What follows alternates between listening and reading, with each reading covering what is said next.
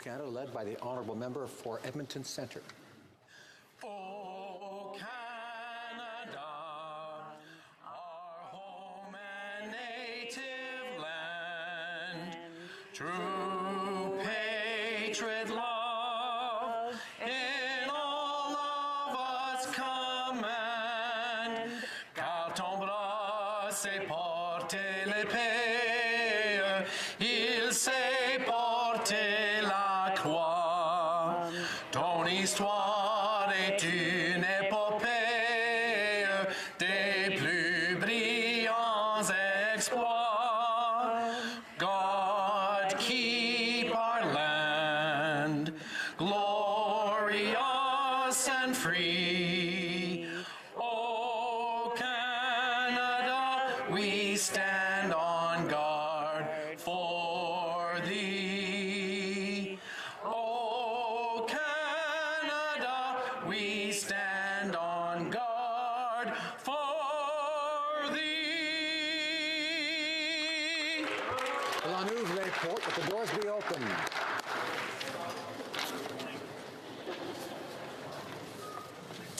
Statements by members.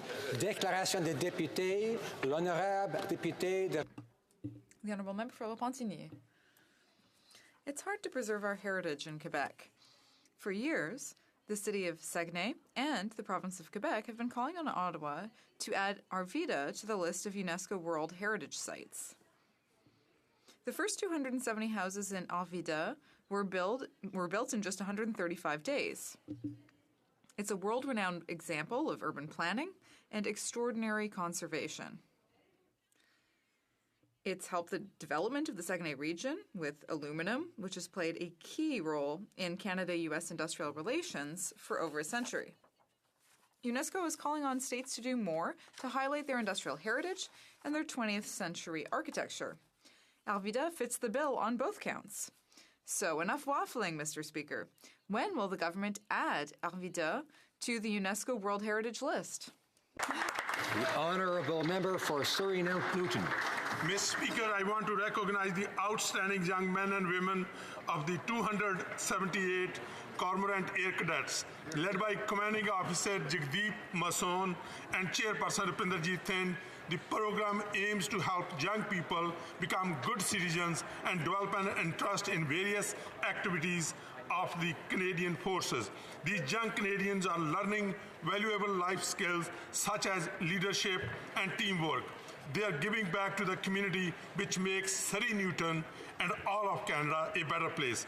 All members, please join me in thanking the BC Provincial Committee of Air Cadet League of Canada and the 278 Cormorant Air Cadets, their parents, and volunteers for their dedicated commitment, service, and hard work in helping others. Bravo!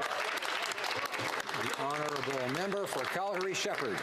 Mr. Speaker, I rise to mark the achievement of a great young Calgarian, Amber Harriman, from my riding of Calgary-Shepherd, who returned in March from Abu Dhabi, where she competed in the 2019 Special Olympics World Summer Games as part of Team Canada. Out of the 12 medals brought home by Calgarians, Amber earned 7 gold medals in gymnastics. I'd say she did very, very well. Did I mention this? These were her first World Games. She did it with her trademark hard work, a typical can-do Alberta attitude, and an extraordinary love for the sport. She describes gymnastics as challenging but beautiful and graceful, all at the same time. Athletes like Amber represent Alberta, their hometowns, with pride, and they show off our talented sports enthusiasts. I invite all members today to join me in congratulating Amber on this impressive achievement and for being an inspiration for other aspiring athletes in Alberta and across Canada. Thank you, Mr. Speaker. The Honourable Member for Halifax. Mr. Speaker, I rise today to congratulate Roger Sinclair from my beautiful riding of Halifax on his appointment as chair of the Conference for Advanced Life Underwriting, also known as CALU. Roger is a founder and partner at SBW Wealth Management and Employee Benefits and has spent 37 years providing practical financial advice to clients throughout Atlantic Canada and is recognized as a national industry leader. Mr. Sinclair is the first Nova Scotian to chair CALU.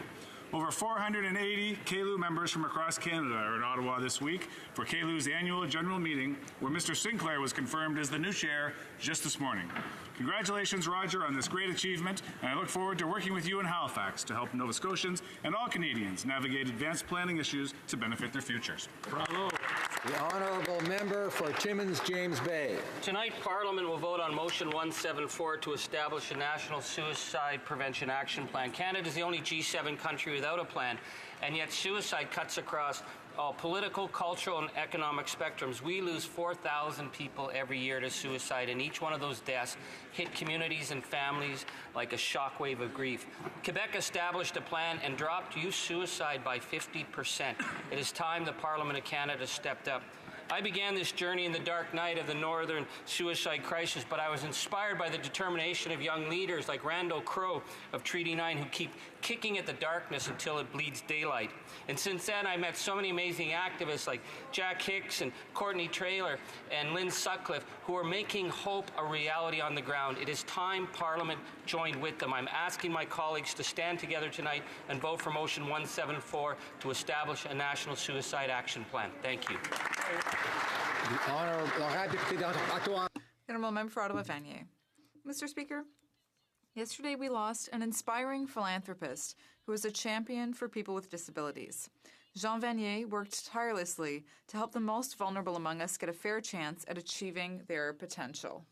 After visiting a psychiatric hospital, Jean Vanier made it his mission to foster communities where those with developmental disabilities could participate fully, free of any barriers.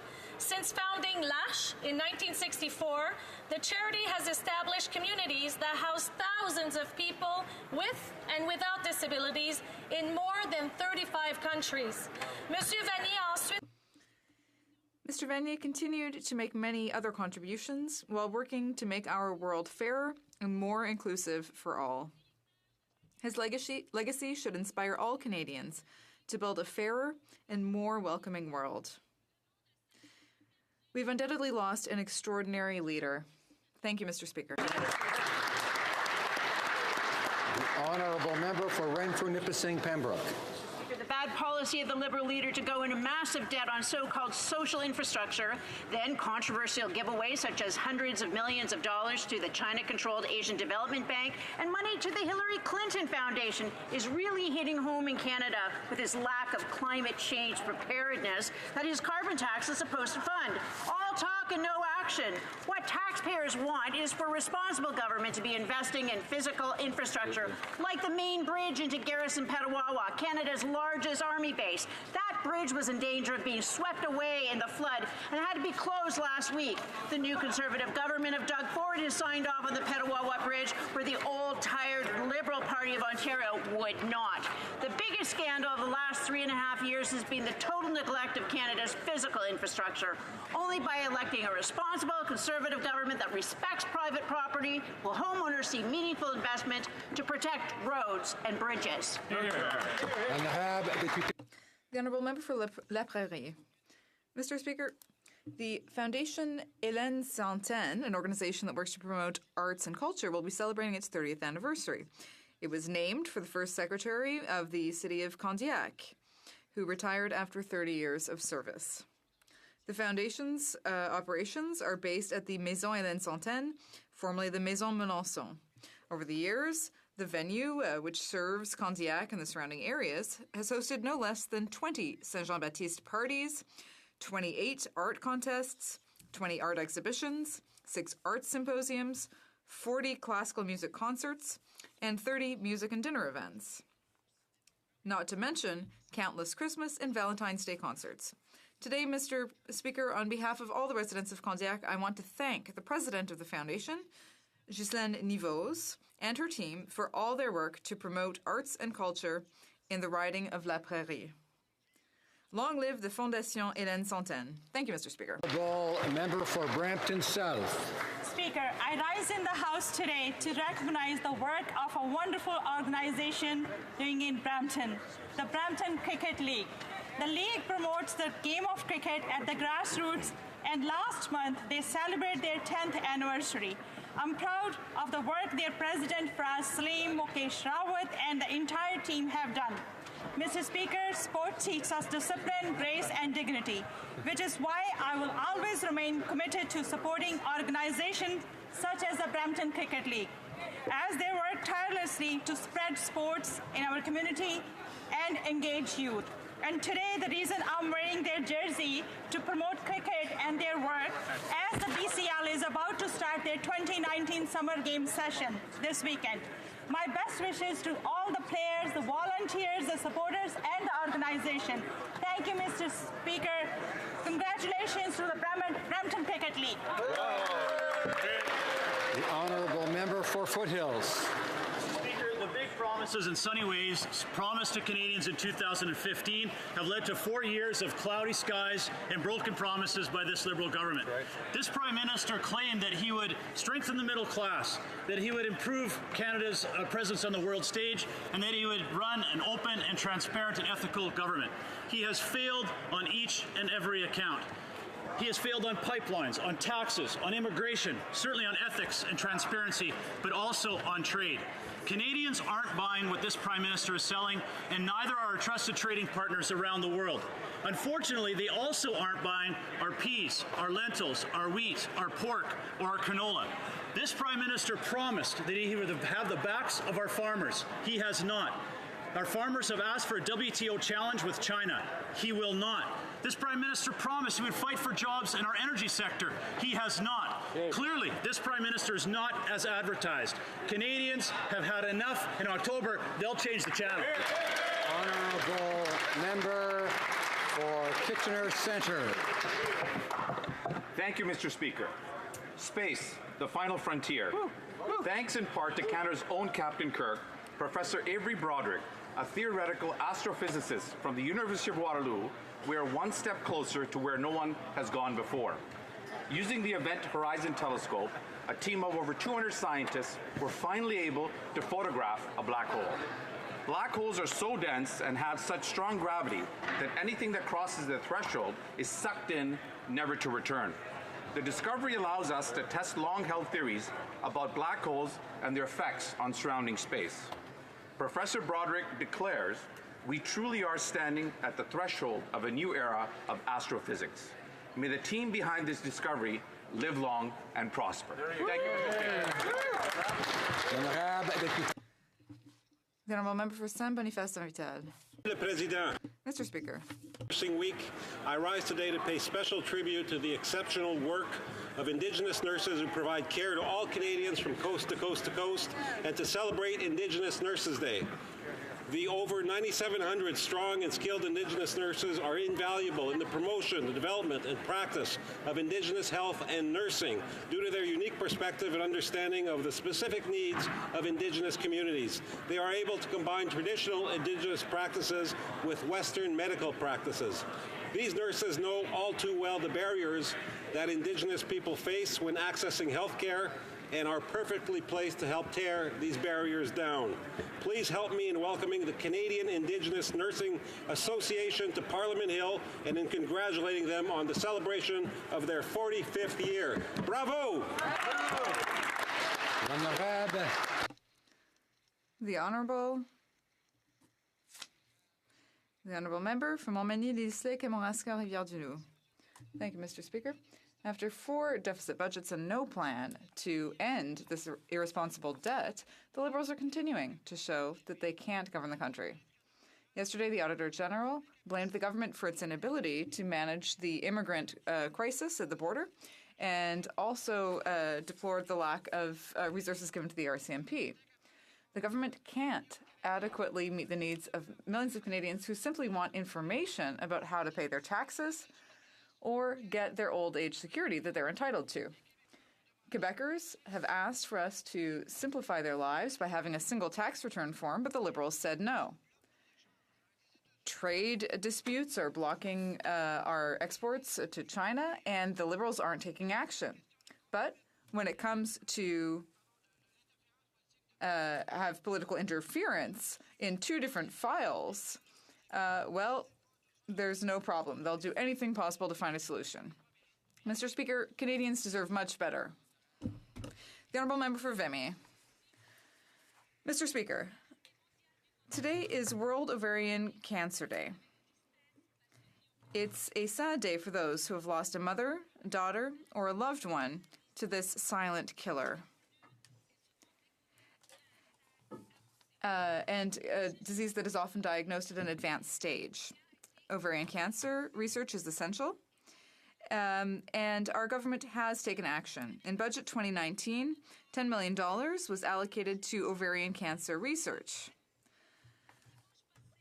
Last Sunday, I participated at an event organized by people in my riding on the subject, and I want to thank participants and donors for their remarkable work. I also want to thank everyone who, one way or another, has supported cancer research. Thank you for being a leading light. Thank you, Mr. Speaker. The Honourable Member for North Island Powell River.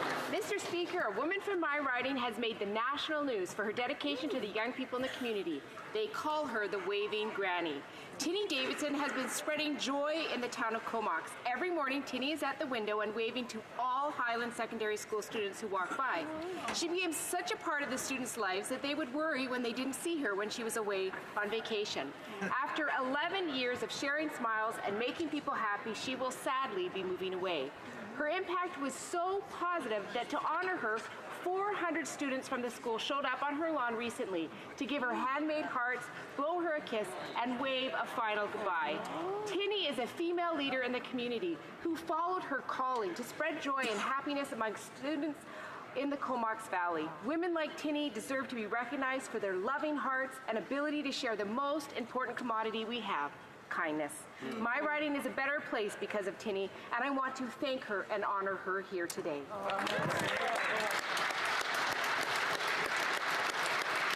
The Honourable Member for Aurora, Oak Ridges, Richmond Hill. Mr. Speaker, this week the Macdonald-Laurier Institute issued a scathing assessment of this Liberal government's record, stating the Prime Minister holds the security of Canadian citizens and the country's sovereignty in near total disregard. This is the most severe of criticisms, for there's no greater responsibility of a Prime Minister than to protect its citizens and uphold the sovereignty of the nation. The Liberals tell us that Canada is back, but a disastrous trip to India, an escalating diplomatic and trade crisis with China, a worse deal on NAFTA compounded by punishing national security tariffs show that this Prime Minister has devastated our reputation on the world stage. Exactly. Canada has never been more alone, and this Prime Minister is not as advertised. Canada needs a strong Prime Minister who understands the complexity of these turbulent times, is honest about the threats we face, and will vigorously defend the sovereignty of our nation. And that would be the current leader of the opposition, a Conservative Prime Minister in 2019.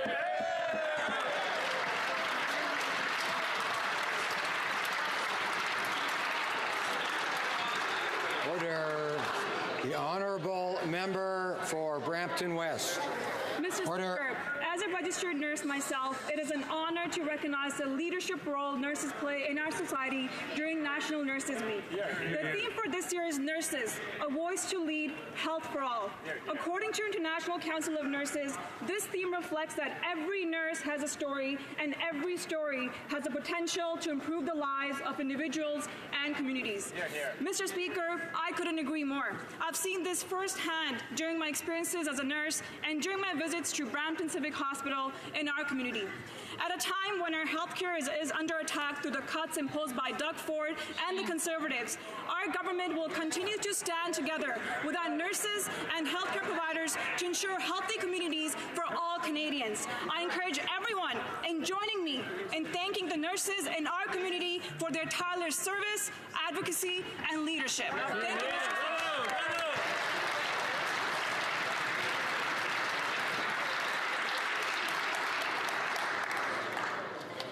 Oral questions, questions orales. The Honourable Leader of the Opposition. Mr. Speaker, the Prime Minister tried to interfere in a shipbuilding contract. And when he got caught, he tried to destroy the reputation and career of the person who stood up to him. We've seen this before, and it's a dangerous pattern with this government. Right. Why is it that anyone who says no to this Prime Minister ends up with a target on their back? The Honourable Minister of Justice. Mr. Speaker, the prosecution in question was handled by the Public Prosecution Service of Canada, which operates independently from the Department of Justice and independently from my office. My office had no role whatsoever in the decision to seek a stay of proceedings. The decision belongs to the Director of Public Prosecutions alone.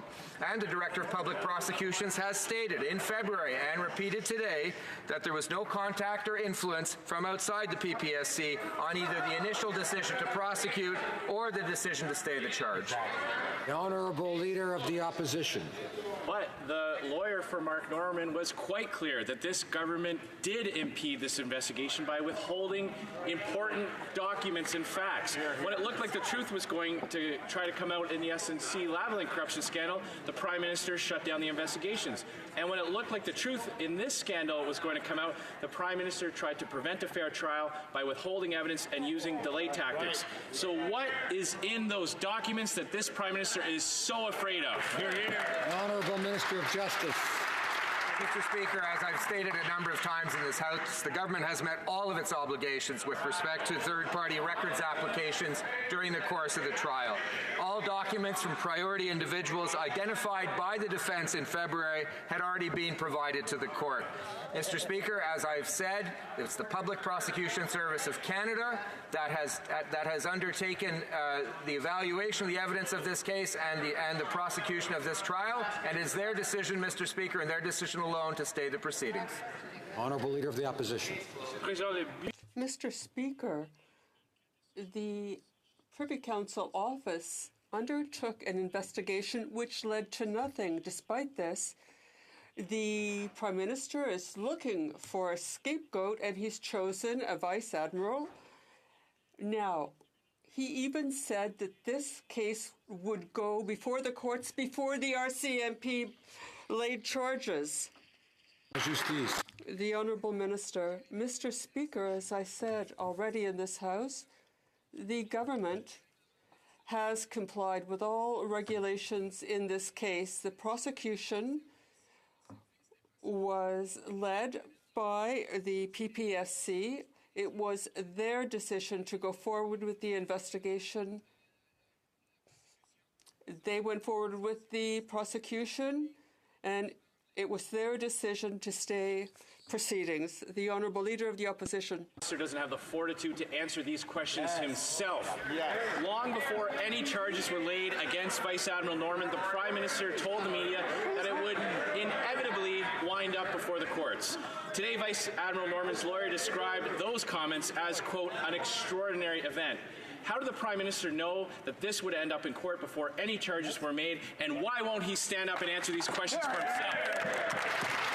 The Honourable Minister of Justice. Monsieur le Président, la directrice. Mr. Speaker, the Director of the PPSC of Canada said in February that there was no influence exerted in this case, and to say the contrary is to call into question our judicial system. We're very proud that the system worked the way it should. Speaker, Vice Admiral Mark Norman had the honor and integrity to face allegations against him himself. Exactly. The Prime Minister doesn't have the same fortitude or backbone. Let's look at what Mark Norman's lawyer did say. She said, quote, there are times when you agree with what happens in a court and at times you don't, and that's fine. But what you don't do is you don't put your finger and try to weigh in on the scales of justice. That is not what should be happening. That's exactly what this government did in trying to block and obstruct evidence coming before that court. What is in those documents that this Prime Minister is so afraid of? The Honourable Minister of Justice. Mr. Speaker, as I've said, there was no role played by Privy Council in this file. This was under the jurisdiction of the PPSC, and the director herself has already said last February, and she reiterated today, I gave no instruction, no guidelines or directives with anyone in my office with respect to pursuing or suspending proceedings. Mr. Speaker, Canadians wake up daily to alarming news about mass extinctions and catastrophic climate change. Yet Liberals are planning to steamroll ahead with a Trans Mountain pipeline, despite the NEB not fully considering the impact to climate, despite toxic tanker traffic and threats to the coastline, and despite Indigenous concerns. Better choices will lead to better results. So will the Prime Minister stop spending billions on pipelines and instead invest in the clean energy economy of the future? Hear, hear. The Honourable Minister of Environment. Mr. Speaker, I was at the G7 meeting in France where we talked about how we need to take more action on climate, how we need to take action on nature, and how you need to do it in an affordable way, creating good jobs. That's exactly what we're doing. We're putting a price on pollution, giving them money back, such that a family of 4 in Ontario receives $307. We're tackling our biodiversity challenge, protecting nature by doubling the amount of nature that we protect in Canada. We know that we need to tackle climate change. We need to protect more nature, and we need to do it in a way that creates good jobs and grows our economy. The Honourable Member for Burnaby South. Mr. Speaker, despite the risks to our coast, marine life and ecosystems, despite consultations with Indigenous communities who don't want us to go forward, despite the fact that an appellate court found that the Liberals had not done due diligence, the government is going forward with Trans Mountain expansion. Indigenous and coastal communities are clear. They don't want this pipeline. Why won't the Liberals listen? Employment. Mr. Speaker, we're following the guidance from the Federal Court of Appeal to move this process forward in the right way through meaningful consultations, and we're making progress every day. The NEB's report, completed on time, marked an important milestone in this process. And on Indigenous consultations, our teams are on the ground and they're engaged in a meaningful two-way dialogue. On this side of the House, we're working each day to get this right. Thank you, Mr. Speaker. The Honourable Member for Burnaby South. Vice Admiral Norman's trial has been a debacle since the beginning.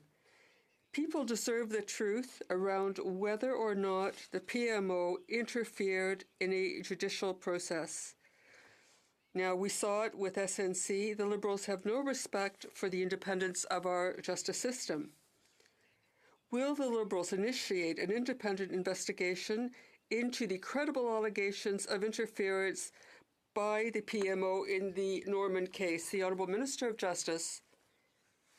Mr. Speaker, as I've said on several occasions now, the government played no role in the prosecution of Vice Admiral Norman. The PMO did not. This was under the sole jurisdiction of the director of the PPSC, and she said today, as she said in February, that there was no influence from the outside in the trial. Well, that runs contrary to what we've heard from Mark Norman's defense team. They've raised serious concerns about Scott Bryson, about the Liberals' cozy relation with the Irving's companies, and about political interference directly from the Prime Minister's office. Mr. Speaker, sunshine is the best disinfectant. Canadians deserve the truth. So why is the Prime Minister refusing to hold an independent investigation into the Liberals' handling of this case? The Minister of Justice.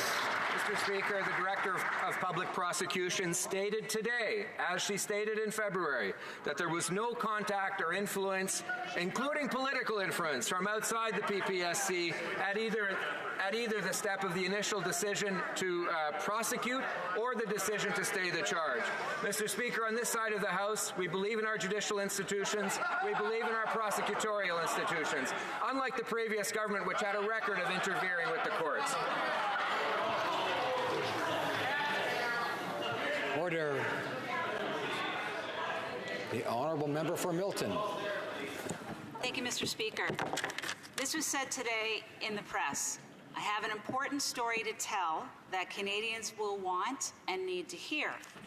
We have had documents withheld, we've had witnesses silenced, and we have seen a personal attack on the reputation of a revered public servant. And I'm not talking about SNC-Lavalin. What I am talking about is the trial of Admiral Mark Norman. Will the Prime Minister do the right thing and apologize to Captain?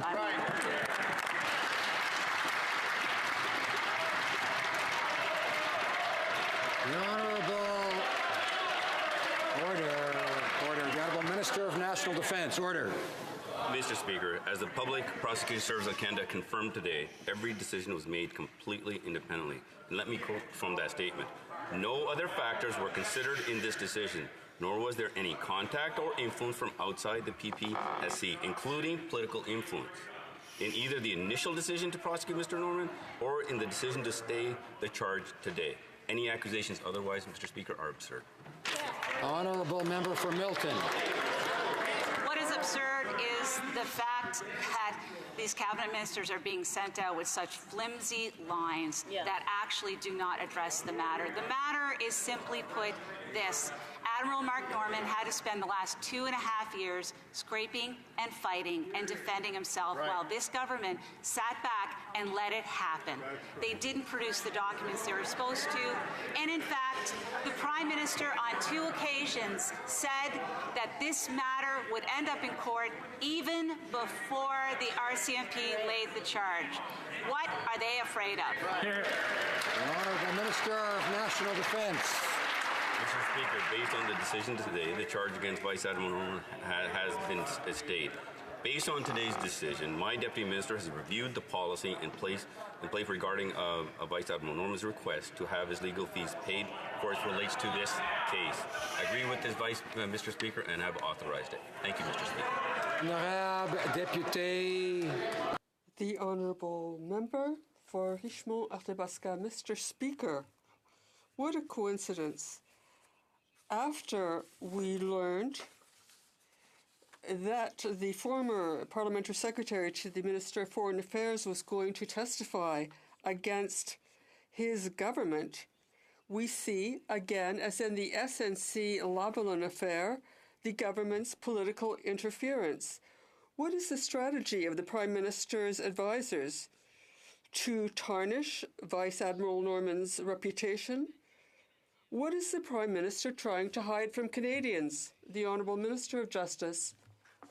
Mr. Speaker, the Director of Public Prosecutions said, as she said in February, there was no outside influence either in taking the decision to prosecute nor during the trial, and indeed not in the decision to stay proceedings. So, Mr. Speaker, it's clear there was no influence exerted and the system worked as it should. The Honourable Member for Richmond-Arthabaska. The Prime Minister said, even before the RCMP laid charges, that this matter will probably end up in court. After having tried to destroy the reputation of the former Attorney General in SNC-Lavalin, this government has tried to besmirch the reputation of Vice Admiral Norman, a man of integrity who opposed this Liberal government's interference in our justice system. Vice Admiral Norman spent $500,000 out of pocket for his defense. Mr. Speaker, as I stated, first I want to encourage the member to actually read the statement from the Public Prosecution Service of Canada. And I'll quote again.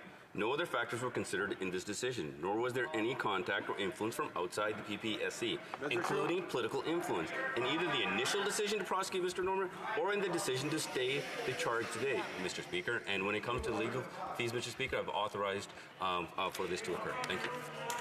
The honourable member for Aurora, Oak Ridges, Richmond Hill. Mr. Speaker, service to country is an honourable profession, and to be willing to give of one's life in the defence of the nation should be revered. But what this government has done to Admiral Mark Norman undermines the values of our nation that every person who serves in uniform is willing to fight to defend. The use of code words and the withholding of documents to tip the scales of justice is clear political interference. Why does this Prime Minister think that it's acceptable to behave in this manner? The Honourable Minister of Justice. Speaker, as I've stated a number of times over the course of the last couple of weeks, this government and my department in particular fulfilled all of its obligations with respect to documents requested in the proceedings, Mr. Speaker. All the priority documents identified in the month of February had been given over at the point of trial. Mr. Speaker, this prosecution was directed by the Prosecution Service of Canada. It runs independent of the government and of my department, Mr. Speaker. It proved today that the system works. Honourable member, order, order, order. The honourable member for Aurora, Oak Ridges, Richmond Hill. Mr. Speaker, this Prime Minister is unwilling to admit that politically interfering against a man whose only desire was to serve Canada honourably was wrong. There are many members on the other side, including in Cabinet, who serve this country in uniform. We swore an oath to serve and defend this nation and the values for which it stands. Putting service ahead of self takes courage. When will they find the courage to stand for what's right and honor their oath to serve this country ahead of the leader of the Liberal Party?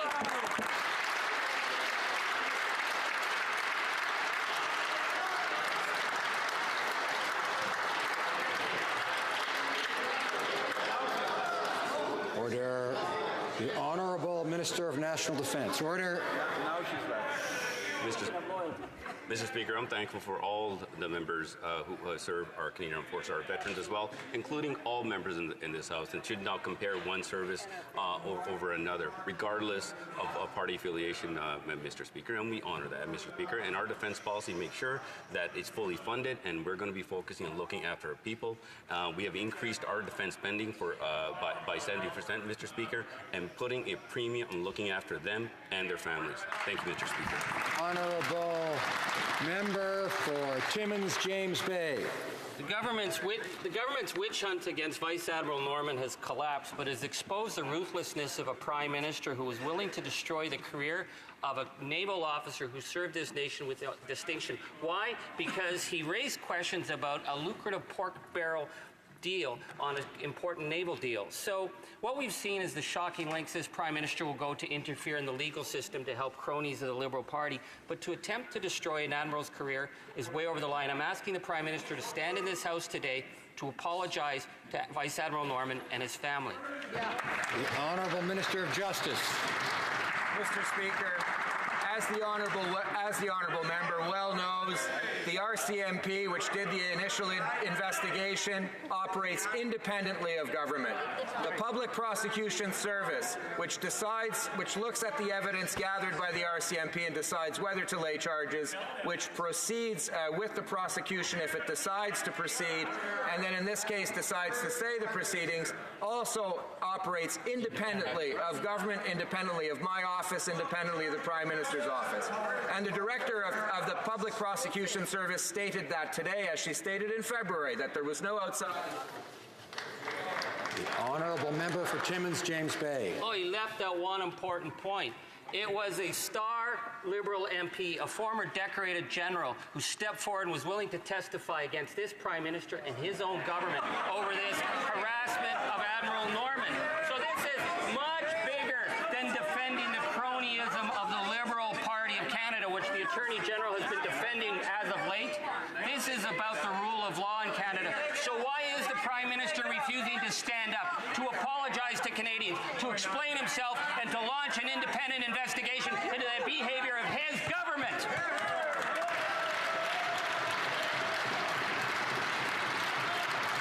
The Honourable Minister Minister of Justice. Order.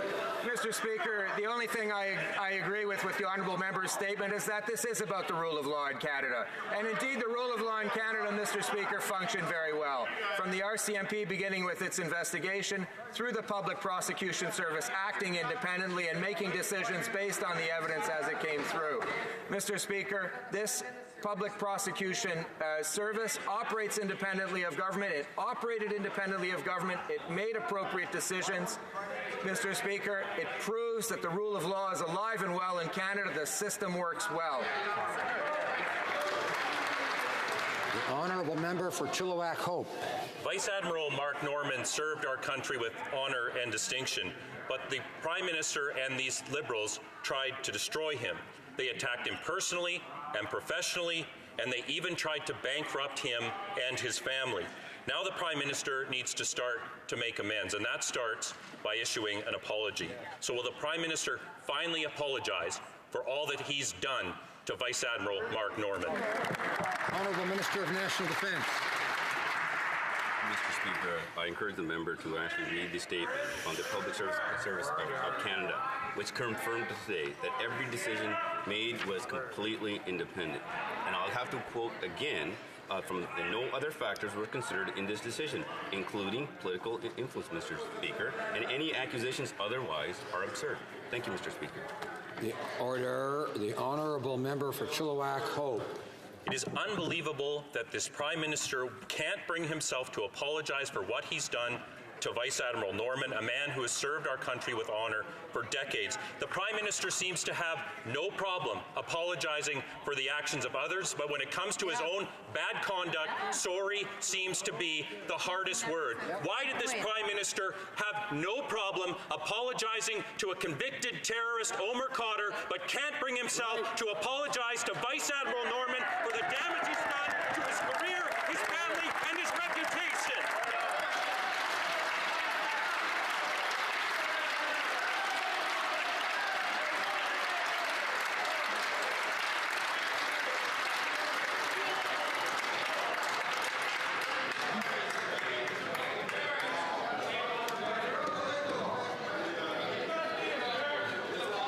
Order.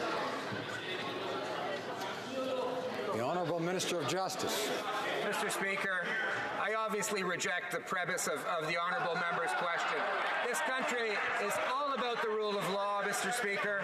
This country is about great institutions like the RCMP, like the Public Prosecution Service, which was a good thing, Mr. Speaker, started by the previous Conservative government in order to give independence to the prosecutorial decisions and the governance of prosecution proceedings in Canada. Mr. Speaker, that system worked well today. Don't just believe me, you can believe the lawyer for Admiral Norman, who said the rule of law worked. Honorable. Alors. Order, please. The Honourable Member for Charlesbourg, Haute-Saint-Charles. Mr. Speaker, a few days after the member for Orleans said that he would testify against his own government, the Prime Minister put an end to the proceedings against the Vice Admiral. If the Liberals had provided the documents requested by Vice Admiral Norman's team, this would have been settled very quickly. But the Liberals allowed the reputation of the Vice Admiral to be called into question and his career destroyed. Will the Prime Minister apologize? The Minister of Justice. Mr. Speaker, as I said in French and English, the court has acquitted itself of complied with its obligations before the court with respect to these documents. The court and the PPSC works independently of the government.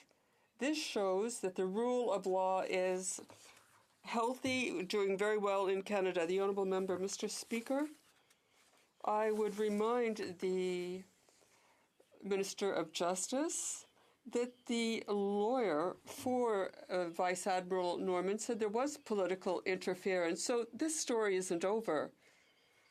Will the Prime Minister first apologize to the Vice Admiral Norman? The Minister of Justice, Mr. Speaker, I dismiss out of hand the allegations just made. We have fulfilled all our obligations and worked in cooperation with the courts to produce documents.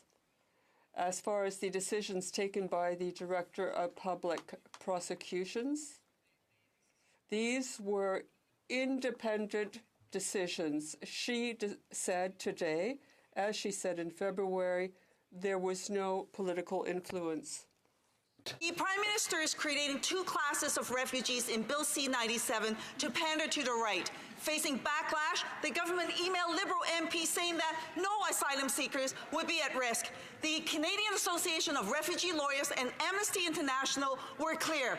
That is not true. The Liberals are desperate for a fix, but experts were explicit. There is no fix. Anyone pretending the Liberal proposal is the same as the independent work of the IRB is fooling themselves. Will the Prime Minister do what thousands of Canadians are demanding and withdraw these dangerous provisions?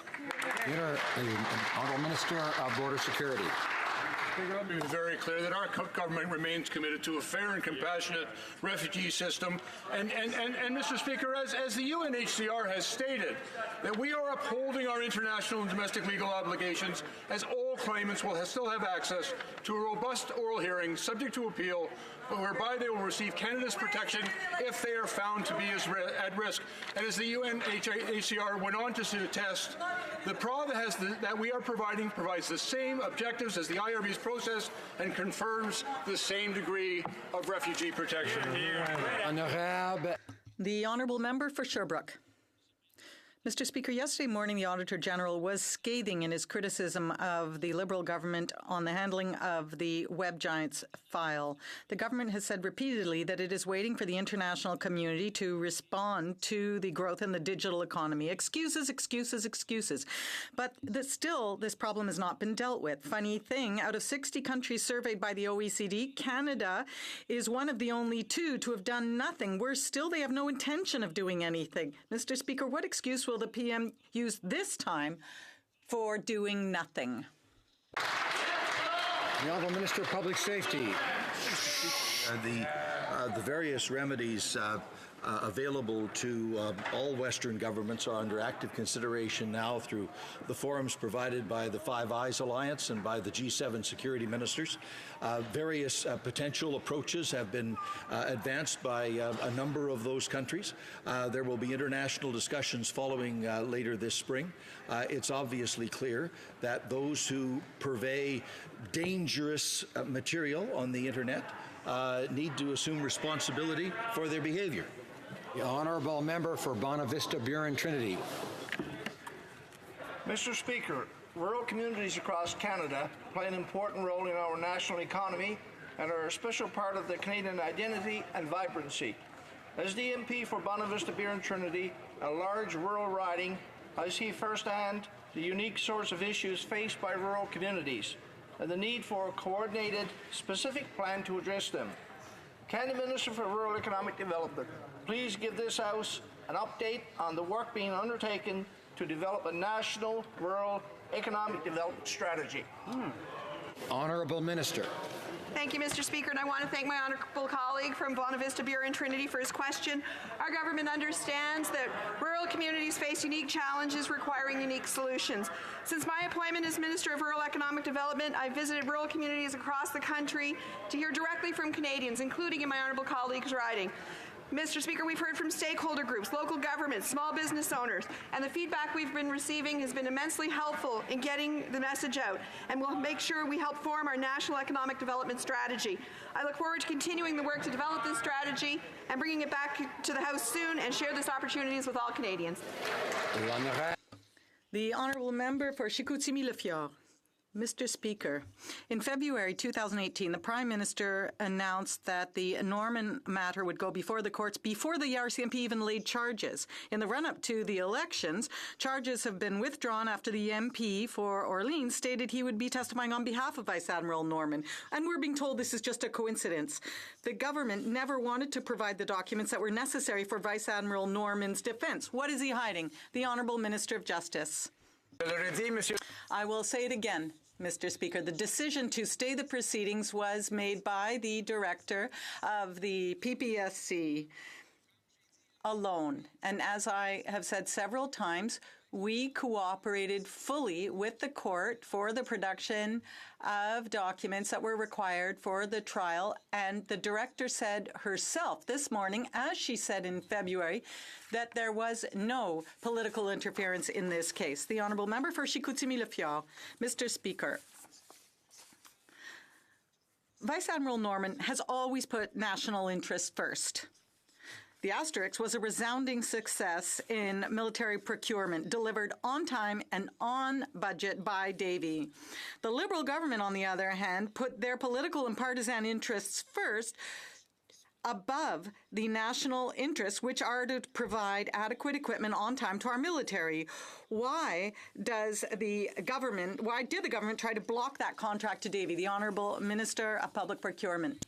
We are laser focused on delivering for our men and women in the military and in the Coast Guard. We have delivered a fully costed defense policy and a defense investment plan that's going to allow research and development into the future. We've launched the Future Fight jet procurement for the replacement of 88 fighter jets. We have delivery of our first interim jet. We have the first large vessels in the water built under the National Shipbuilding Strategy, including the first offshore fishery and science vessel, the first Arctic offshore patrol ship. We're building 2 more. We cut steel on the 4th last week. We purchased fixed-wing search and rescue aircraft. We have awarded... The honourable member for Selkirk, Interlake, Easton. Mr. Speaker, it was the political interference by this Liberal government that was a catalyst for this whole Norman Show trial. Now, this Liberal government obstructed the legal process, sat on the evidence Vice Admiral Norman needed to defend his case. They dragged his good name through the mud, drove him into near bankruptcy, and refused to turn over evidence to the courts. And no surprise, the case against Vice Admiral Norman has been dropped. Now, Canadians want to know, what is the Prime Minister so desperate to hide? The Honourable Minister of Justice. Mr. Speaker, I disagree with every single premise in that question. That's right. Mr. Speaker, a great institution, the RCMP, led the inquiry, led the investigation, produced evidence which it gave over to the prosecution service. Mr. Speaker, the prosecution service, which operates independently from government, evaluated that evidence and decided to move ahead with laying charges in this case, and then went through the proceedings. During the proceedings, Mr. Speaker, the Department of Justice cooperated with the court for the production of third-party document requests. Mr. Speaker, that's the... Honourable member for Selkirk, Interlake, Eastman. Well, the minister should actually listen to the press release by Marie Hennon today, and Norman's defense actually said that they waited for 6 months since they made the request for documents and still haven't showed up. Now, the Prime Minister, Kelsey, stomped all over the Admiral who served this country with distinction. The Prime Minister maliciously accused Mark Norman of a crime he never committed, then blocked him from getting any legal assistance. The Prime Minister dragged his feet, disclosing evidence for the case, and sent completely blacked out documents. What are in these documents? What is the Prime Minister covering up? Hey, hey. The Honourable Minister of Public Safety.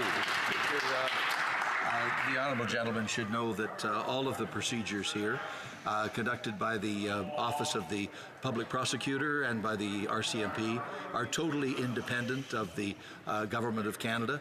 The whole structure is designed to keep it independent so that the decisions that are made on the basis of proper legal considerations, and all of those considerations are weighed carefully in court before a judge. The matter was entirely without political influence, and that's what the prosecutor said today. That's right. Order. The Honourable Member for Windsor-Tecumseh. Mr. Speaker, first I'd like to congratulate Unifor and GM Canada for finding a solution to save hundreds of jobs in Oshawa. And while this is a good start, I'm concerned with another auto announcement. In my writing, Ford Canada will eliminate the 3rd shift of the Essex engine plant come October 1st. Workers are bearing the brunt of Liberal inaction. For years, the NDP has been calling for a national auto strategy. How many job losses will it take before the Liberals start a working group and get us a national auto strategy? The Honourable Minister of Innovation. Mr. Mr. Speaker, we're very encouraged to see the positive news in Oshawa with regards to the GM workers. But more importantly, the member opposite raises the questions of jobs. Since we formed government in 2015, 11,500 new jobs have been created in the automotive sector. Compare that to the Conservatives in their first 2 years, 20,000 jobs were lost before we even hit the recession. And that's because we've been able to attract $6 billion worth of investments in the automotive sector. That's our track record, and we look forward to campaigning on that. The Honourable Member for Berthier-Maskinongé. Mr. Speaker, poultry producers are here in Ottawa, and I had an opportunity to meet with them yesterday. I can tell you they are pretty worried. The lack of control over imports is compromising our supply management system, and it is a critical pillar. Agricultural producers were sacrificed by this government during recent free trade negotiations. An NDP government would never have allowed these breaches in the supply management system. Mr. Speaker, will the federal government finally commit to controlling imports and thus safeguard the future of our farmers and the supply management system? The Honourable Minister of Agriculture. Mr. Speaker, no later than this midday, I was with the Poultry Producers Association. I had an opportunity to have yet another good discussion with this group to reassure them. Our government has committed to all supply managed sectors. We made a firm commitment in the budget 2019, and we're working very hard to be able to implement those commitments over the next few months. These associations can count on this government. Renfrew, Nipissing, Pembroke. Mr. Speaker, we've seen this Prime Minister fight veterans in court before. He says they're asking for more than he can give. But when it comes to fighting people who are standing up against them, then money is no object. How many taxpayers' dollars has this Prime Minister wasted trying to destroy Vice Admiral Mark Norman? Good question. Honourable Minister of Veterans Affairs. Mr. Speaker, it's kind of rich to have the honourable colleague mention Veterans Affairs and what her government did with Veterans Affairs. Cut 1,000 jobs. Cut agencies that work on pension benefits. We as a government allocated $10 billion of new money. Allocated a pension for life. We have and will continue to take care of veterans in this country, Mr. Speaker.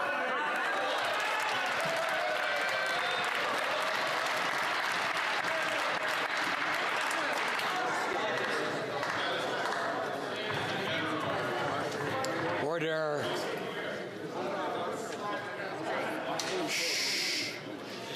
The Honourable Member for Durham.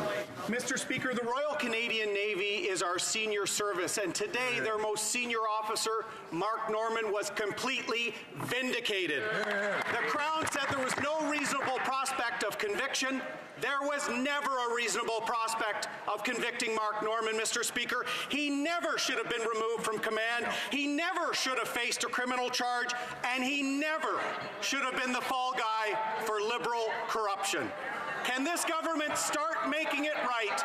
And can the Defence Minister today commit to reinstate Mark Norman as the Vice Chief of Defence Staff?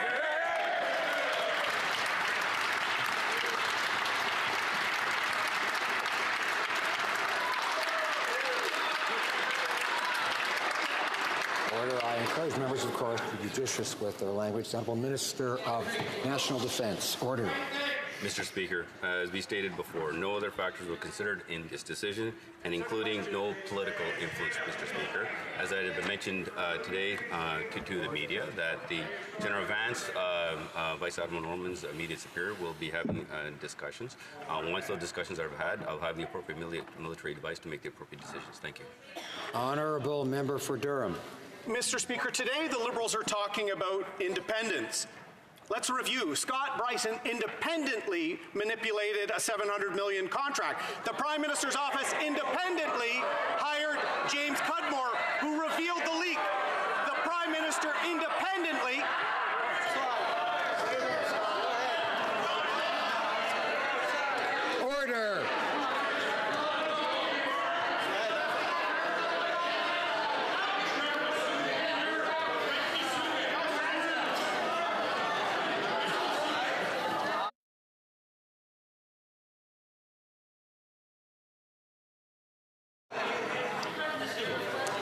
Order. The honourable member for Durham has the floor. Order. The Liberals are a little touchy today, Mr. Speaker. Scott Bryson independently tried to stop a naval contract. The reporter that revealed that, James Cudmore, was independently hired by the PMO. The PMO independently had Michael Wernick look into the leaks and found 73 people knew. The Prime Minister independently said Mark Norman would be charged. Honourable Minister of Justice.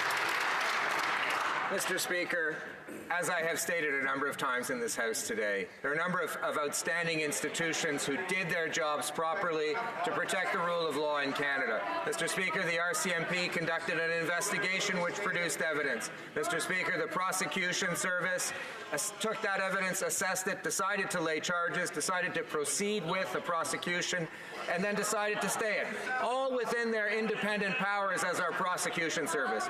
Mr. Speaker, our government cooperated in producing thousands of documents, Mr. Speaker, on third-party record applications. Good called worse.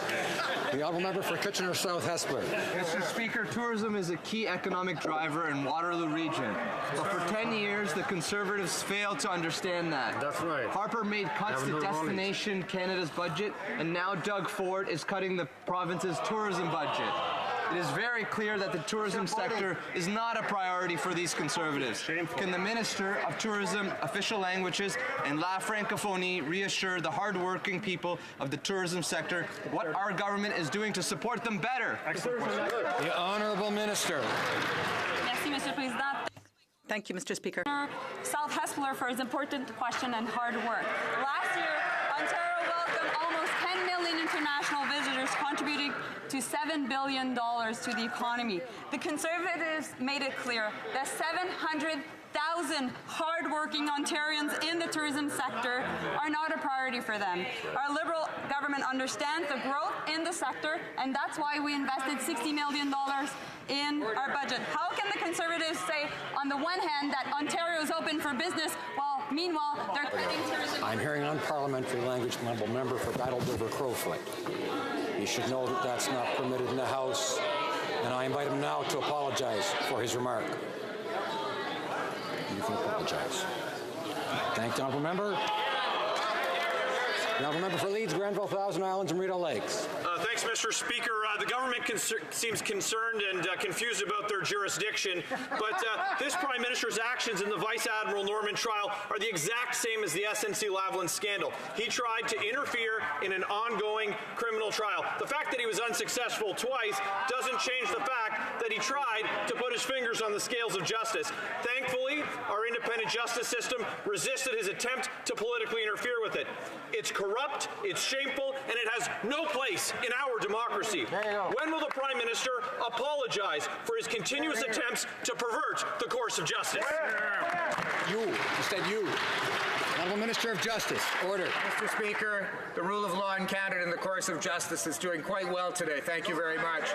Mr. Speaker, the Prosecution Service of Canada, acting independently from government, as the Director said, acting independently of influence, including political influence of any kind, made a decision to stay a proceeding after having led a process, after having started that process based on evidence given by another great institution, the RCMP. Mr. Speaker, the rule of law is functioning as it should in Canada. Justice has been served, and I'm quite proud of our system, Mr. Speaker. The honourable member for Rimouski, Nejet, Témiscouata, Les Basques. Mr. Speaker, yesterday the leader of the Conservative Party announced that he would move the Canadian Embassy from Tel Aviv to Jerusalem if he became Prime Minister. This policy is not only irresponsible, but it would also run counter to international law, UN Security Council resolutions, and above all, common sense for anyone who wants peace in the region. The Conservatives' plan appears to be simply to copy Donald Trump's international policy, and that's more than troubling for stability in the Middle East. Will the Liberals commit to condemn this plan, knowing that Jerusalem East has been internationally recognized as occupied Palestinian territory? The Honourable Parliamentary Secretary to the Minister of Foreign Affairs. A friend of Israel and a friend to the Palestinian people. Canada's long-standing position is that the status of Jerusalem can be resolved only as part of a general settlement of the Palestinian-Israeli dispute. That's been a long-standing policy of consecutive governments, and we remain strongly committed to the goal of a comprehensive, just, and lasting peace in the Middle East, including the creation of a Palestinian state living side by side in peace and security with Israel, which we celebrate today on its Day of Independence.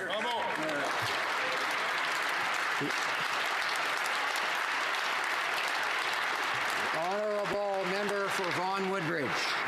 Monsieur le Président, our government is committed to supporting the Canadian agri-food processing industry, and under the Canadian Agricultural Partnership Program, I joined the Minister of Agriculture last week in announcing an $8.5 million investment in Vaughan-based and family-owned organic food processor, Riverside Natural Foods. Est-ce que le ministre de l'Agriculture... Can the Minister of Agriculture tell us how these investments will support trade, innovation in agriculture, and create good jobs for the middle class? Thank you very much, Mr. Speaker. The Honourable Minister. Thank you, Mr. Speaker, and I'd like to thank my colleague from Vaughan for having accompanied me to Riverside National Food.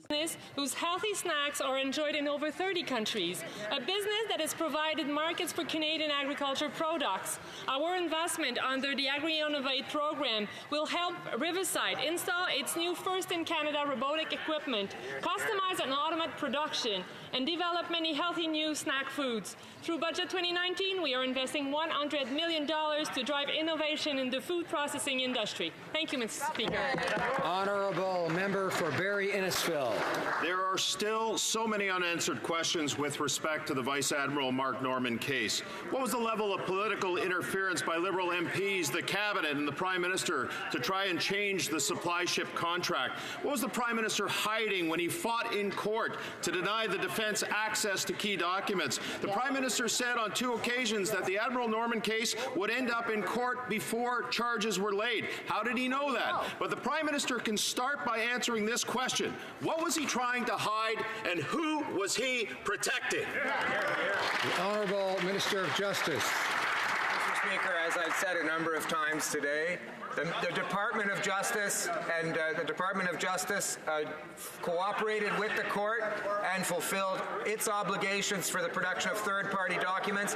Thousands of documents, Mr. Speaker. Yes, it took time, but we fulfilled our obligation to the court. Mr. Speaker, the system of justice in Canada is working. The Public Prosecution Service made an independent decision to stay proceedings based on the evidence they had in front of them. They took the initial decision to proceed with the case based on evidence raised by another institution. The Honourable Member for Joliette. Thank you, Mr. Speaker. The government announced $3.9 billion in compensation for supply-managed producers in the budget. But the money is not in the financial tables of the budget, not in an annex, and not in the votes. There is no budget line for compensation, nor is there any new program. It is also not in any of the department's budgets. If there is money to compensate our producers, will the Minister of Finance tell us exactly where that money is, how much it is, and above all, how we can approve it in this House before the elections? The Honourable Minister of Agriculture. Thank you very much, Mr. Speaker, and I'd like to reassure my colleague and all supply-managed producers that our government committed to support them. The budget says clearly that there are $3.9 billion committed, including $2.4 billion for those producers. Our commitment is just as firm for processors. Mr. Speaker, I would just ask you to wait for a few weeks for the details of this matter. Thank you. The Honourable Member for Longueuil-Saint-Laurent is rising on a point of order. Yes, Mr. Speaker, I hope that you'll find unanimous consent in the House for the following motion. That the House of Commons, understand the concerns of Quebec about the budget situation at Telefilm Canada, B, recognize that it's thanks to Telefilm Canada and its operations that artists like Xavier Dolan were able to achieve international success. C, notice that the industry was indignant over the cuts and order the government to act quickly to guarantee that the future budgets will not be threatened. Does the honourable member have the unanimous consent? No, there is no unanimous consent. 3:10 p.m. pursuant to order made on Tuesday, May 7, 2019, the House will now proceed to the taking of the deferred recorded division on the motion of Mr. Poilievre relating to the business of supply. Calling the members.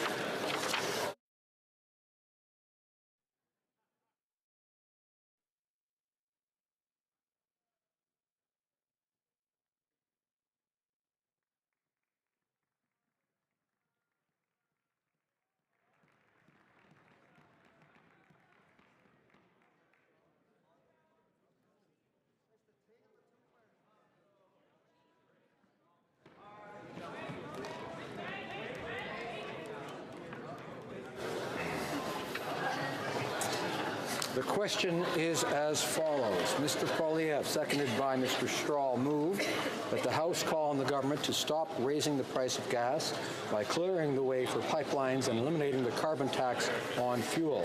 All those in favor of the motion will please rise. Mr. Nicholson. Mr. Nicholson. Ms. Gledoux. Ms. Gledoux. Mr. Allison. Mr. Allison. Mr. Bazan. Mr. Bazan. Mr. McColman. Mr. McColman. Mr. Kent. Mr. Kent. Mr. O'Toole. Mr. O'Toole. Monsieur Reyes. Monsieur Reyes. Mr. Poilievre. Mr. Poilievre. Monsieur Deltel. Mr. Deltel. Mrs. Bloch. Mrs. Bloch. Mr. Fast. Mr. Fast. Ms. Rempel. Ms. Rempel. Mrs. McLeod Kamloops Thompson Caribou. Ms. McLeod Kamloops Thompson Caribou. Mr. Nuttall. Mr. Nuttall. Mr. Barlow. Mr. Barlow. Monsieur Berthold. Mr. Berthold. Monsieur Martel. Mr. Martel. Monsieur Paulus. Mr. Paulus. Mr. Albus. Mr. Albus. Mr. Chong. Mr. Chong. Mr. Richards. Mr. Richards. Mr. Workington. Mr. Workington. Mr. Strahl. Mr. Strahl. Mrs. Stubbs. Mrs. Stubbs. Ms. Harder. Ms. Harder. Mrs. Vecchio. Mrs. Vecchio. Mr. Abouteyev. Mr. Abouteyev. Mrs. Kuzi. Mrs. Kuzi. Mr. Kelly. Mr. Kelly. Mr. Lake. Mr. Lake. Mr. Lobb. Mr. Lobb. Mr. O'Brien. Mr. O'Brien. Mr. Warwa. Mr. Warwa. Mr. Sorensen. Mr. Sorensen. Monsieur Godin. Mr. Godin. Mr. Clark. Mr. Clark. Mr. Reed. Mr. Reed. Mr. Lukiski. Mr. Lukiski. Mrs. Wagentall. Mrs. Wagentall. Mr. Nader. Mr. Nader. Mr. Broussard. Mr. Broussard. Mr. Sweet. Mr. Sweet. Mr. Anderson. Mr. Anderson. Mr. Generou. Mr. Generou. Ms. Alislav. Ms. Alislav. Mr. Soroya. Mr. Soroya. Mr. Falk Provencher. Mr. Falk Provencher. Mr. Zimmer. Mr. Zimmer. Mr. McGuire. Mr. McGuire. Mr. Kimmich. Mr. Kimmich. Mr. Yurdega. Mr. Yurdega. Mr. Tilson. Mr. Tilson. Mr. Calkins. Mr. Calkins. Mrs. Gallant. Mrs. Gallant. Mr. Dreeshen. Mr. Dreeshen. Mrs. Falk Provencher. Mrs. Falk Battleford Lloydminster. Mrs. Falk Battleford Lloydminster. Mr. Cooper. Mr. Cooper. Mr. Albrecht. Mr. Albrecht. Mr. Arnold. Mr. Arnold. Monsieur Généreux. Monsieur Généreux. Monsieur Gould. Monsieur Gould. Mr. Kitchen. Mr. Kitchen. Mr. Waugh. Mr. Waugh. Mr. Schmale. Mr. Schmale. Mr. Macaulay Edmonton West. Mr. Macaulay Edmonton West. Mr. Mackenzie. Mr. Mackenzie. Mr. Shields. Mr. Shields. Mr. Dion. Mr. Dion. Mr. Leipert. Mr. Leipert. Mr. Vierson. Mr. Vierson. Mr. Weber. Mr. Weber. Mr. Motts. Mr. Motts. Mr. Benson. Mr. Benson. Mr. Lloyd. Mr. Lloyd. Mr. Barrett. Mr. Barrett. Mr. Davidson. Mr. Davidson. Mr. Stanton. Mr. Stanton. Mr. Sopak. Mr. Sopak. Mr. Van Kesteren. Mr. Van Kesteren. Mr. Shipley. Mr. Shipley. Mr. Glinsky. Mr. Glinsky. Mr. Miller, Bruce Gray, Owen Sound. Mr. Miller, Bruce Gray, Owen Sound. Mr. Trost. Mr. Trost. Monsieur Bernier. Mr. Bernier. All those opposed to the motion will please rise. Ms. Chager. Ms. Chager. Mr. Hare. Mr. Hare. Mr. Macaulay Cardigan. Mr. Macaulay Cardigan. Mr. Sargent. Mr. Sargent. Madame Joly. Madame Joly. Mr. Goodale. Mr. Goodale. Monsieur Rodriguez. Monsieur Rodriguez. Ms. Murray. Ms. Murray. Ms. Qualtrough. Ms. Qualtrough. Monsieur Lametti. Mr. Lametti. Ms. Bennett. Ms. Bennett. Mr. Baines. Mr. Baines. Ms. Haidu. Ms. Haidu. Mr. Hussein. Mr. Hussein. Mr. O'Regan. Mr. O'Regan. Mr. Blair. Mr. Blair. Ms. Tassie. Ms. Tassie. Ms. Ing. Ms. Ing. Mrs. Jordan. Mrs. Jordan. Ms. Mahaichuk. Ms. Mahaichuk. Mr. Casey Cumberland Colchester. Mr. Casey Cumberland Colchester. Mr. Easter. Mr. Easter. Ms. Fry. Ms. Fry. Mr. McKay. Mr. McKay. Mr. Nault. Mr. Nault. Ms. Scrow. Ms. Scrow. Mrs. Lockhart. Mrs. Lockhart. Monsieur Lausanne Chantal, La Petite Nation. Mr. Lausanne, Argenté de la Petite Nation. Mr. Cormier. Mr. Cormier. Mrs. McCrimmon. Mrs. McCrimmon. Ms. Jones. Ms. Jones. Mr. Algabra. Mr. Algabra. Mr. Oliphant. Mr. Oliphant. Mr. Carr. Mr. Carr. Ms. Gould. Ms. Gould. Mr. Holland. Mr. Holland. Ms. Monsef. Ms. Monsef. Ms. Duncan at Etobicoke North. Ms. Duncan at Etobicoke North. Monsieur Duclos. Monsieur Duclos. Ms. McKenna. Ms. McKenna. Madame Le Boutillier. Madame Le Boutillier. Madame Bibot. Madame Bibot. Mr. Cusner. Mr. Cusner. Mr. Casey Charlottetown. Mr. Casey Charlottetown. Mr. Vaughan. Mr. Vaughan. Monsieur Serré. Monsieur Serré. Monsieur Miller Ville-Marie, le Sud-Ouest Île des Sœurs. Monsieur Ville-Marie, le Sud-Est Île des Sœurs. Monsieur Chiffquet. Monsieur Chiffquet. Mr. Bagnall. Mr. Bagnall. Monsieur Paradis. Monsieur Paradis.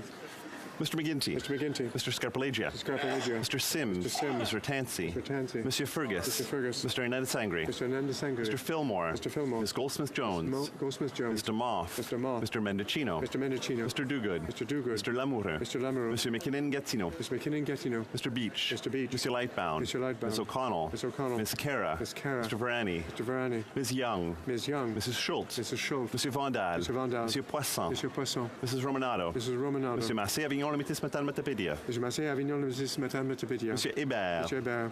Mr. Jesnevsky. Mr. Jesnevsky. Mr. Dollywall. Mr. Dollywall. Mr. Pescasolido. Mr. Pescasolido. Monsieur Dubourg. Mr. Dubourg. Mr. Aldag. Mr. Aldag. Mr. Amos. Mr. Amos. Monsieur Arsenault. Monsieur Arsenault. Mr. Aria. Mr. Aria. Monsieur Ayoub. Monsieur Ayoub. Mr. Badaway. Mr. Badaway. Monsieur Bayless. Mr. Bayless. Madame Lapointe. Madame Lapointe. Mr. Biddle. Mr. Biddle. Mr. Boissonneau. Mr. Boissonneau. Mr. Bossio. Mr. Bossio. Mr. Bertina. Mr. Bertina. Mr. Breton. Mr. Breton. Mr. Chen. Mr. Chen. Mr. Bruson. Mr. Bruson. Ms. Dillon. Ms. Dillon. Monsieur Drouin. Monsieur Drouin. Ms. Zerowitz. Ms. Zerowitz. Mr. Assassi. Mr. Assassi. Monsieur El Khoury. Monsieur El Khoury. Mr. Ellis. Mr. Ellis. Mr. Erskine Smith. Mr. Erskine Mr. Smith. Ailson. Mr. Ailson. Mr. Finnegan. Mr. Finnegan. Mr. Fisher. Mr. Fisher. Mr. Fragascados. Mr. Fragascados. Mr. Fraser Westnova. Mr. Fraser Westnova. Mr. Fuhrer. Mr. Fuhrer. Mr. Gerritsen. Mr. Gerritsen. Monsieur Graham. Mr. Graham. Mr. Hardy. Mr. Hardy. Monsieur Yakino. Mr. Yakino. Mr. Johari. Mr. Johari. Ms. Khalid. Ms. Khalid. Mr. Levitt. Mr. Levitt. Mr. Long.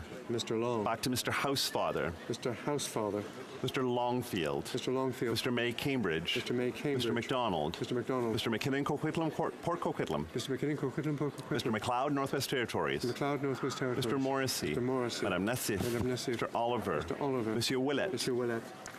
Mr. Peterson. Mr. Peterson. Monsieur Picard. Mr. Picard. Monsieur Rioux. Monsieur Rioux. Monsieur Robillard. Monsieur Robillard. Ms. Rudd. Ms. Rudd. Mr. Rumi. Mr. Rumi. Mr. Rusnak. Mr. Rusnak. Ms. Sahota. Ms. Sahota. Mr. Saini. Mr. Saini. Monsieur Sanson. Mr. Sanson. Mr. Sangha. Mr. Sangha. Mr. Sarai. Mr. Sarai. Madame Shanahan. Madame Shanahan. Mr. Sidhu Mission Matsui Fraser Canyon. Mr. Sidhu Mission Matsui Fraser Canyon. Ms. Sidhu Brampton South. Ms. Sidhu Brampton South. Mr. Sorbera. Mr. Sorbera. Mr. Spengeman. Mr. Spengeman. Mr. Tabera. Mr. Tabera. Mr. Tan. Mr. Tan. Ms. Vandenbeld. Ms. Vandenbeld. Mr. Whalen. Mr. Whalen. Mrs. Zaid. Mrs. Zaid. Madame Fortier. Madame Fortier. Madame Lambropoulos. Madame Lambropoulos. Mr. Hogue. Mr. Hogue. Mr. Rogers. Mr. Rogers. Ms. Yip. Ms. Yip. Mr. Rota. Mr. Rota. Madame Bendayan. Madame Bendayan. Mr. Singh. Mr. Singh.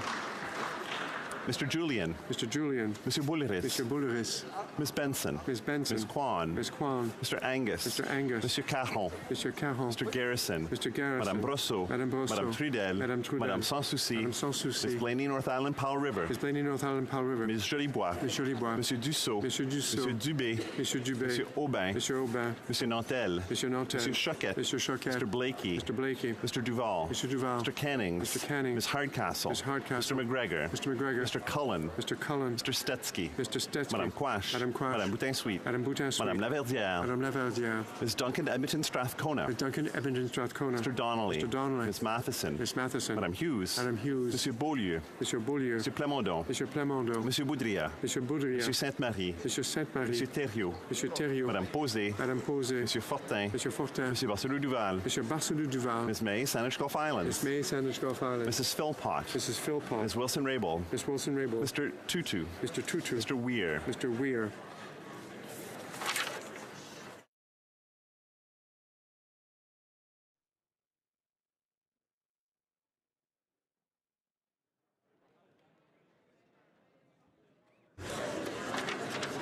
Yeas pour 86, 86.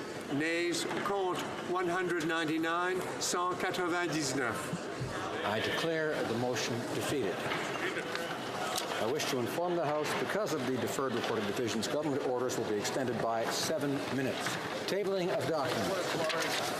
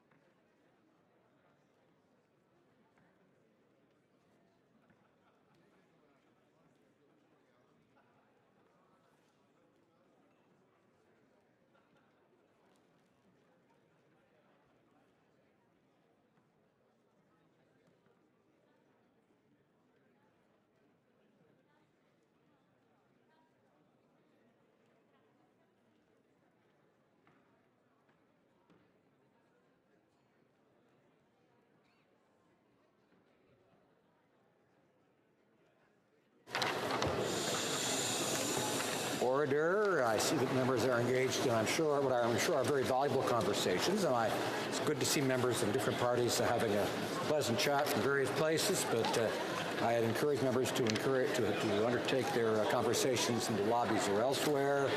I'm sure I'm probably all the fault of the member for Cape Breton-Canso, no doubt. But I think we should carry on. I'd ask members to assist me by saying, thank colleagues for their assistance. Tabling of documents, the Honourable Parliamentary Secretary to the Government House Leader. Thank you, Mr. Speaker. Pursuant to Standing Order 36(8), I have the honour to table in both official languages the government's response to 2 petitions. Dépôt du projet de loi émanant du gouvernement. Introduction of government bills, statements by ministers, reports from interparliamentary delegations. Presenting reports from committees, the Honourable Member for Yukon. Monsieur le Président, Mr. Speaker, I have the honour to present in both official languages the 92nd report of the Standing Committee on Procedure and House Affairs. It was deemed adopted pursuant to Standing Order 91 1.2.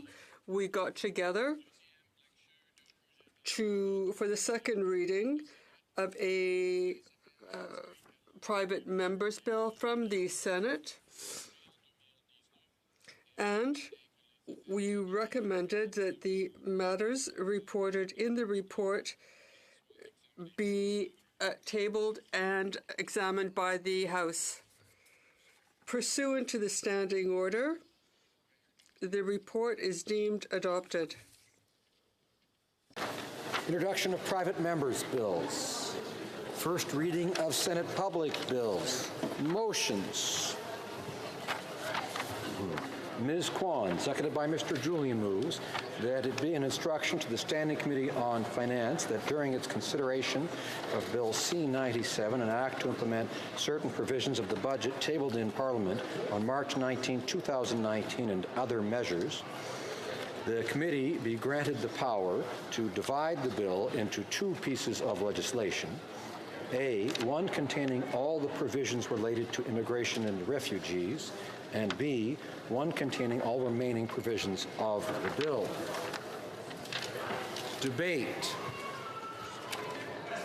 The Honourable Government House Leader. Well, I'm on my feet. I move, seconded by the Minister of Justice, that the House do now proceed to orders of the day. Point of order.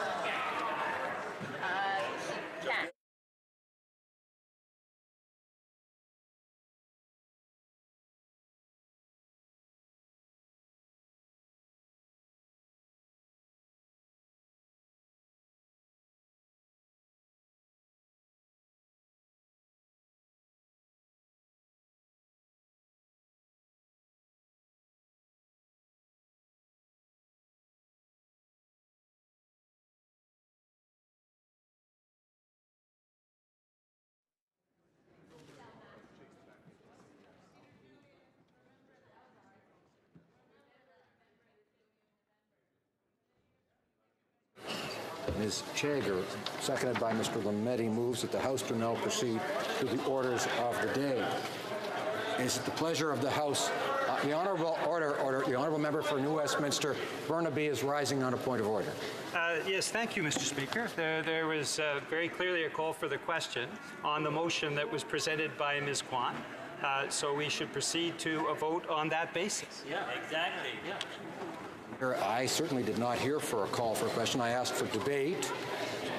Remember, I did not, and we don't really have a procedure whereby you call for the question in that sense, but at any rate, I did not hear it. The point is that I'm told that the motion is in order. We're now on the motion. So, is it the members? Okay, the Honourable Member for Chilliwack Hope. Mr. Speaker, I just would like, when you called for motions, there was a motion on instructions to the committee to travel to, what happened to that motion that was on the floor? There was no call for, is the House ready for the question? There was no debate. There was nothing. There was simply a point of order and a subsequent motion. I had assumed that we would have to dispense with the motion before the House, before a subsequent motion could be put. Perhaps you could clarify whether or not that is the question.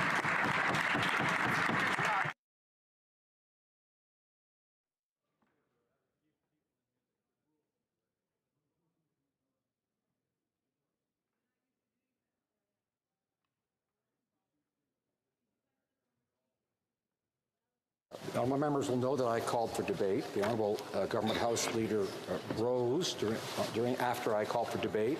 She could have waited till the end of a 20-minute speech and made a motion. Instead, she made a motion right away. That is, in fact, in order. So we are on that motion now, and I believe we would then later go back to, I'll look into that matter, but I think we go back later to the motion by the Honourable Member for, no, we do not, apparently. Excuse me, order.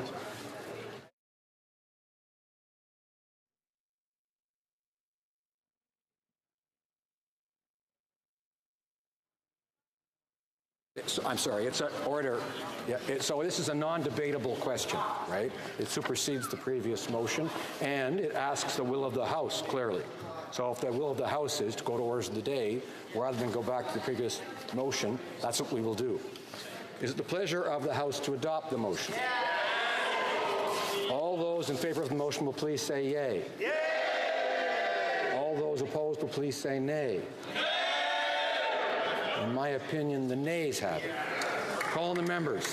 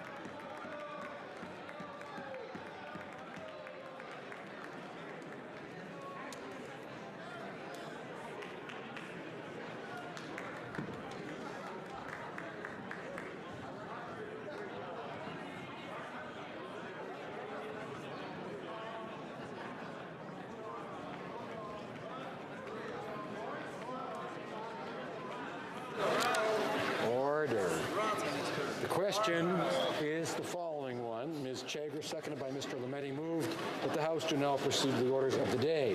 All those in favor of the motion will please rise. Ms. Chager. Mr. Hare. Mr. Macaulay-Cardigan. Mr. Sargent. Madame Joly. Mr. Goodale. Mr. Rodriguez. Ms. Murray. Ms. Qualtrough. Mr. Lametti. Ms. Bennett. Mr. Baines. Ms. Haidu. Mr. Hussain. Mr. Blair. Ms. Tassi. Ms. Ing. Mrs. Jordan. Ms. Mahaichuk. Mr. Casey Cumberland-Colchester. Mr. Easter. Ms. Fry. Mr. McKay. Mr. Nault. Ms. Scrow. Mrs. Lockhart. Monsieur Lausanne, Chantal, La Petite Nation. Monsieur Cormier. Mrs. McCrimmon. Ms. Jones. Mr. Algabra. Mr. Oliphant. Ms. Gould. Mr. Holland. Monsieur Champagne. Ms. Monsef. Ms. Duncan at Etobicoke North. Monsieur Duclos. Ms. McKenna. Madame Leboutillier. Madame Bibeau. Mr. Kusner. Mr. Casey Charlottetown. Mr. Vaughan. Monsieur Serré. Monsieur Miller, Ville-Marie, le Sud-Ouest et l'Essor. Monsieur Schiffke. Mr. Bagnall. Monsieur Paradis. Mr. McGuinty. Mr. Scarpellegia. Mr. Sims. Mr. Tansey. Monsieur Fergus. Mr. Hernandez-Sangre. Mr. Fillmore. Ms. Goldsmith-Jones. Mr. Moff. Mr. Mendocino. Mr. Duguid. Mr. Lamoureux. Monsieur McKinnon-Gatineau. Mr. Beach. Monsieur Lightbound. Ms. O'Connell. Ms. Kara. Mr. Varani. Ms. Young. Mrs. Schultz. Monsieur Vandal. Monsieur Poisson. Mrs. Romanado. Monsieur Massé, Avignon, le Métis, Matane, Matapédia. Monsieur Hébert. Mr. Jesnevsky. Mr. Dollywall. Mr. Pescasolido. Monsieur Dubourg. Mr. Aldag. Mr. Amos. Monsieur Arsenault. Mr. Aria. Monsieur Ayoub. Mr. Badaway. Monsieur Baylis. Madame Lapointe. Mr. Biddle. Mr. Boissonneau. Mr. Bossio. Mr. Brettina. Monsieur Breton. Mr. Chen. Mr. Bruson. Ms. Dillon. Monsieur Drouin. Ms. Zerowitz. Mr. Assassi. Monsieur El Khoury. Mr. Ellis. Mr. Erskine Smith. Mr. Ailfson. Mr. Finnegan. Mr. Fisher. Mr. Fragascados. Mr. Fuhr. Mr. Gerritsen. Monsieur Graham. Mr. Hardy. Mr. Harvey. Mr. Housefather. Monsieur Yakino. Mr. Johari. Ms. Khalid. Mr. Levitt. Mr. Long. Mr. Longfield. Mr. May Cambridge. Mr. McDonald. Mr. McKinnon Coquitlam Port Coquitlam. Mr. McLeod Northwest Territories. Mr. Morrissey. Madame Nassif. Mr. Oliver. Monsieur Willett. Mr. Peterson. Monsieur Picard. Monsieur Rioux. Monsieur Robillard. Ms. Rudd. Mr. Rumi. Mr. Rusnak. Ms. Sahota. Mr. Saini. Monsieur Sanson. Mr. Sangha. Mr. Sarai. Madame Shanahan. Mr. Sidhu, Mission Matsui, Fraser Canyon. Ms. Sidhu, Brampton South. Mr. Sorbera. Mr. Spengeman. Mr. Tabera. Mr. Tan. Ms. Vandenbeld. Mr. Whalen. Mrs. Zaid. Madame Fortier. Madame Lambropoulos. Mr. Hogue. Mr. Rogers. Ms. Yip. Mr. Rota. Madame Bendayan. All those opposed to the motion will please rise. Mr. Nicholson. Ms. Ledoux. Mr. Allison. Mr. Bazan. Mr. McColman. Mr. Kent. Mr. O'Toole. Monsieur Hayes. Mr. Poliev. Mr. Deltel. Mrs. Block. Mr. Fast. Ms. Rempel. Mrs. McLeod, Kamloops, Thompson, Caribou. Mr. Nuttall. Mr. Barlow. Monsieur Berthold. Monsieur Martel. Mr. Paulus. Mr. Albus. Mr. Chong. Mr. Richards. Mr. Workington. Mr. Strahl. Mrs. Stubbs. Ms. Harder. Mr. Abu Taif. Mrs. Kuzi. Mr. Kelly. Mr. Lake. Mr. Lobb. Mr. O'Bry. Mr. Sorensen. Monsieur Godet. Mr. Reed. Mr. Lukiski. Mr. Nader. Mr. Broussard. Mr. Sweet. Mr. Anderson. Ms. Alislev. Mr. Falk-Provencher. Mr. Zimmer. Mr. McGuire. Mr. Kimmich. Mr. Yerdega. Mr. Tilson. Mr. Calkins. Mrs. Gallant. Mr. Dreeshen. Mrs. Falk-Battleford Lloydminster. Mr. Cooper. Mr. Albrecht. Mr. Arnold. Monsieur Généreux. Monsieur Gould. Mr. Kitchen. Mr. Waugh. Mr. Schmale. Mr. Macaulay Edmonton West. Mr. McKenzie. Mr. Shields. Mr. Diot. Mr. Leipert. Mr. Viersen. Mr. Weber. Mr. Motz. Mr. Benson. Mr. Lloyd. Mr. Barrett. Mr. Davidson. Mr. Stanton. Mr. Sopak.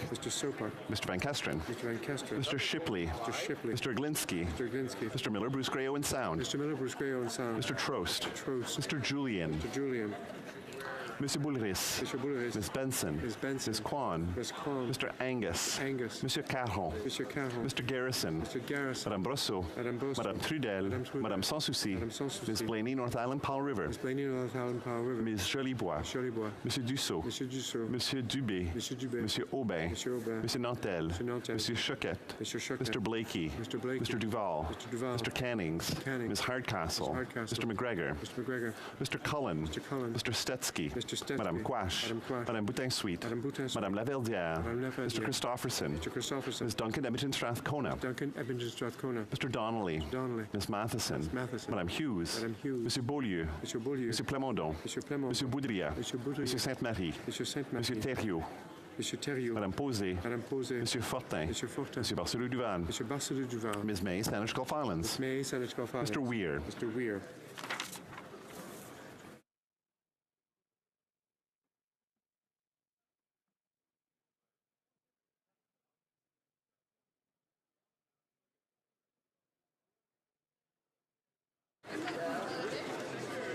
Yeas pour 153, 153. Nays contre 120, 120.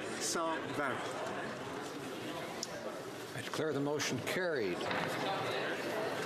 It is my duty pursuant to Standing Order 38 to inform the House that the questions to be raised tonight at the time of adjournment are as follows. One, the honourable member for Saskatoon West, Transportation. Two, the honourable member for Drummond, the Environment. Ordre du jour. The honour House Leader. Speaker, I move, seconded by the Minister of Justice, that in relation to Bill C-84, an act to amend the Criminal Code, bestiality and animal fighting, not more than one further sitting day shall be allotted to the consideration at third reading stage of the bill, and that 15 minutes before the expiry of the time provided for government orders on the day allotted to the consideration at third reading stage of the said bill, any proceedings before the House shall be interrupted if required for the purpose of this order, and in turn, every question necessary for the disposal of the said stage of the bill shall be put forthwith successfully without further debate or amendment. Thank you, Mr. Speaker.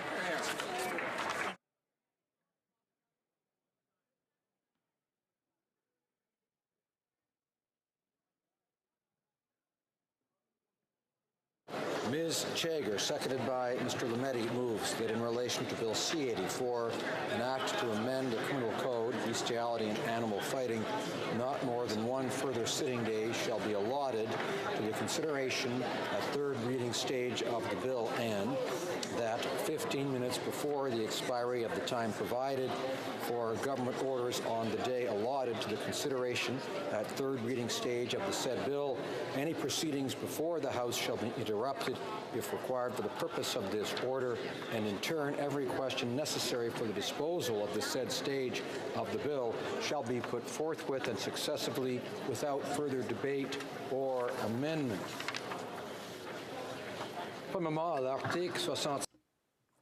Pursuant to Standing Order 67-1, there will now be a 30-minute question period. I invite the honourable members who would like to ask questions to rise so that the chair may have an idea of the number of members who would like to participate in the debate. The honourable member for Calgary Nose Hill. Speaker, this is a bill that, frankly, the government should have dealt with on the front end of this Parliament. We've had a lot of, frankly, I think bipartisan support on this bill. I'm just really disappointed that the government had to invoke time allocation when I think there had been discussion among all parties to have this bill pass expeditiously. The government actually put forward is going to allow a speaker, and other opposition parties weren't going to have a speaker. I don't understand why we're doing this. They could have just put no speakers up. We could have done this. This is one of those situations where I know we have stakeholders in Ottawa who are watching this. They could have just managed the situation so much better. You know, if you're going to build trust in this place, putting forward time allocation for something like this just seems a little heavy-handed and ridiculous. Why did they have to quash bipartisan support on a bill that was probably just going to go on a voice vote anyways today? Thank you. The Honourable Minister of Justice. Mr. Speaker, I thank the Honourable Member for her question. I also thank her for her engagement on this issue and her private members, Bill C-388, which took up one of the central issues of this bill. Mr. Speaker, it is unfortunate that we're going to time allocation. I can't speak to the negotiations that went on, Mr. Speaker, but I can say that we would like to see this bill through. As the Honourable Member has pointed out, there's a great deal of support on all sides of the House for this bill. Mr. Speaker, the work that was done on committee was exemplary in terms of bringing forward amendments that were accepted, and we do feel that this bill needs to move forward. So we're using time allocation because we have to. Questions and comments? The Honourable Member for New Westminster Burnaby. Thank you very much, Mr. Speaker. And the Justice Minister just stated something that is factually not true. He said we're using time allocation. This is the 70th time in this Parliament that they've used time allocation or closure, and he's saying we're using it because we need to. And the point is they absolutely did not need to use the sledgehammer. They seem unwilling. This government seems completely unwilling to work with opposition parties on anything, even on a bill that has a fairly broad level of consensus. Instead of bringing it to the House and working it through, I would agree with the member from Calgary-Noah South, probably would have passed on a voice vote. Instead of doing that, they impose closure for the 70th time. This is in complete disregard for all the commitments that I remember, Mr. Speaker, back in 2015 when the Prime Minister said things will be different. We're going to approach Parliament in a cooperative way. We are going to make sure that parliamentarians can work together. Instead, we have 70 times closure, time allocation, completely unacceptable and completely unnecessary, Mr. Speaker. So my question is very simple. Why, for the 70th time, are they imposing closure on this Parliament? Here, here. The Honourable Minister of Justice. Mr. Speaker, I thank the Honourable Member for his question. Mr. Speaker, I can't speak to the negotiations that went on this bill or any other bill. That wasn't one of the functions that I have in this House. What I can say is there's a wide degree of support, not just in this House, Mr. Speaker, but also across Canada. We've managed to unify the Canadian Federation of Agriculture, the Canadian Federation of Humane Societies, the Canadian Cattlemen's Association, Canadian Veterinary Medical Association, the Chicken Farmers of Canada, the Pork Council, the egg farmers, the egg hatch producers, the turkey farmers, the Bison Association, the mink breeders, and the Sheep Federation. I can also say that my name gets tagged on a lot of social media saying, where's this bill? Why isn't it happening? Why is the opposition stalling? So I do have to respond to that in some personal way, Mr. Speaker. So we're moving forward with this bill because it is something that has a great deal of support, and we intend to get it through. Comments? The Honourable Member for Central Okanagan, Similkameen Nicola. Thank you, Mr. Speaker. I certainly appreciate the Minister of Justice has not been the Minister of Justice throughout this Parliament, and so is taking on some legislation that he had no role in crafting. But again, he is the representative of the government today, and he does need to stand and answer and be accountable to the people and their representatives. So, Mr. Speaker, I would ask, why such a different approach? On this piece of legislation, we have a standalone piece of legislation that has gone through committee process and whatnot, through debate, yet shamefully, in C-74, an omnibus piece of legislation, they pushed through a deferred prosecution agreement without having a single witness from the academic community, a bar association, to have a thorough discussion about how that particular regime, which is unlike any that has been used in the criminal code before, why is they using that, Mr. Speaker, and giving a standalone bill to this when they could have easily taken that section from the DPA Division 20 of C-74 and put it in C-7 75, another piece of omnibus legislation. Why is such a mismatch in how they present to this place and where their priorities are, Mr. Speaker? The Honourable Minister of Justice. Mr. Speaker, I thank the honourable member for his question. We felt that I could speak to this bill in the sense that we felt that these two issues were fairly well agreed upon on all sides of the House, and therefore we could get it through, and that the committee work that would be done on this specifically in front of the Justice Committee would build a better bill. And that's precisely what happened, Mr. Speaker. The recommendations the three recommendations made by the Justice Committee helped a great deal to improve the bill. So with respect to this particular bill, Mr. Speaker, which is what we're talking about today, we felt this was the best way to move forward. Questions and comments. Questions et commentaires. The honourable member for Skeena-Bulkley Valley. No, not Skeena-Bulkley Valley. We'll go with Esquimalt-Saanich-Sooke. Thanks very much, Mr. Speaker. I find it passing strange to hear what's coming from the Minister of Justice today. On my side, I am one of the people who's wanted to speak on this bill. That's right. I have some things to say about its limitations and its failure as a missed opportunity to do a more comprehensive reform. But that said, I've been waiting to speak for a month. I've been waiting for the government to bring this bill forward. We have a limited number of people who want to speak on this. We're prepared to move forward with it. We always have been prepared to move forward. So his answers, he's the Minister of Justice. It is your bill now. So your answers don't make a lot of sense to me. Why are you even wasting this half hour and the time it takes to vote? We probably could have finished dealing with this bill. Right. Exactly. Get it done. I just want to remind the honourable members to speak through the speaker, not to the speaker. Just a reminder. The Honourable Minister of Justice. Thank you, Mr. Speaker. I thank the honourable member for his question. The part of the question that I will respond to, Mr. Speaker, is certainly my commitment as Minister of Justice moving forward to undertake a more comprehensive review of the question of animal rights more generally. I've done that publicly now on a number of occasions, both in front of the committee as well as in front of a roundtable hosted by my colleague in Parkdale High Park with a number of leading animal rights advocates in Toronto. So I understand the importance, and I do recognize, as he has intimated, that this is a rather narrow bill, very narrow in scope, and we do need to do a lot more. Questions and comments. The honourable member for St. Albert, Edmonton.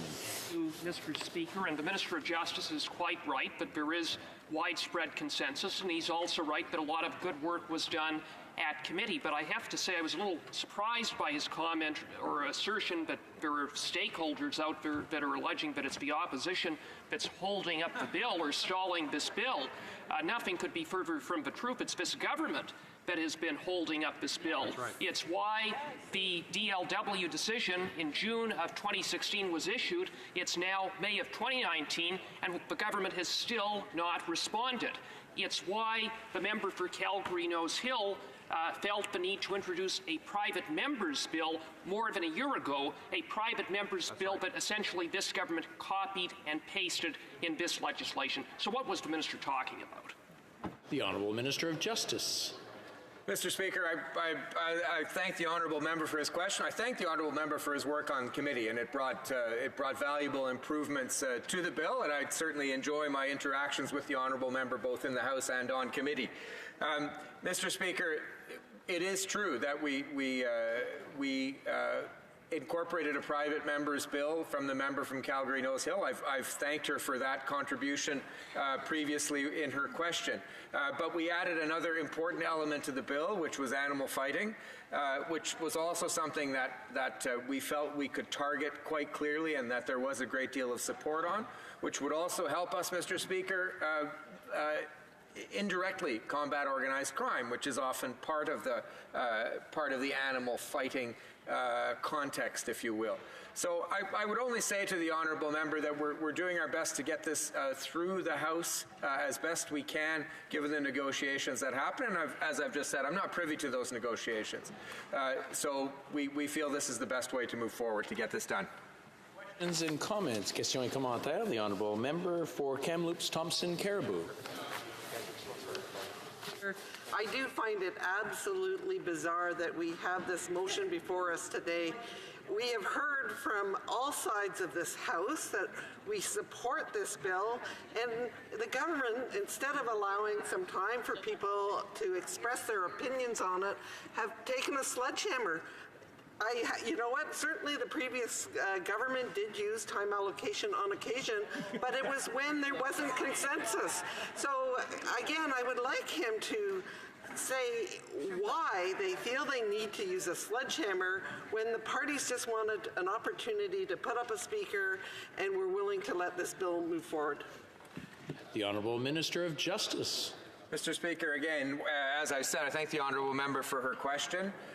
We would like to get this bill through this Parliament because a number of Canadians are waiting for it. I agree with the honourable member from Edmonton St. Albert to say this is a long overdue response to the DLW decision of the Supreme Court of Canada. I share that sentiment completely. And therefore, Mr. Speaker, we're moving to get the debate done. We know there's a high degree of support. MPs have had a great deal of time in first reading, second reading, and in committee work to have an impact on this bill. They have had a positive impact on this bill. It's time to move on. In comments, questions et commentaires, l'honorable député de... The Honourable Member for Trois-Rivières. Mr. Speaker, well, I won't make any comments on the content of the bill. Rather, I'll just talk about the situation because time allocation is supposed to be an exceptional measure that has to be justified. But I have a hard time finding a justification here. And so the question I'd like to ask is why? And given how small this bill is, how short it is the goal just to get the House to adjourn by June 1st? The Honourable Minister of Justice. Mr. Speaker, I thank the Honourable Member for his question. I don't know the answer because, as I just said in English, I wasn't privy to the negotiations between the House leaders of the different parties concerning time allocation. So what I can say is that it's a priority for our government to get this bill through. It is important to people all across Canada and to the animals as well. I think this will improve the fate of animals across the country. So it is a fairly small and specific bill, but these are two legislative measures that we think are the subject of a real consensus, and we think that we should be able to move forward with essentially unanimous support. Questions and comments, questions et commentaires. The Honourable Member for Leeds, Grenville, Thousand Islands, and Rideau Lakes. Well, thanks, Mr. Speaker. Actions speak louder than words, and 511 days ago, the Honourable Member for Calgary Nose Hill introduced her private member's bill, C-388, and it addressed what is, what should have been the subject to be discussed before this House today. The government says that this is a priority for them. And while there's a Supreme Court decision that's awaiting their answer, they have dragged their feet on what has been the product of hard work and consensus by all parties at committee. So it's very disappointing to stakeholders, very disappointing for members, interveners, and witnesses that time allocation has been moved on this issue that is very important. The government has had ample opportunity to advance it. And why now, Mr. Speaker? Why now slam the door on open debate in this place? Minister of Justice. Mr. Speaker, once again, I thank the honourable member for his question. Mr. Speaker, as I've stated, I think there's a high degree of consensus on all sides of the House for this bill. I disagree with the honourable member's interpretation of events over the last roughly 2 years as regards the way in which this bill proceeded through. I do agree on the contribution made by the member for Calgary Nose Hill with the private member's bill. That covers one of the two subject matters addressed in this bill. But, Mr. Speaker, I think Canadians across Canada are waiting for this bill to get through. And again, sharing the sentiment that there is much more work to be done, we feel it's time to get this bill through the House of Commons, the Senate, and on to royal assent, such that we can move on to a larger look at the question of animal rights in this country, Mr. Speaker. In comments, questions et commentaires, the Honourable Member for New Westminster, Burnaby. Thank you, Mr. Speaker. I'm just, the more I hear the Justice Minister, the more I think perplexed I am about this government. They sat for weeks and weeks not bringing this forward on the order paper, so the bill was languishing because of government inaction. And then they bring it forward, but they bring it forward with the sledgehammer, which is closure, to shut down debate, even though all members had basically indicated interest. There were a couple of members that wanted to speak, but all members were saying, let's get on with it. There are discussions that can take place, and from there you have voice vote or a rapid vote. But if there's been any delay, it's been on the government side. And then to counteract that, we now see an hour being used up, which could have been discussion on this bill from the members that did want to make their record known. They wanted to be on the record. And then we would have proceeded to a vote. Instead, we have this very ham-fisted sledgehammer imposition by the Liberal government that delays any discussion debate for an hour. And that after this government making that bill languish on the side rather than bringing it forward for debate in the House of Commons. So I'm so perplexed by the strategy of this government. It seems desperate and incompetent at the same time. Why is the government imposing a sledgehammer rather than just allowing the members that wanted to have that, put their views on the record, speak, followed by the vote that all members of Parliament wanted to see? Why this sledgehammer when it was so unnecessary? The Honourable Minister of Justice. Thank you, Mr. Speaker. Again, I thank the member for his supplementary question. Mr. Speaker, the bill was introduced on October 18th, 2018, second reading debate on October 29th, 2018. The Justice Committee studied it and concurred in a report stage and third reading debate that began on March 18th, 2018. I would put it to the honourable member, Mr. Speaker, that there's been ample opportunity to speak on this bill and to have an impact on this bill. There were 3 hours of debate at second reading stage. There was no report stage debate, and there was an hour of reading at third stage. Mr. Speaker, members in this House who have wanted to speak on this bill and make their views known on this bill have had an ample opportunity to do so. Questions and comments. Questions et commentaires. The Honourable Member for Saanich Gulf Islands. Mr. Speaker, I have to say that to the Honourable Minister of Justice that not all members in this place have had ample opportunity. Some of us have had no opportunity. I'd also like to say that while we're in strong agreement with the bill, the difficulty of having repeated use of time allocation, and that's what this debate is on right now, is the question of time allocation. The overall message, and it's most unfortunate, appears to be that allowing full debate on legislation, whether it's an omnibus budget bill or a small bill that's relatively and widely supported like C-84, is basically a waste of time.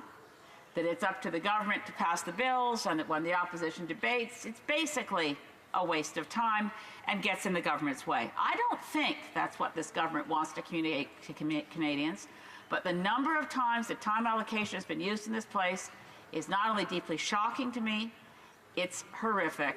It means that what Stephen Harper did in this place is now normalized by the very members who used to decry it. The Honourable Minister of Justice. Mr. Speaker, I thank the Honourable Leader of the Green Party for her question. I share the substantive concern that she's raising. I can speak to the bills that I am as Minister shepherding through the House. Certainly, C-84, there have been, the process has worked, Mr. Speaker, in the sense that a number of very good amendments were made at committee stage. There was robust debate. Both Bill C-75 and C-78 have had a number of interesting discussions in this House. They've gone to the other place. We're thinking about amendments based on our work both in this House and what the Senate is doing. So the process is working, Mr. Speaker. I think we are approaching it in good faith. The fact of the matter is sometimes we run out of time, and that we feel we have done that in this particular case. In comments, questions et commentaires, the Honourable Member for Winnipeg North. Yes, thank you, Mr. Speaker. You know, I've had the opportunity to be in both opposition and government benches and have recognized on both sides that at times there's a need to use time allocation because it's a tool that is there to ensure that priority bills in fact can be passed. And in fact, we have actually seen the New Democratic Party members here identify government bills that they believe are a priority, and they supported time allocation. It's interesting in listening to the questions that have been posed to the minister, where was that interest being expressed that let's have an hour debate and then allow it to pass? That expression of interest to do so only came after the time allocation being put into place, Mr. Speaker. So my question to the member opposite to the minister is: would he, recognizing the importance of C-84, that if in fact we didn't bring in time allocation, I suspect there's a very good chance that we might not be passing it today, because we've seen opposition in the past where everyone supports it talk out the bill, ultimately forcing government to bring in time allocation. Minister of Justice. Mr. Speaker, I thank the honourable member for his question. I recognize his wisdom in all matters procedural in this place, Mr. Speaker. Mr. Speaker, I'm in an awkward position to answer that question in the sense that I wasn't privy to the conversations and negotiations that are had in order to advance the agenda of this place as things move forward. What I can say is that although this is a small bill in terms of length, it is an important bill, focusing on two kinds of activity which, frankly, we feel as Canadian society are reprehensible. And therefore, we're going to we're taking strong measures against each of them in each case. Both were deemed important to be included in the bill. Both were deemed important enough to create a new government bill. And so we're moving forward with it, Mr. Speaker, because Canadian society wants us to. In comments, the honourable member for St. Albert, Edmonton. Mr. Speaker, during the Justice Committee's study of Bill C-84, we heard evidence about a strong correlation between individuals who commit acts of bestiality and individuals who abuse women and children. It was on that basis that I put forward an amendment at committee to amend Section 160 to require that all individuals who commit acts of bestiality and are convicted under Section 160 be required to register to the National Sex Offender Registry. And I'm very pleased government members, all members of committee, supported that amendment. I was wondering if the minister could speak to that issue. The Honourable Minister of Justice. It would be a pleasure to speak to that issue, Mr. Speaker, and I thank the honourable member for his work with that amendment. He rightly identified a gap in the previous legislation in which, although some events associated with bestiality could be caught under other sexual offenses, bestiality simpliciter would not be caught. And he rightly identified that and moved that forward in committee, and I thank him for that. It's a better bill because of that. He is absolutely right, Mr. Speaker, that studies are now increasingly linking bestiality with other forms of abuse, other forms of sexual abuse, particularly with children. And so it is important to move forward in a coherent and unified fashion. So once again, I thank him for his work on the bill. I thank him in particular for this particular amendment. Questions and comments? The Honourable Member for Central Okanagan's Milkmaid-Nicola. Mr. Speaker, I've been listening to the minister, and part of his argument today has been we need to get this to the Senate to speed things up. And I can understand that. You know, we only have so much time. That being said, at the same token, C-75 had gone to the other place, which is a much larger bill. Does he not agree that this particular bill should have been wrapped up in C-75, gone to the Justice Committee, had the full exposure to all those different parts in that omnibus piece of legislation, so it could have maybe left a standalone bill for us to have a full discussion on the deferred prosecution agreements that was in C-74 Division 20. Mr. Speaker, that piece of legislation did not get a full hearing at the Finance Committee. It only had one witness from the Justice Department to come and speak to it. And you know what, Mr. Speaker? I still get calls on a regular basis from people in both the academic as well as in the legal community that feel that this government's approach to that piece of omnibus legislation maligned Parliament and denied the proper hearing of a major changes to the criminal code. Does the member not agree that this place must be respected, and does he agree that that kind of sleight of hand by this government needs to change? Honourable Minister of Justice. Speaker, I'm glad the honourable member has brought up C-75. We feel it's an outstanding piece of legislation that goes a long way to improving the efficiency, fairness, and frankly the speed of our criminal justice system. The unifying theme of C-75, Mr. Speaker, is in fact to make the criminal justice system more fair, more efficient, better working. Particularly in light of rulings from the Supreme Court of Canada, such as Jordan, which force us to take those matters seriously.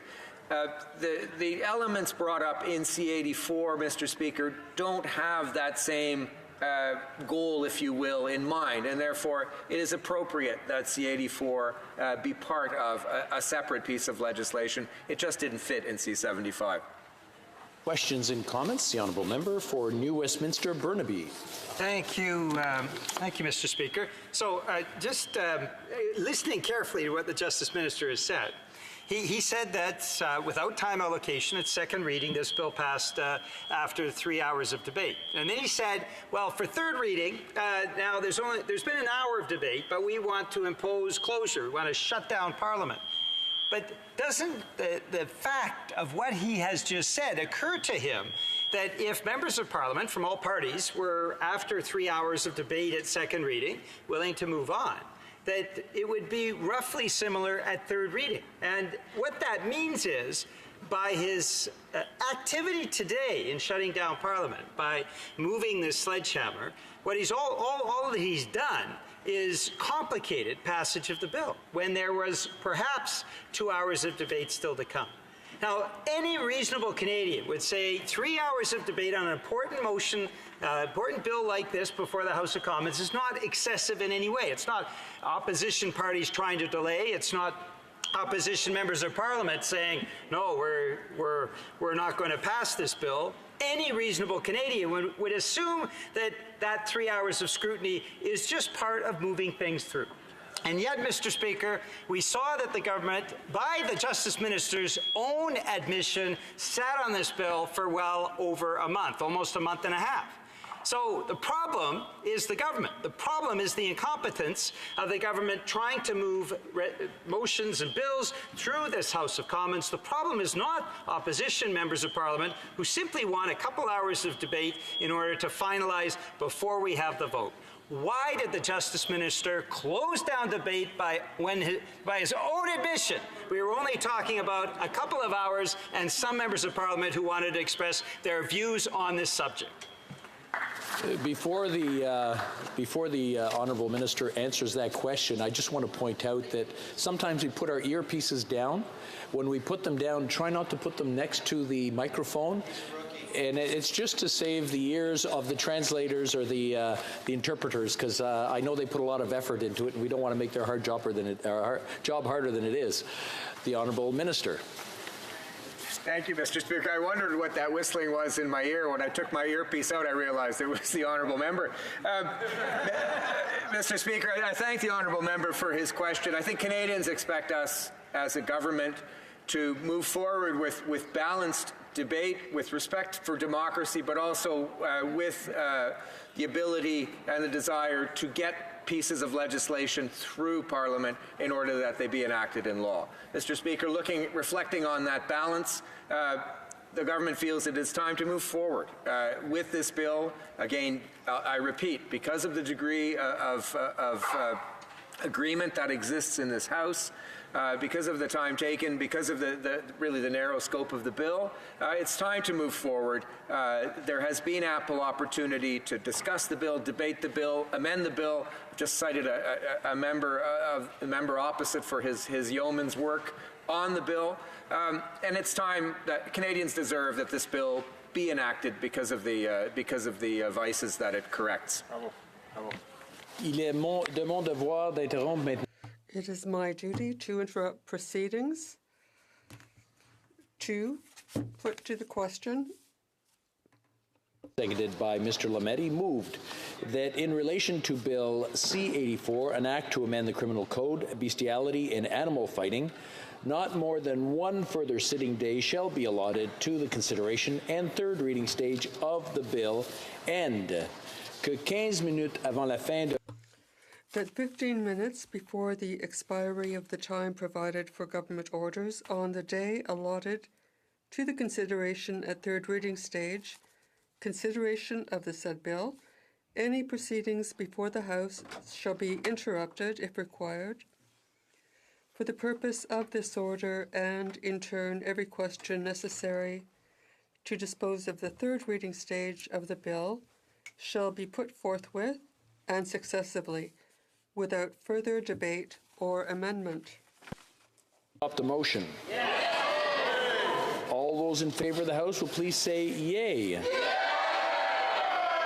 All those opposed will please say nay. In my opinion, the nays have it. Call in the members.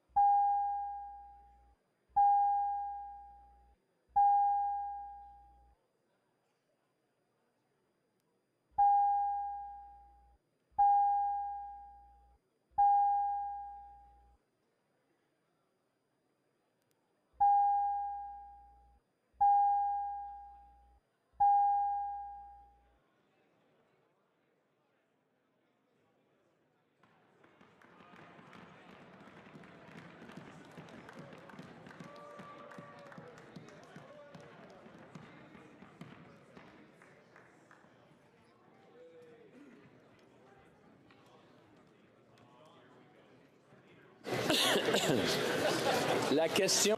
The question is the following one. Ms. Jagger, seconded by Mr. Lemaitre. Moved that in relation to Bill C-84, an act to amend the criminal code, bestiality and animal fighting, not more than one further sitting day shall be allotted to the consideration at third reading stage of bill end. Que 15 minutes avant. That 15 minutes before the expiry of the time provided for government orders on the day allotted to the third reading stage consideration of the said bill. May I dispense? Okay. All those in favor of the motion will please rise. Mr. Chager. Mr. Hare. Mr. Hare. Mr. Macaulay Cardigan. Mr. Macaulay Cardigan. Mr. Sargent. Madame Joly. Madame Joly. Ms. Murray. Ms. Murray. Ms. Qualtrough. Ms. Qualtrough. Mr. Lemaitre. Mr. Lemaitre. Ms. Bennett. Ms. Bennett. Mr. Baines. Mr. Baines. Ms. Haidu. Ms. Haidu. Mr. Hussein. Mr. Hussein. Mr. Blair. Mr. Blair. Ms. Tassi. Ms. Tassi. Ms. Ing. Ms. Ing. Mrs. Jordan. Mrs. Jordan. Ms. Mahaichuk. Ms. Mahaichuk. Mr. Casey Cumberland Colchester. Mr. Casey Cumberland Colchester. Mr. Easter. Mr. Easter. Ms. Fry. Ms. Fry. Mr. McKay. Mr. McKay. Mr. Nault. Mr. Nault. Ms. Scrow. Ms. Scrow. Mrs. Lockhart. Mrs. Lockhart. Monsieur Lausanne chantait la petite nation. Mr. Lausanne a jeté la petite nation. Monsieur Cormier. Monsieur Cormier. Mrs. McCrimmon. Mrs. McCrimmon. Ms. Jones. Ms. Jones. Mr. Algabra. Mr. Algabra. Mr. Oliphant. Mr. Oliphant. Ms. Gould. Ms. Gould. Mr. Holland. Mr. Holland. Monsieur Champagne. Mr. Champagne. Ms. Duncan Etobicoke North. Ms. Duncan Etobicoke North. Monsieur Duclos. Mr. Duclos. Ms. McKenna. Ms. McKenna. Madame Le Boutillier. Madame Le Boutillier. Madame Bibot. Madame Bibot. Mr. Cusner. Mr. Cusner. Mr. Casey Charlottetown. Mr. Casey Charlottetown. Mr. Vaughan. Mr. Vaughan. Monsieur Serré. Monsieur Serré.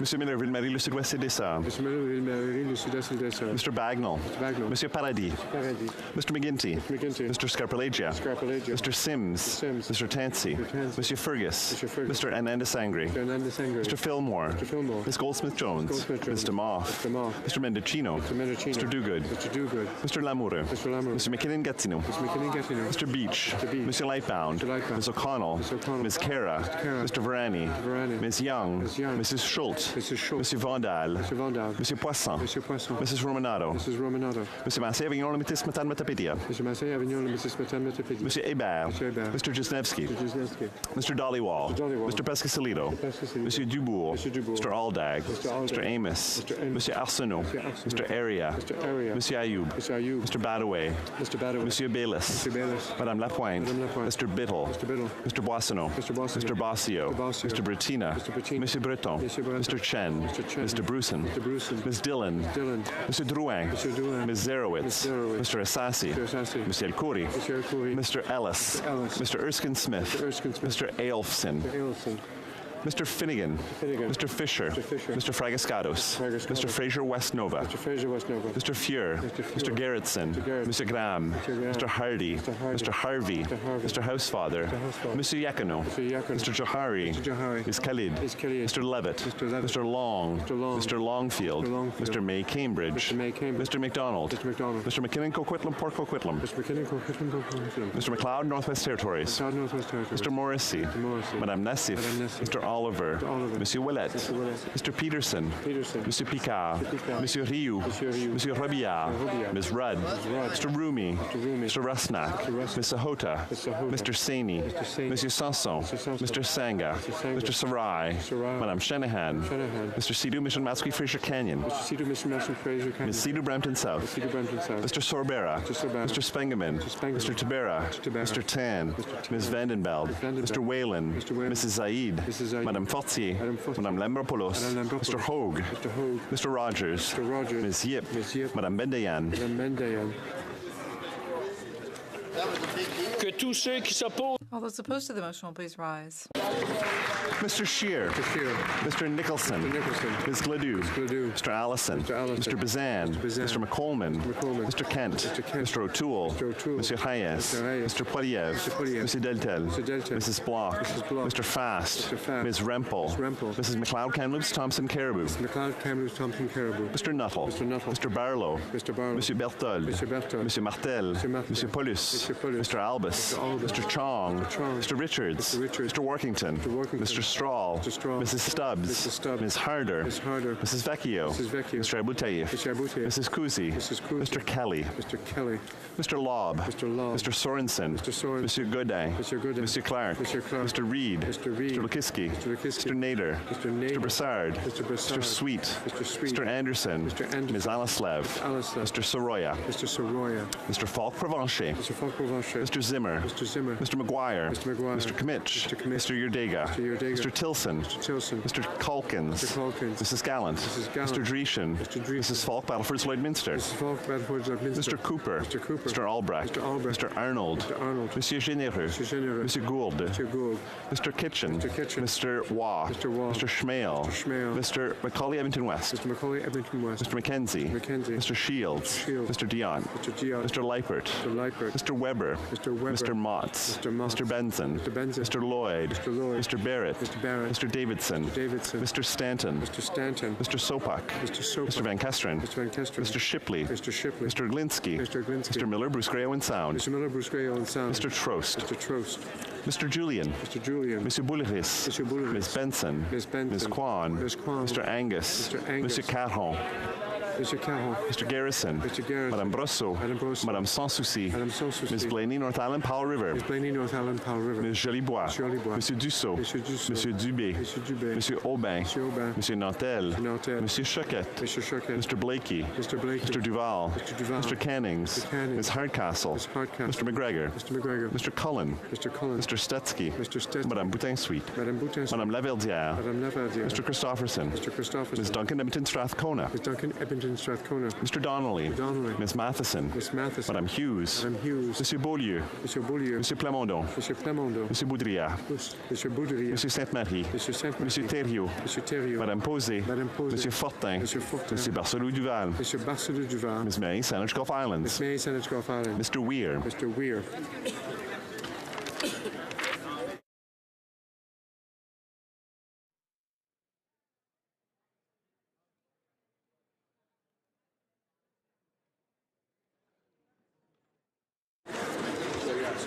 Yeas pour 149, 149. Nays contre 119, 119.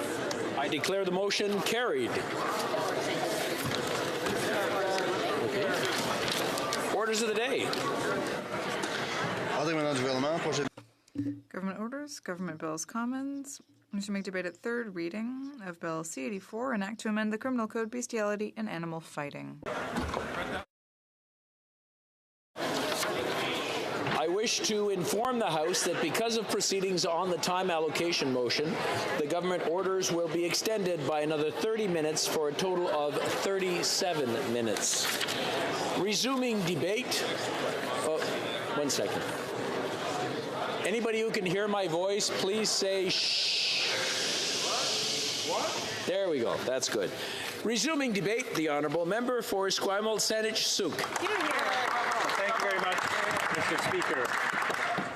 Given the debate we just had on time allocation, I want to assure the House that I am very pleased to get up today to speak on C-84.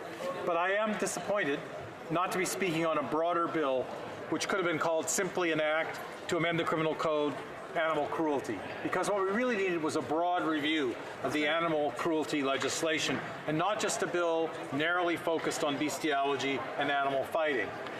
So instead of that broader review, the government introduced a narrow and weak bill, which fortunately the Justice Committee strengthened with amendments. And I'll return to those in just a minute. So even though the Liberal government has missed the larger opportunity to modify animal cruelty provisions of the Criminal Code as a whole, some legislation on animal cruelty is long overdue. By my count, since 1999, there have been 14 failed attempts to amend Canada's animal cruelty laws. And some would argue we've seen no significant changes in animal cruelty laws since the 1950s. And I have to say, I'm not sure we would have seen the government introduce any legislation on animal cruelty at all if it hadn't been for the Supreme Court decision R versus DLW in 2016, which pointed out the problems with the narrow definition of bestiality in the existing Criminal Code provisions. My skepticism on the will of the Liberals to act was fueled when the Liberals used their majority to defeat their own backbenchers' private members bill C-246 from the member for Beaches East York, which was entitled Modernizing Animal Protection Act. This was the kind of broad look at the changes we needed that this government bill should have brought forward. C-246 would have provided for much more comprehensive reform than we have in this bill before us today, and New Democrats supported that bill when it came before the House, in contrast to the Liberals. C-246 in particular would have increased sentences for repeat animal abusers, including creating the ability to have a lifetime ban after the second conviction on any ownership of animals. That's not in the bill we're dealing with today, and I'm disappointed it's not there. As well, C-246 proposed to deal with a wide range of acts beyond the criminal code, which actually deal with the way we treat animals, including the Fisheries Act, the Textiles Labeling Act, the Wild Animal and Plant Protection in International Trade and Interprovincial Trade Act.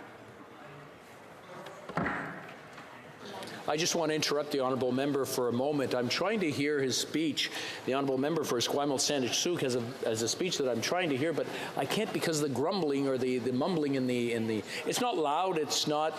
I'm sure the members don't even realize that they're talking and drowning him out. So I just want to remind the honourable members that someone is giving a speech, and we should all listen and hear what he has to say. The honourable member for Esquimalt-Sandwich-Suk. Thank you, Mr. Speaker. Let me just pick up again on Bill C-246, the Liberal backbench bill that the government defeated, would have also dealt with the things that are in this government bill. So we could have done what's in this bill before us and more by passing that private member's bill. Perhaps most importantly, Bill C-246 would have moved offenses against animals out of the property section of the criminal code into a new section dedicated to offenses against animals.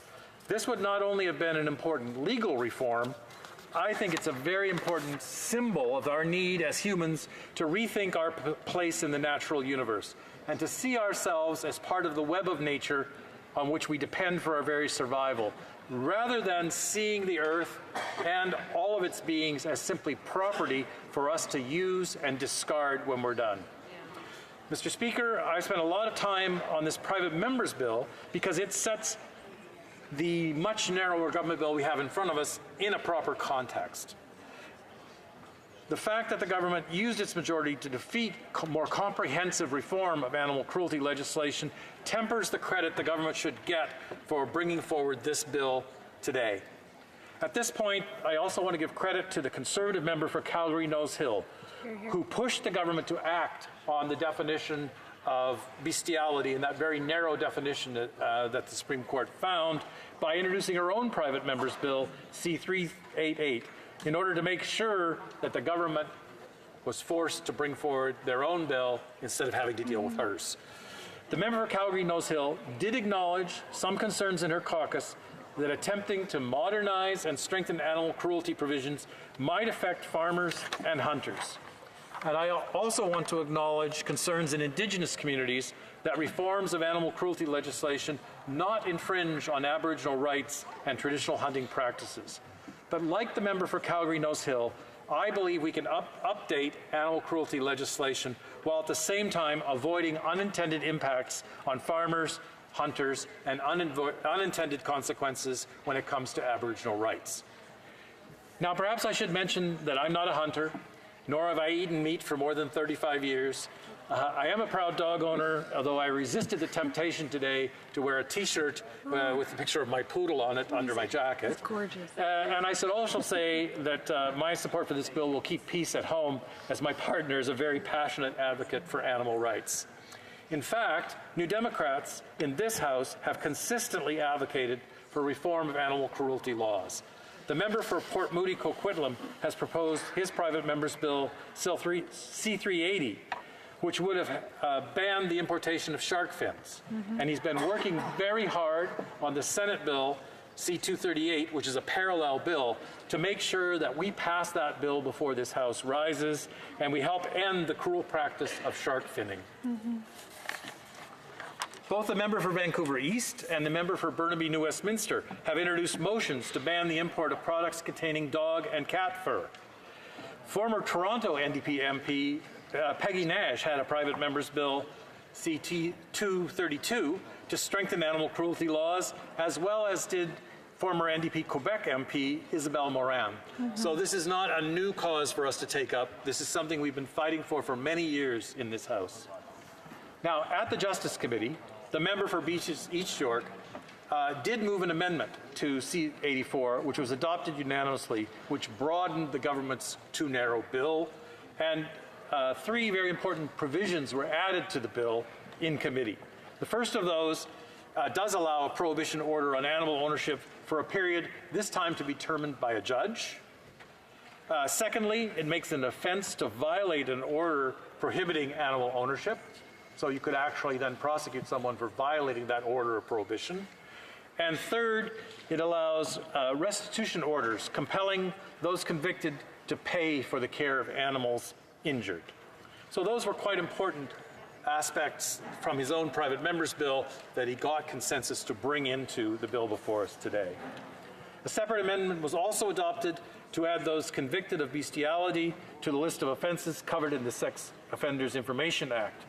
And as the member, and I'm going to forget his riding name, St. Albert Edmonton very clearly pointed out, the reason for doing is that abuse of animals is often an indicator of other forms of abuse, and in particular of child abuse. And so this becomes information very useful to the police. And so I thank him for bringing that amendment forward to this bill.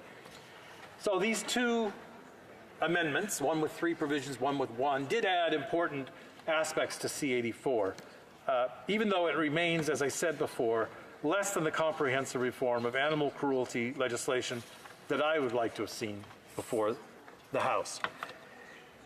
Still, C-84 does redefine bestiality more broadly than the court decision, and it does prohibit a broader range of activities associated with animal fighting. And so I myself and my fellow Democrats are supporting this bill.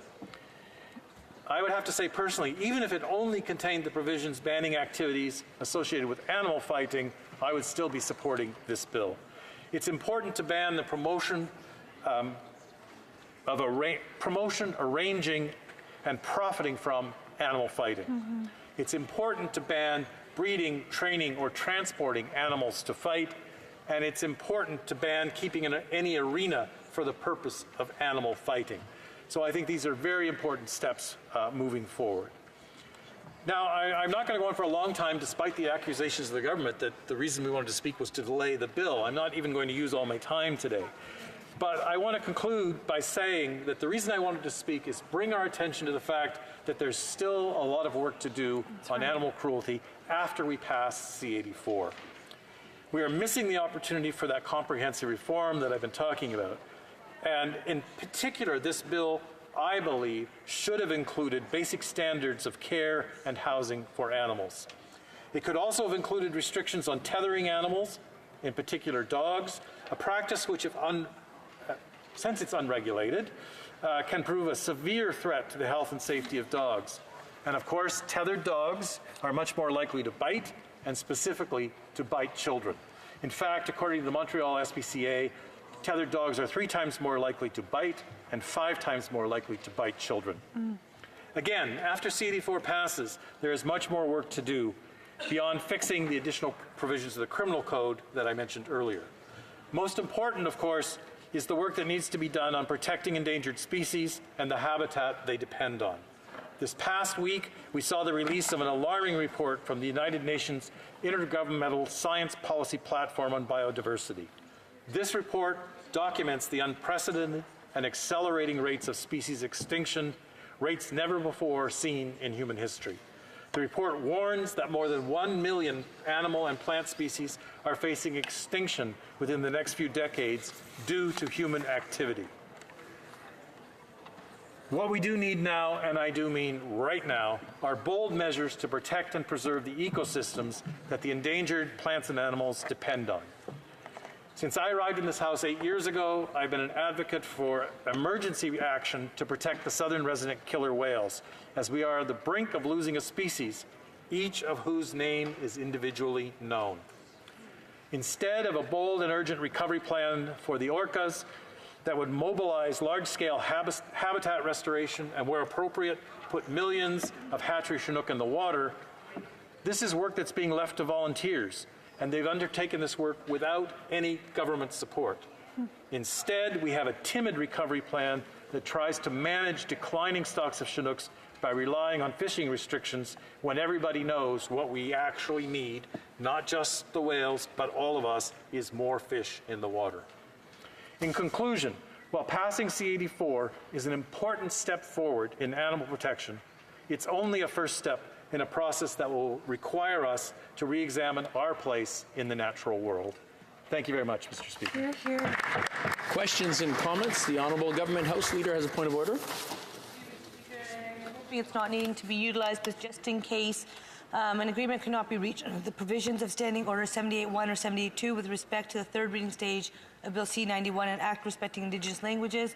Under the provisions of Standing Order 78-3, I give notice that a Minister of the Crown will propose at the next sitting a motion to allot a specific number of days or hours for the consideration and disposal of proceedings at those stages. Once again, I hope it's not needing to be used. Thank you, Mr. Speaker. Good. Questions and comments? The Honourable Member for Guelph. Thank you, Mr. Speaker, and thanks to the member across the way for his passion on this topic. I've recently been in touch with the Guelph Humane Society that's really concerned about delays to this legislation coming forth. And one point that they made was that 87% of cases involving bestiality also involved child pornography, sexual interference with a child, and online luring of children in terms of sexual assault. So this bill actually protects children as well as animals. Could the member maybe expand on that and comment on how humane societies play an important role in this legislation as well? The Honourable Member for Esquimalt, Saanich Sooke. Well, thank you very much, Mr. Speaker. I have to say, since the member made reference to delay, that something I tried to stay away from my speech, but I'll go ahead now and say this is a government that only in its fourth year got to this legislation. Yep. And so every time we talk about delay, and the implication is that somehow the opposition side has been delaying this, it's the government who's been delaying, it's the government who's been negligent in getting the bill before us, and all the time they've been pushing on what we call an open door. We've been willing to cooperate. There's always a time for speakers, right? There's always a certain amount of time we should give to that debate, but nobody's been holding up this bill. We want to pass it. Questions and comments. The Honourable Member for Calgary Nose Hill. First, I want to give credit to the many advocacy groups that have paved the way for this bill, Animal Justice, Canadian Humane Societies, and also I just want to give a shout out to my legislative manager, Barry Miller, who is a militant vegan who always pushes animal rights on me all the time. So credit to her where credit is due. I want to just ask my colleague opposite. He talked about some of the objections that were, not objections, but concerns that were raised in debate. And since I hope that this bill will be going to the other place quickly, if he could speak quickly to some of the stuff that came up in debate, specifically around this not affecting any sort of artificial insemination process that would be used in animal husbandry, as well as the fact that this bill would not preclude things like the Calgary Stampede from continuing onward. Thank you. Honourable Member for Esquimalt, Saanich Sooke. Thank you very much, Mr. Speaker. I thank the member for Calgary Nose Hill in my speech. I just want to thank her again for her advocacy on this.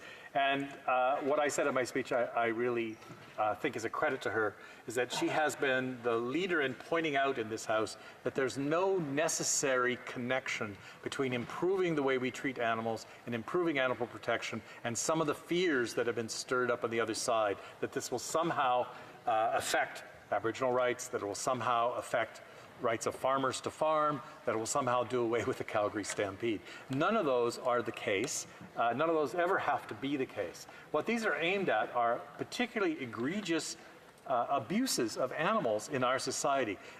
For me, the worst is animal fighting. We don't have good statistics on animal fighting, but we all know that it goes on.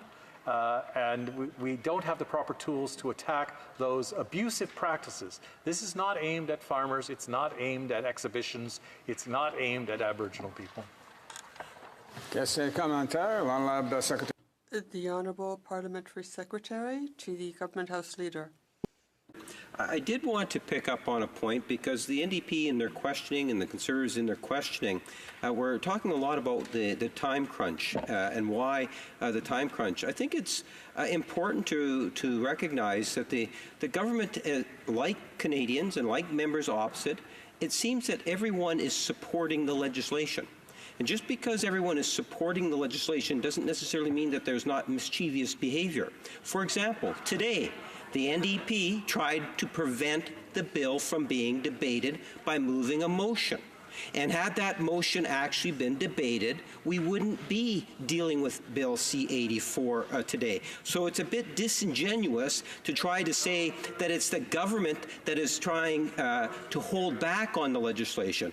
I believe, Mr. Speaker, that what you'll find is that there's fairly solid support both inside the House and outside the House, and I too would like to applaud all of those advocates over the years that have gotten us to this point. Member for Esquimalt, Saanich Sooke. Thank you very much, Mr. Speaker. I'm not going to thank the member for that question because when it comes to disingenuous, I think he's the poster boy for disingenuous. Right. If you look at the dictionary, you're going to find his picture under disingenuous. So nobody did anything today or any other day on the opposition side to delay this bill. The only thing I agree with in his question is the credit which I neglected to give adequately to the animal rights activists who actually also pushed this government to move the bill forward. Thank you. Questions and comments? Honourable Member for Cowichan, Malahat, Langford. Thank you very much, Mr. Speaker. And I think what the member for Esquimalt, Saanich Sooke said right there is very important to remember. When the member for Vancouver East stood to move that motion, we put no speakers up. We were interested in going straight to a vote. So I just want to put the facts straight before the House.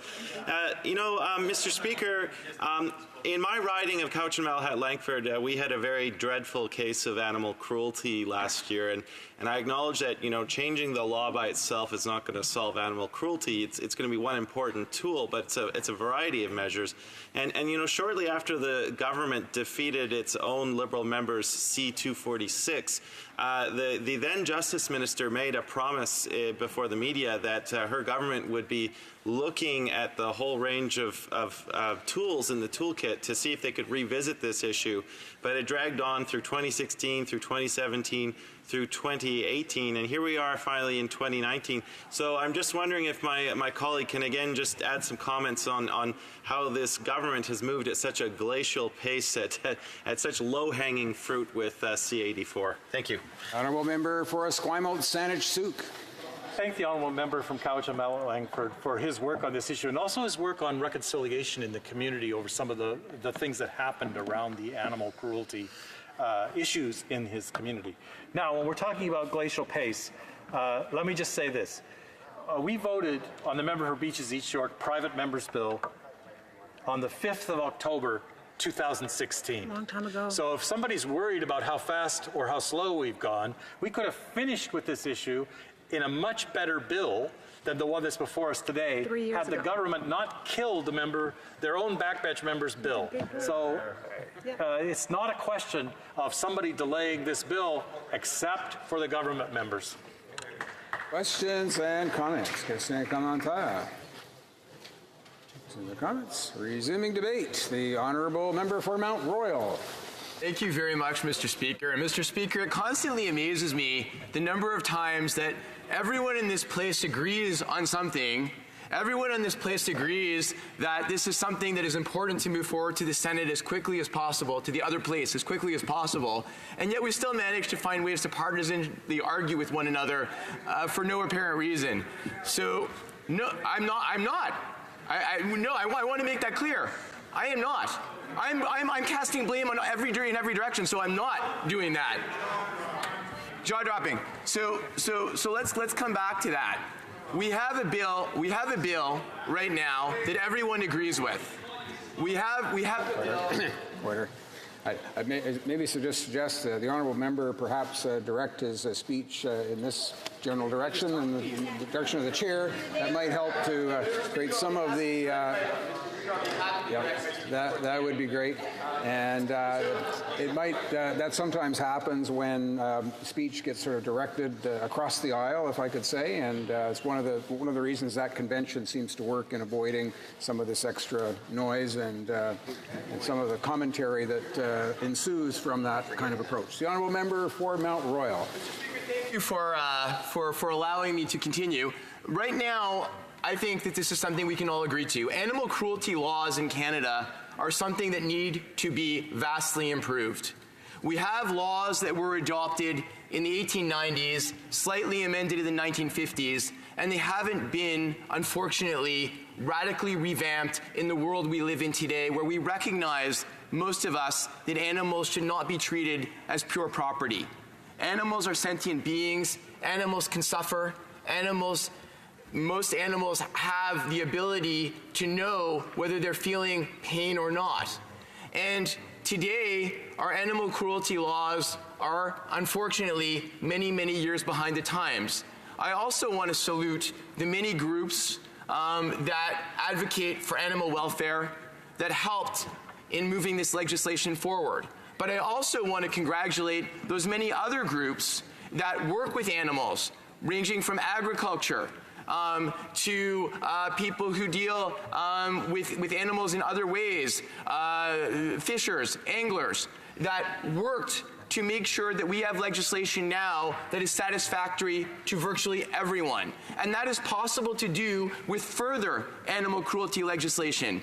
It is not true to believe that we can never find more compelling reasons to improve animal welfare because nobody will agree. People can agree if we all come together, and I strongly back my colleague from Beaches East York in his request that he made at our committee that we look for an all-party parliamentary committee, if not probably not in this mandate, but in a future mandate, to make sure we can all work with those many interest groups out there to advance animal cruelty legislation in Canada. This bill is a specific bill, Mr. Speaker. This bill deals with several small issues, and then we made changes, Mr. Speaker, at the Justice Committee to broaden the scope of the bill slightly. As initially drafted, Bill C-84 defines bestiality.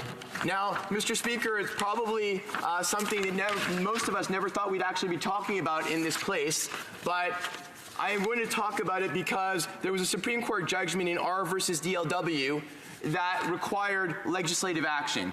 In R versus DLW, the Supreme Court ruled that penetration was a necessary part of the definition of bestiality in the criminal code. Now, Mr. Speaker, I do want to say that that being said, it does not mean that there were not other offenses in the criminal code that could deal with elements of bestiality short of penetration. However, the court placed the onus on us in the House of Commons and in the people in the other place to revise the definition of bestiality in the criminal code, and that we are proceeding to do. A number of people, Mr. Speaker, have said that the Supreme Court erred in its judgment. Now, Mr. Speaker, I don't agree that the Supreme Court erred. We disagree with the conclusions of the Supreme Court judgment, but that doesn't mean that they erred in law.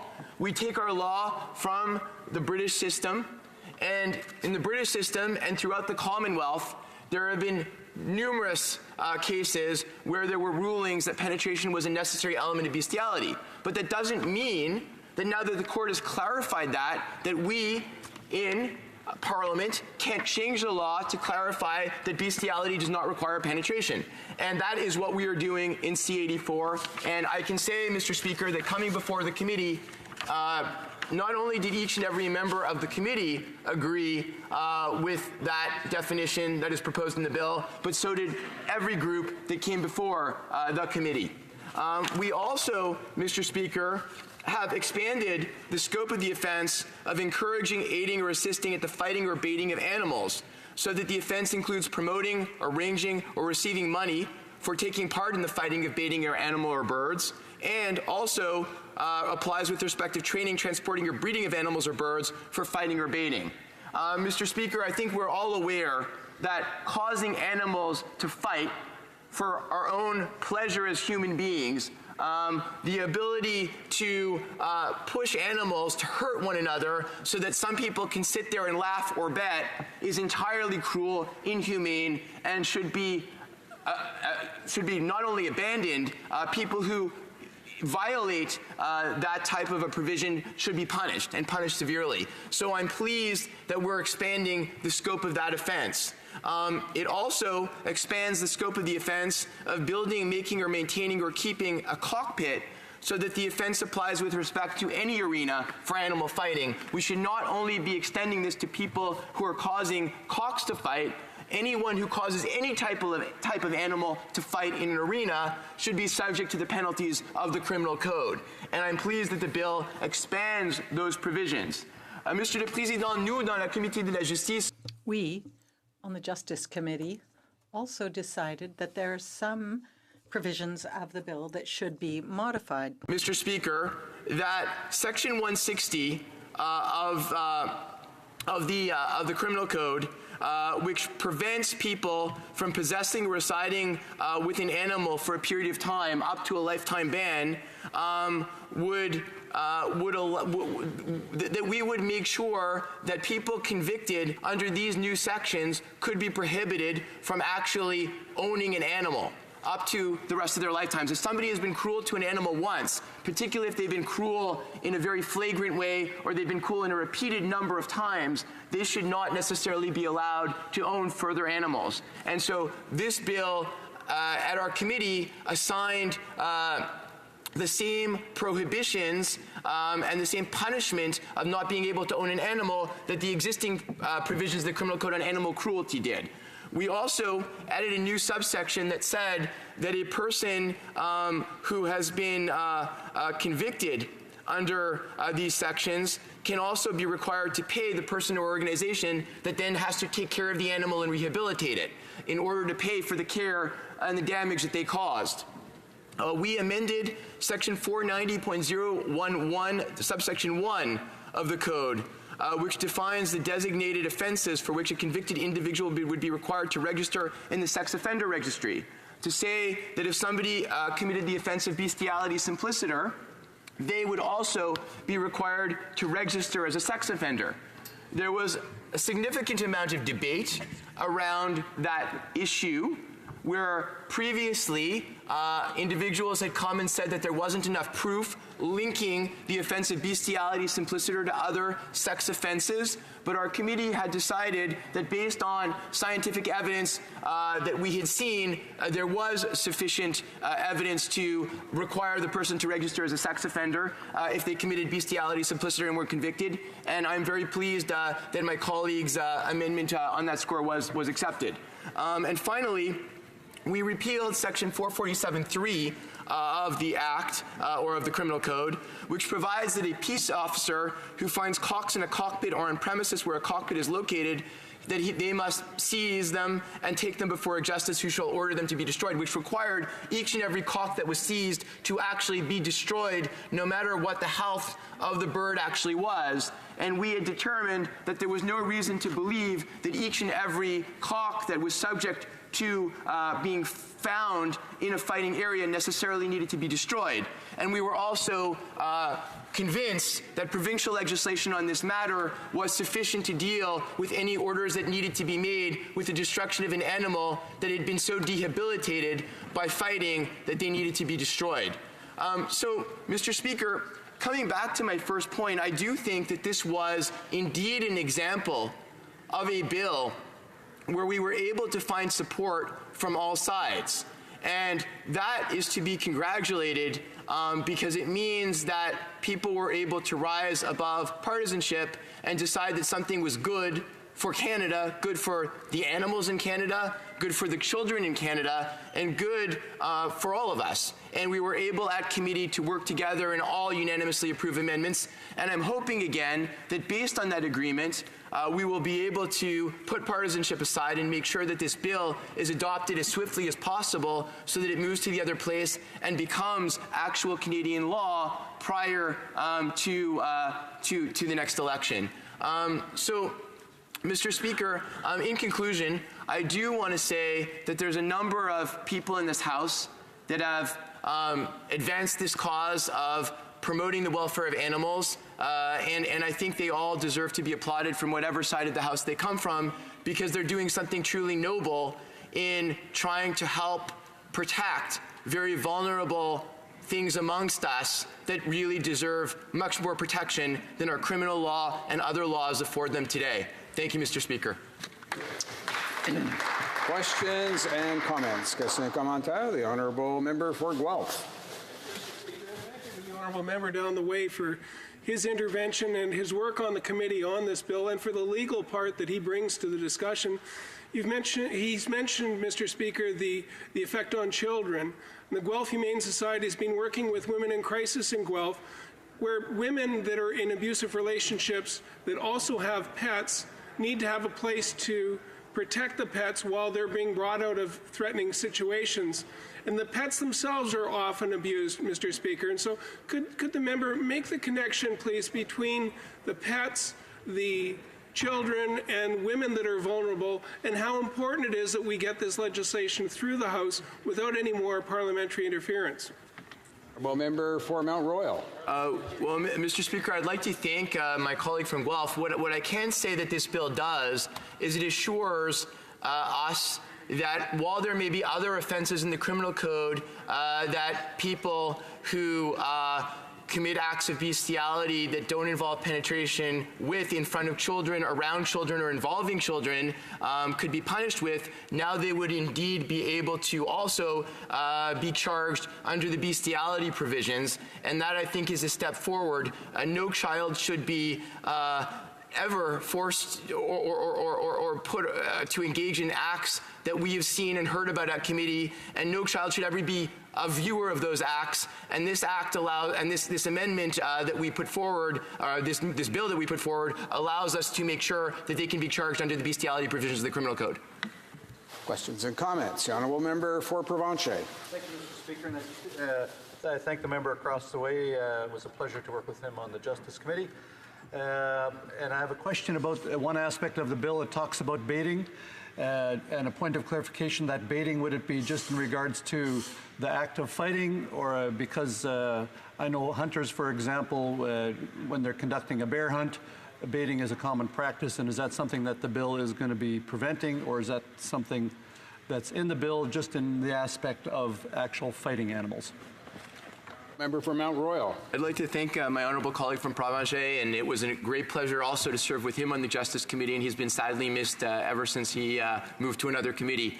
Mr. Speaker, the definition of baiting was discussed at committee on a number of occasions to make sure that it wouldn't involve, for example, the baiting of fish or anything that would potentially infringe the rights of people today who use bait to catch a fish. What we understood and were clarified on from the Justice Department was that baiting is in the context of bear baiting.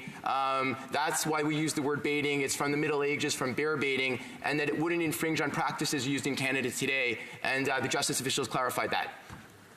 We have time for just one more question and response. Questions and comments. The Honourable Parliamentary Secretary to the Government House Leader. Thank you, Mr. Speaker. And maybe a most appropriate question would be one of just acknowledging those not only inside the chamber, but the many advocacy groups that are out there. I know I've received emails, people asking, making sure that I vote for this legislation, that it actually has brought a lot of Canadians together for a wonderful cause, and just to applaud their efforts. And in terms of ultimately taking some of the credit for what it is that we're actually debating today and ultimately will be passing.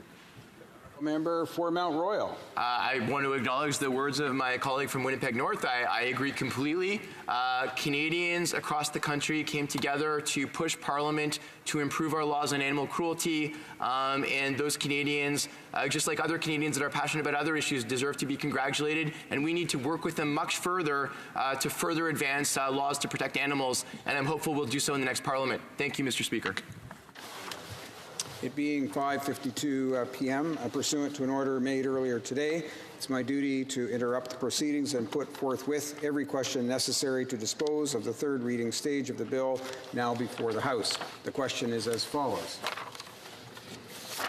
Mr. Lametti, seconded by Mr. Rodriguez, moved that Bill C-84, an act to amend the Criminal Code, bestiality and animal fighting, be now read a third time and do pass. Is it the pleasure of the House to adopt the motion? Yes! All those in favor of the motion will please say yea. Yay! All those opposed will please say nay. Nay. My opinion, the yeas have it. Call in the members.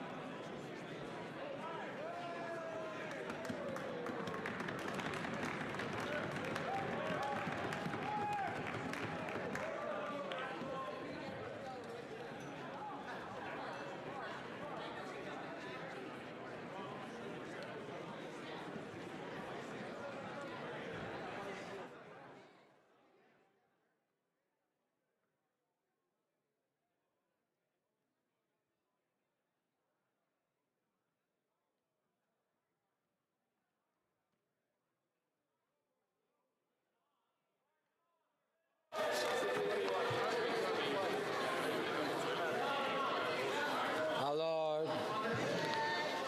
Order. Alors, la question est la. The question is the following. Mr. Lametti, seconded by Mr. Rodriguez, moved that Bill C-84, an act to amend the Criminal Code, bestiality and animal fighting, be now read a third time and do pass. All those in favor of the motion will please rise. Mr. Chager. Mr. Hare. Mr. Hare. Mr. Macaulay Cardigan. Mr. Macaulay Cardigan. Mr. Sanchin. Mr. Sanchin. Madame Joly. Madame Joly. Mr. Goodale. Mr. Goodale. Ms. Murray. Ms. Murray. Ms. Qualtrough. Ms. Qualtrough. Monsieur Lametti. Monsieur Lametti. Ms. Bennett. Ms. Bennett. Mr. Baines. Mr. Baines. Ms. Haidu. Ms. Haidu. Mr. Hussain. Mr. Hussain. Mr. O'Regan. Mr. O'Regan. Mr. Blair. Mr. Blair. Ms. Tassie. Ms. Tassie. Ms. Ing. Ms. Ing. Mrs. Jordan. Mrs. Jordan. Ms. Mahaichuk. Ms. Mahaichuk. Mr. Easter. Mr. Easter. Ms. Fry. Ms. Fry. Mr. McKay. Mr. McKay. Mr. Nault. Mr. Nault. Ms. Scrow. Ms. Scrow. Mrs. Lockhart. Mrs. Lockhart. Monsieur Lauzon, Argentin, La Petite Nation. Monsieur Lauzon, Argentin, La Petite Nation. Mrs. McCrimmon. Mrs. McCrimmon. Ms. Jones. Ms. Jones. Mr. Algabra. Mr. Algabra. Ms. Gould. Ms. Gould. Mr. Holland. Mr. Holland. Monsieur Champagne. Monsieur Champagne. Ms. Duncan of Tobico North. Ms. Duncan, Tobico North. Monsieur Duclos. Monsieur Duclos. Ms. McKenna. Ms. McKenna. Madame Leboutillier. Madame Leboutillier. Madame Bibot. Madame Bibot. Mr. Cuzner. Mr. Cuzner. Mr. Casey Charlottetown. Mr. Casey Charlottetown. Mr. Vaughan. Mr. Vaughan. Monsieur Serré. Monsieur Serré. Monsieur Miller, Ville-Marie, le Sud-Ouest, Île des Sœurs. Monsieur Miller, Ville-Marie, le Sud-Ouest, Île des Sœurs. Monsieur Chiffquet. Monsieur Chiffquet. Mr. Bagnall. Bagnall. Monsieur Paradis. Monsieur Paradis. Mr. McGinty. Mr. McGinty. Mr. Scarpalegia. Scarpalegia. Mr. Sims. Sims. Mr. Tansey. Mr. Tansey. Monsieur Fergus. Monsieur Fergus. Mr. Hernandez Sangre. Mr. Hernandez Sangre. Mr. Fillmore. Fillmore. Ms. Goldsmith-Jones. Ms. Goldsmith-Jones. Ms. DeMoff. Ms. DeMoff. Mr. Mendocino. Mr. Mendocino. Mr. Duguid. Mr. Duguid. Mr. Lamour. Monsieur Lamour. Mr. McKinnon Gatineau. Mr. McKinnon Gatineau. Mr. Beach. Mr. Beach. Monsieur Lightbound. Mr. Lightbound. Ms. O'Connell. Ms. O'Connell. Ms. Cara. Ms. Cara. Mr. Varani. Mr. Varani. Ms. Young. Ms. Young. Mrs. Schultz. Mrs. Schultz. Monsieur Vandal. Monsieur Vandal. Monsieur Poisson. Monsieur Poisson. Mrs. Romanado. Mrs. Romanado. Monsieur Massé, Avignon, le Métis, Matan Matapédia. Monsieur Massé, Avignon, le Métis, Matan Matapédia. Monsieur Hébert. Monsieur Hébert. Mr. Jesnevsky. Mr. Jesnevsky. Mr. Dollywall. Mr. Dollywall. Mr. Pescasolido. Mr. Pescasolido. Monsieur Dubourg. Monsieur Dubourg. Mr. Aldag. Mr. Aldag. Mr. Amos. Mr. Amos. Monsieur Arsenault. Monsieur Arsenault. Mr. Area. Mr. Area. Monsieur Ayoub. Monsieur Ayoub. Mr. Badaway. Mr. Badaway. Monsieur Bayliss. Monsieur Bayliss. Madame Lapointe. Madame Lapointe. Mr. Biddle. Mr. Biddle. Mr. Boissonneau. Mr. Boissonneau. Mr. Bossio. Mr. Bossio. Mr. Bertina. Mr. Bertina. Monsieur Breton. Monsieur Breton. Mr. Chen. Mr. Chen. Mr. Bruson. Mr. Bruson. Ms. Dillon. Ms. Dillon. Monsieur Drouin. Monsieur Drouin. Ms. Zerowitz. Ms. Zerowitz. Mr. Assassi. Mr. Assassi. Monsieur El Khoury. Monsieur El Khoury. Mr. Ellis. Mr. Ellis. Mr. Erskine Smith. Mr. Erskine Smith. Mr. Ailfson. Mr. Ailfson. Mr. Finnegan. Mr. Finnegan. Mr. Fisher. Mr. Fisher. Mr. Fragascados. Mr. Fragascados. Mr. Fraser Westnova. Mr. Fraser Westnova. Mr. Fuhr. Mr. Fuhr. Mr. Garrettson. Mr. Garrettson. Mr. Graham. Mr. Graham. Mr. Hardy. Mr. Hardy. Mr. Harvey. Mr. Harvey. Mr. Housefather. Mr. Housefather. Monsieur Yacono. Monsieur Yacono. Mr. Johari. Mr. Johari. Miss Khalid. Miss Khalid. Mr. Levitt. Mr. Levitt. Mr. Long. Mr. Long. Mr. Longfield. Mr. Longfield. Mr. May, Cambridge. Mr. May, Cambridge. Mr. McDonald. Mr. McDonald. Mr. McKinnon, Coquitlam, Port Coquitlam. Mr. McKinnon, Coquitlam, Port Coquitlam. Mr. McLeod, Northwest Territories. McLeod, Northwest Territories. Mr. Morrissey. Mr. Morrissey. Madame Nassif.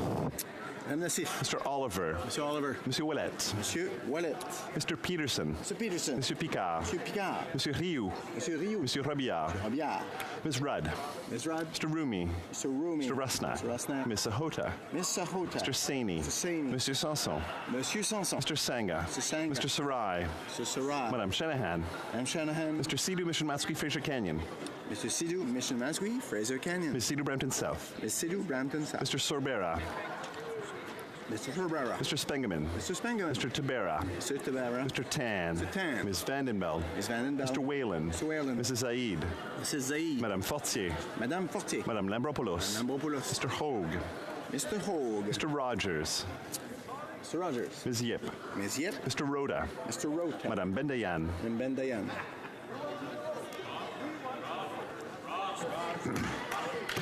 Mr. Nicholson. Mr. Nicholson. Ms. Gledoux.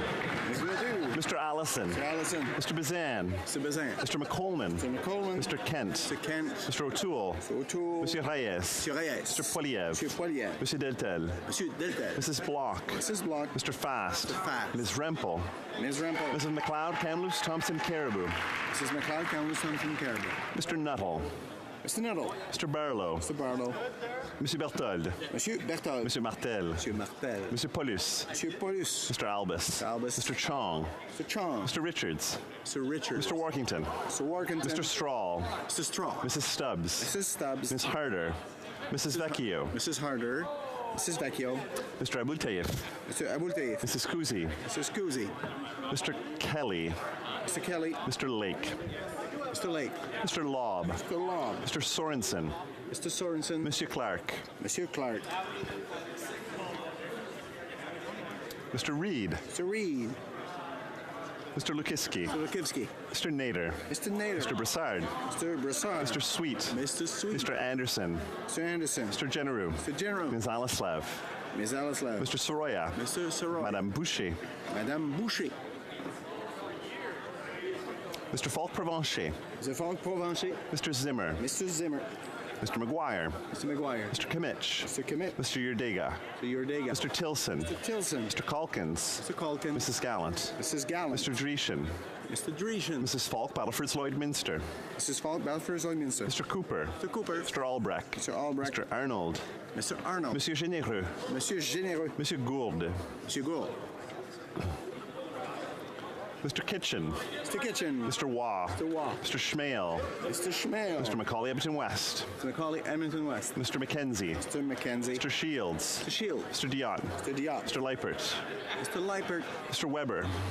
Mr. Weber. Mr. Motz. Mr. Motz. Mr. Benson. Mr. Benson. Mr. Lloyd. Mr. Lloyd. Mr. Barrett. Mr. Barrett. Mr. Davidson. Mr. Davidson. Mr. Stanton. Mr. Stanton. Mr. Sopak. Mr. Sopak. Mr. Van Kesteren. Mr. Van Kesteren. Mr. Shipley. Mr. Shipley. Mr. Glinsky. Mr. Glinsky. Mr. Miller, Bruce Gray, Owen Sound. Mr. Miller, Bruce Gray, Owen Sound. Mr. Trost. Mr. Trost. Mr. Singh. Mr. Singh. Mr. Julian. Mr. Julian. Monsieur Boulris. Monsieur Boulris. Ms. Benson. Ms. Benson. Ms. Kwan. Ms. Kwan. Mr. Angus. Mr. Angus. Mr. Davies. Davies. Ms. Ashton. Ms. Ashton. Monsieur Caron. Monsieur Caron. Mr. Garrison. Garrison. Madame Brosseau. Madame Brosseau. Madame Trudel. Trudel. Madame Sans Souci. Madame Sans Souci. Ms. Blaney, North Island, Powell River. Ms. Blaney, North Island, Powell River. Ms. Jolibois. Ms. Jolibois. Monsieur Dussault. Monsieur Dussault. Monsieur Dubé. Monsieur Dubé. Monsieur Aubin. Monsieur Aubin. Monsieur Nantel. Monsieur Nantel. Monsieur Choquette. Monsieur Choquette. Mr. Blakey. Mr. Blakey. Mr. Duval. Mr. Duval. Mr. Cannings. Mr. Canning. Ms. Hardcastle. Ms. Hardcastle. Mr. McGregor. Mr. McGregor. Mr. Cullen. Mr. Cullen. Mr. Stetsky. Mr. Stetsky. Madame Quash. Madame Quash. Madame Boutin-Sweet. Boutin-Sweet. Madame Laverdière. Madame Laverdière. Mr. Christopherson. Mr. Christopherson. Ms. Duncan, Edmonton Strathcona. Ms. Duncan, Edmonton Strathcona. Mr. Donnelly. Mr. Donnelly. Ms. Matheson. Ms. Matheson. Madame Hughes. Madame Hughes. Monsieur Beaulieu. Monsieur Beaulieu. Monsieur Plamondon. Monsieur Plamondon. Monsieur Boudria. Monsieur Boudria. Monsieur Thériault. Monsieur Thériault. Madame Posé. Madame Posé. Monsieur Fortin. Monsieur Fortin. Monsieur Barcelou-Duval. Monsieur Barcelou-Duval. Mrs. Philpott. Mrs. Philpott. Ms. Wilson-Raybould. Ms. Wilson-Raybould. Mr. Tutu. Mr. Tutu. Mr. Weir. Mr. Weir.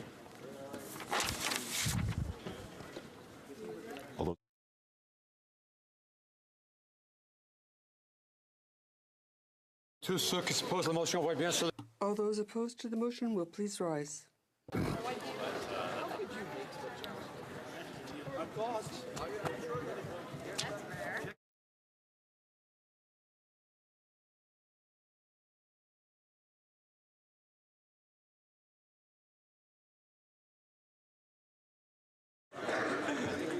Yeas pour 276, 276. Nays contre 0, 0. Je déclare la motion. I declare the motion carried.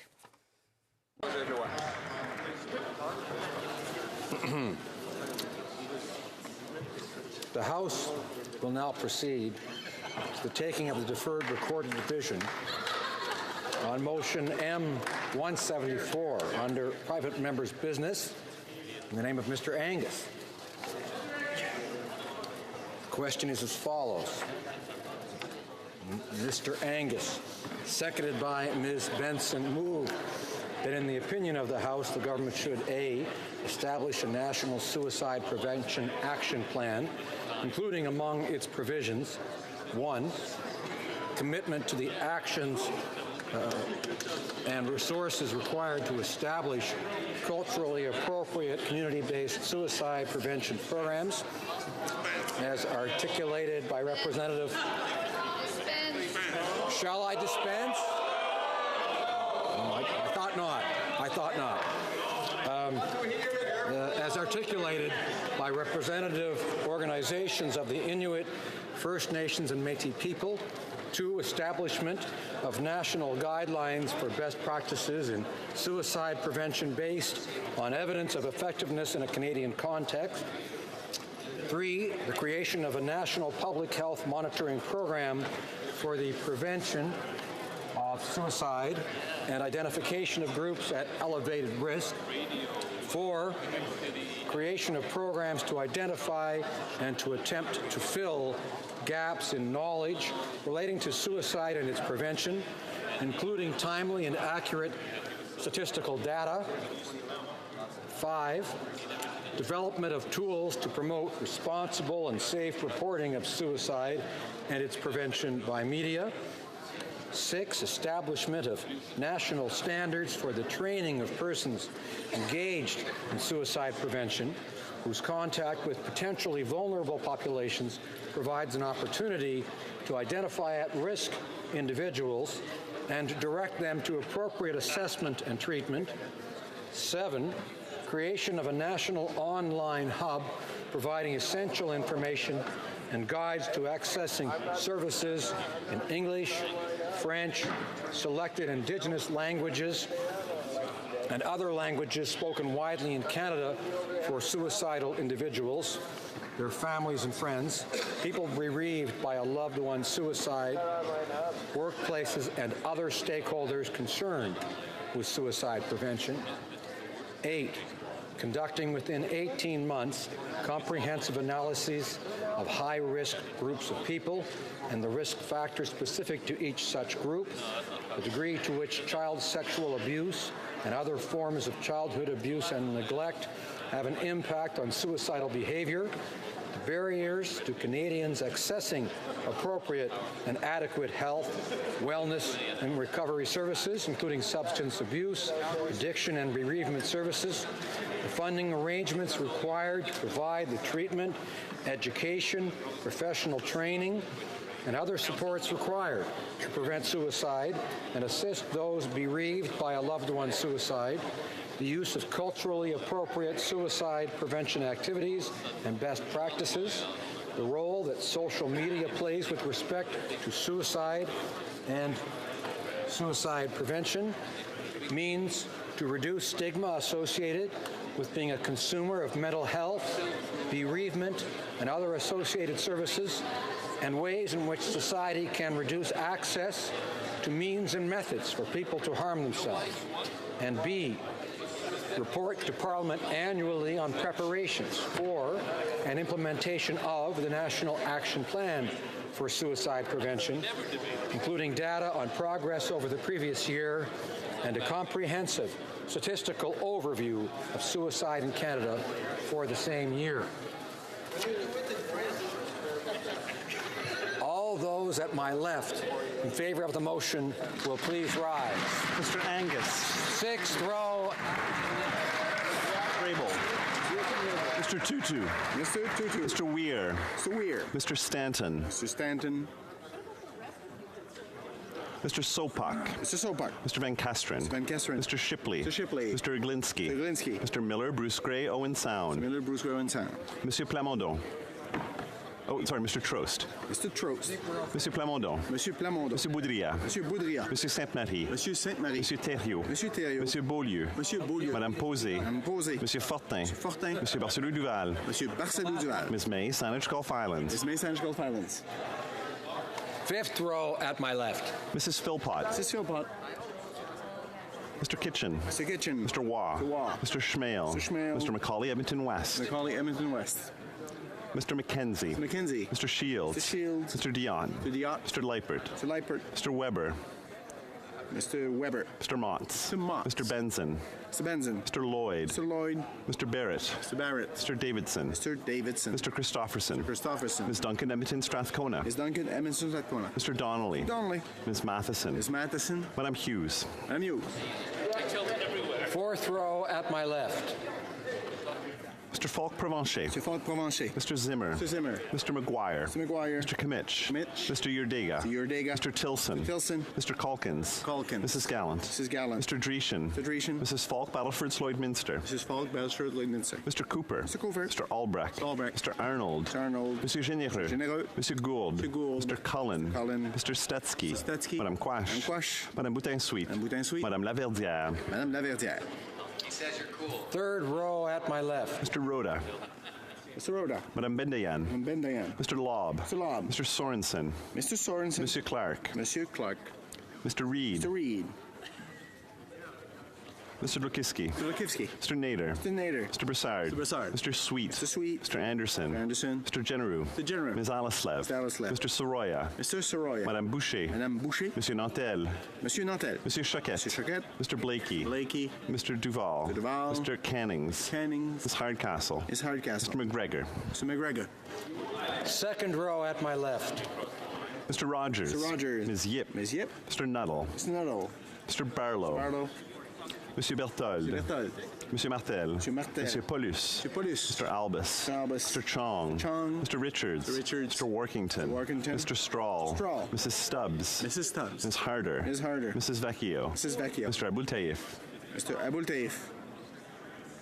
Mrs. Kuzi. Mrs. Kuzi. Mr. Kelly. Mr. Kelly. Mr. Lake. Mr. Lake. Mr. Garrison. Mr. Garrison. Madame Brosseau. Madame Brosseau. Madame Trudel. Madame Trudel. Madame Sans Souci. Madame Sans Souci. Ms. Blaney, North Island, Powell River. Ms. Blaney, North Island, Powell River. Ms. Jolibois. Ms. Jolibois. Monsieur Dussault. Dussault. Monsieur Dubé. Monsieur Dubé. Monsieur Aubin. Monsieur Aubin. First row at my left. Mr. Nicholson. Mr. Nicholson. Ms. Gladue. Ms. Gladue. Mr. Allison. Allison. Mr. Bazan. Bazan. Mr. McColeman. Mr. McColeman. Mr. Kent. Mr. Kent. Mr. O'Toole. O'Toole. Monsieur Reyes. Monsieur Reyes. Mr. Poiliev. Mr. Poiliev. Monsieur Deltel. Monsieur Deltel. Mrs. Block. Mrs. Block. Mr. Fast. Fast. Ms. Rempel. Ms. Rempel. Mrs. McLeod. Kamloops, Thompson, Caribou.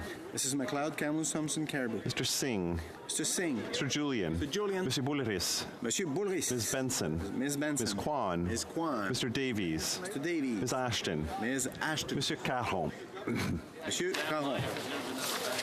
All those at my right in favor of the motion would please rise. Sixth row. Mr. Peterson. Peterson. Monsieur Picard. Picard. Monsieur Rioux. Rioux. Monsieur Robillard. Yeah. Ms. Rudd. Ms. Rudd. Mr. Rumi. Mr. Rumi. Mr. Rusnak. Mr. Rusnak. Ms. Sahota. Ms. Sahota. Mr. Saini. Mr. Saini. Monsieur Sanson. Monsieur Sanson. Mr. Sanga. Mr. Sanga. Mr. Sarai. Mr. Sarai. Madame Shanahan. Madame Shanahan. Mr. Sidhu, Mission Matsui, Fraser Canyon. Mr. Sidhu, Mission Matsui, Fraser Canyon. Ms. Sidhu, Brampton South. Mr. Sidhu, Brampton South. Mr. Sorbera. Mr. Sorbara. Mr. Spengeman. Mr. Spengeman. Mr. Tabera. Mr. Tabera. Mr. Tan. Mr. Tan. Ms. Vandenbelt. Ms. Vandenbelt. Mr. Whalen. Mr. Whalen. Mrs. Said. Mrs. Zaid. Madame Fortier. Fortier. Madame Lambropoulos. Madame Lambropoulos. Mr. Hogue. Mr. Hogue. Fifth row at my right. Mr. Finnegan. Mr. Finnegan. Mr. Fisher. Fisher. Mr. Fragascados. Agiscados. Mr. Fraser Westnova. Fraser Westnova. Mr. Fuhr. Fuhr. Mr. Gerritsen. Gerritsen. Mr. Graham. Mr. Graham. Mr. Hardy. Mr. Hardy. Mr. Harvey. Mr. Harvey. Mr. Housefather. Housefather. Mr. Yacono. Mr. Yacono. Mr. Johari. Mr. Johari. Ms. Khalid. Ms. Khalid. Mr. Levitt. Mr. Levitt. Mr. Long. Long. Mr. Longfield. Longfield. Mr. May Cambridge. Mr. May Cambridge. Mr. McDonald. Mr. McDonald. Mr. McKinnon, Coquitlam, Port Coquitlam. McKinnon, Coquitlam, Port Coquitlam. Mr. McLeod, Northwest Territories. McLeod, Northwest Territories. Mr. Morrissey. Mr. Morrissey. Madame Nassif. Madame Nassif. Mr. Oliver. Mr. Oliver. Monsieur Willett. Monsieur Willett. Fourth row at my right. Mr. Dollywall. Dollywall. Mr. Pescasolido. Pescasolido. Monsieur Dubourg. Dubourg. Mr. Aldag. Mr. Aldag. Mr. Amos. Mr. Amos. Mr. Arsenault. Arsenault. Mr. Area. Mr. Area. Monsieur Ayoub. Mr. Ayoub. Mr. Badaway. Mr. Badaway. Monsieur Bayless. Mr. Bayless. Madame Lapointe. Madame Lapointe. Mr. Biddle. Mr. Biddle. Mr. Boissonneau. Mr. Boissonneau. Mr. Bossio. Mr. Bossio. Mr. Bertina. Mr. Bertina. Monsieur Breton. Monsieur Breton. Mr. Chen. Mr. Chen. Mr. Bruson. Mr. Bruson. Ms. Dillon. Ms. Dillon. Monsieur Drouin. Mr. Drouin. Ms. Zerowitz. Ms. Zerowitz. Mr. Assassi. Assassi. Monsieur El Khoury. Mr. Khoury. Mr. Ellis. Ellis. Mr. Erskine Smith. Mr. Erskine Smith. Mr. Ailfson. Mr. Ailfson. Third row at my right. Mr. McGinty. Mr. Scarpalegia. Mr. Sims. Mr. Tansey. Monsieur Fergus. Mr. Hernandez-Sangre. Mr. Fillmore. Ms. Goldsmith-Jones. Ms. DeMoff. Mr. Mendicino. Mr. Duguid. Monsieur Lamoureux. Monsieur McKinnon-Gatineau. Mr. Beach. Monsieur Lightbound. Ms. O'Connell. Ms. Cara. Mr. Virani. Ms. Young. Mrs. Schultz. Monsieur Vandal. Monsieur Poisson. Mrs. Romanato. Monsieur Massé, Avignon, Le Métis, Matane, Matapédia. Monsieur Hébert. Mr. Jesnevsky. Second row at my right. Ms. Scrow. Mrs. Lockhart. Monsieur Lausanne, Argenteuil, La Petite Nation. Mrs. McCrimmon. Ms. Jones. Mr. Algabra. Ms. Gould. Mr. Holland. Monsieur Champagne. Ms. Duncan Etobicoke North. Monsieur Duclos. Ms. McKenna. Madame Le Boutillier. Madame Bibot. Mr. Cuzner. Mr. Casey, Charlottetown. Mr. Vaughan. Monsieur Serré. Monsieur Miller, Ville-Marie, Le Sud-Ouest et l'Essar. Monsieur Chiffquet. Mr. Bagnall. Monsieur Paradis. First row at my right. Mr. Hare. Mr. Macaulay-Cardigan. Mr. Sargent. Madame Joly. Mr. Goodale. Ms. Murray. Ms. Chager. Ms. Qualtrough. Monsieur Lemetti. Ms. Bennett. Mr. Baines. Ms. Haidu. Mr. Hussein. Mr. O'Regan. Mr. Blair. Ms. Tassi. Ms. Ing. Mrs. Jordan. Ms. Mahaichuk. Mr. Easter. Ms. Fry. Mr. McKay. Mr. Nault. All those at my left opposed to the motion will please rise. Sixth row. Fifth row at my left. Fourth row at my left. Third row at my left. Second row at my left. First row at my left. All those at my right opposed to the motion will please rise. Sixth row. Fifth row at my right. Fourth row at my right. Third row at my right. Second row at my right. First row at my right.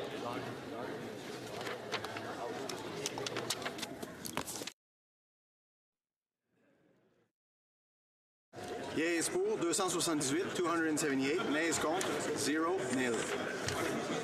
I declare the motion carried.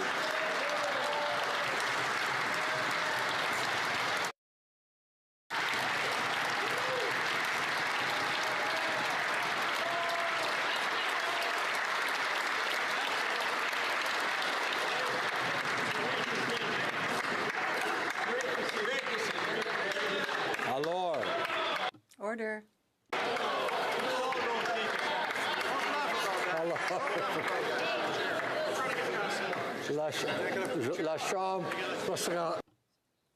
The House will now proceed to the taking of the deferred recorded division on motion M208 under private members' business in the name of Mr. Amos.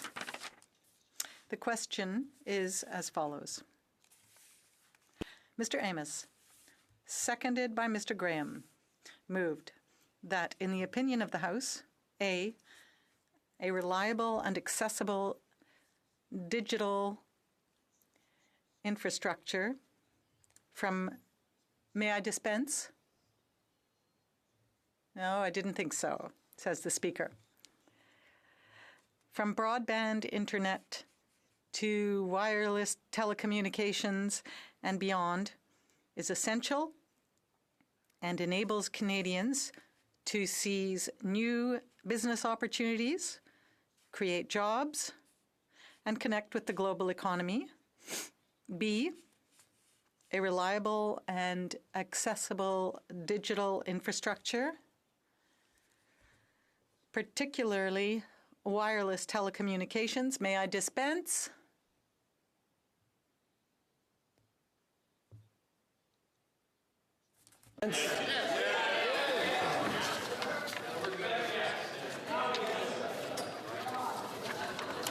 All those at my right in favor of the motion, que tout ça à ma droite, que puis la motion va... All those at my right in favor of the motion will please rise. Sixième rangée à ma droite. Sixth row at my right. Monsieur Picard. Monsieur Rioux. Monsieur Robillard. Ms. Rudd. Mr. Rumi. Mr. Rusnak. Ms. Sahota. Mr. Saini. Monsieur Sanson. Mr. Sanga. Mr. Sarai. Madame Shanahan. Mr. Sidhu, Mission Matsui, Fraser Canyon. Ms. Sidhu, Brampton South. Mr. Sorbera. Mr. Spengeman. Mr. Tibera. Mr. Tan. Ms. Vandenbeld. Mr. Whalen. Mrs. Zaid. Madame Fortier. Madame Lambropoulos. Mr. Hogue. Fifth row at my right. Mr. Finnegan. Mr. Fisher. Mr. Fragiscados. Mr. Fraser Westnova. Mr. Fuhr. Mr. Gerritsen. Mr. Graham. Mr. Hardy. Mr. Harvey. Mr. Housefather. Monsieur Iacono. Mr. Johari. Ms. Khalid. Mr. Levitt. Mr. Long. Mr. Longfield. Mr. May, Cambridge. Mr. McDonald. Mr. McKinnon, Coquitlam, Port Coquitlam. Mr. McLeod, Northwest Territories.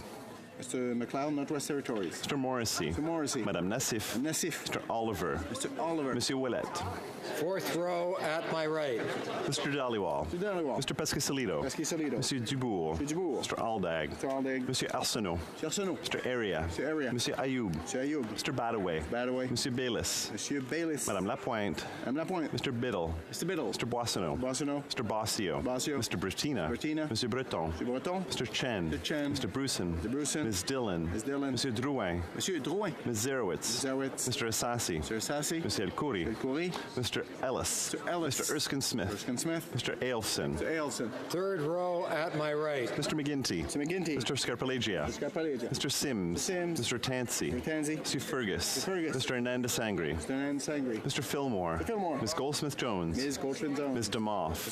Mr. Mendocino. Mr. Duguid. Mr. Lamoureux. Mr. McKinnon-Gatineau. Mr. Beach. Mr. Lightbound. Ms. O'Connell.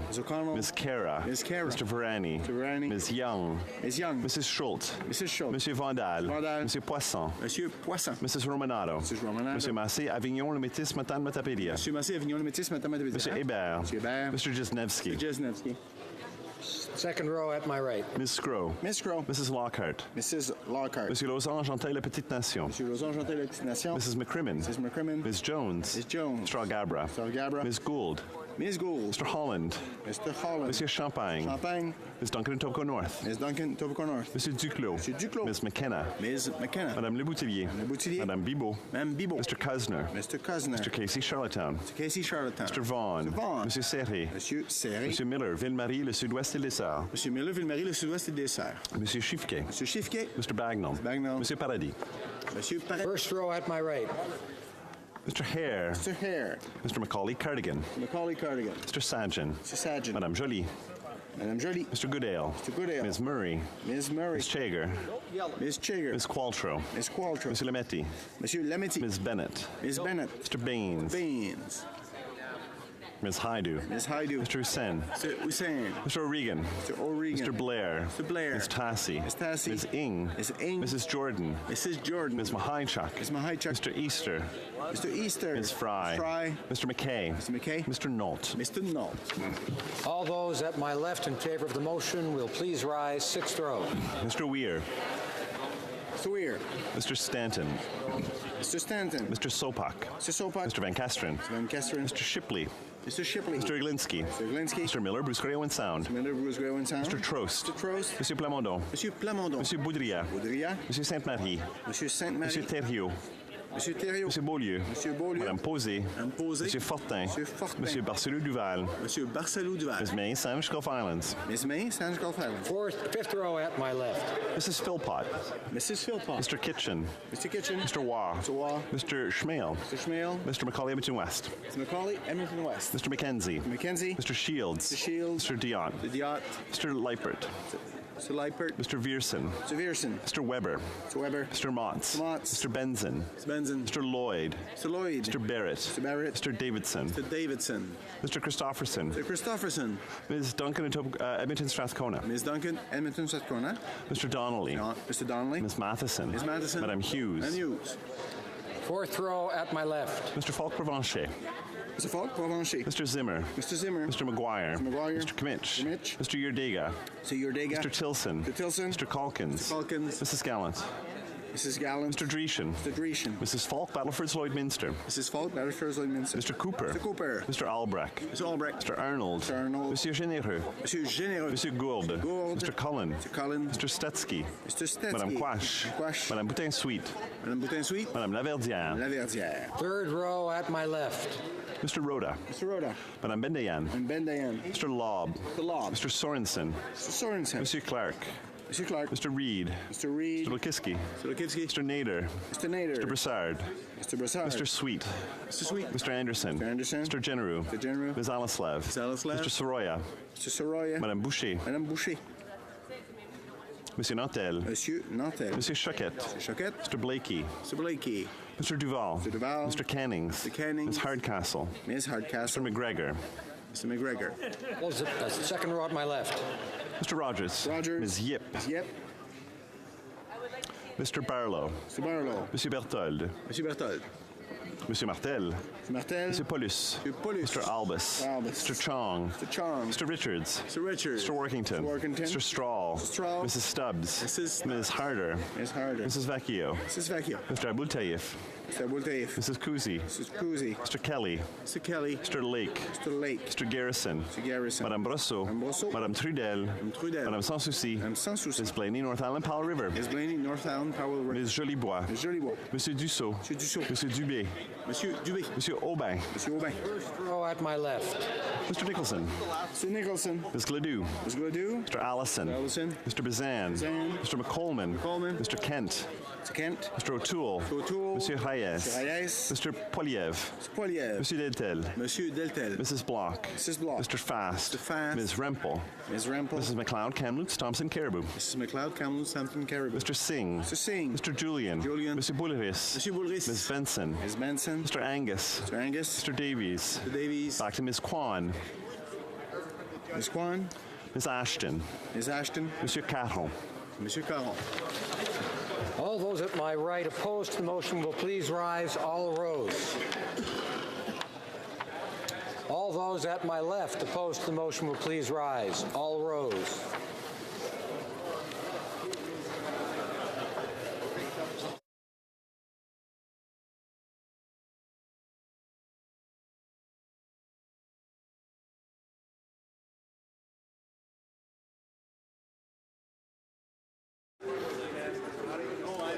Yes pour 276, 276, nays contre, nil, 0.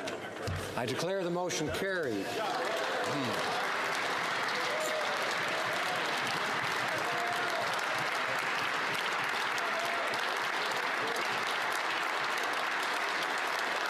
The House will now proceed to the taking of the deferred recorded division of the motion at second reading stage of Bill C-406 under private member's business. The question is as follows. Mr. Calkins, seconded by Mr. Barlow, moved that Bill C-406, an act to amend the Canada Elections Act, foreign contributions, be now read a second time and referred to the Standing Committee on Procedure and House Affairs.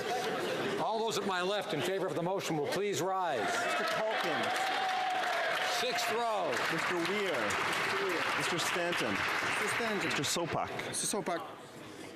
Mr. Van Kesteren. Van Kesteren. Mr. Shipley. Mr. Shipley.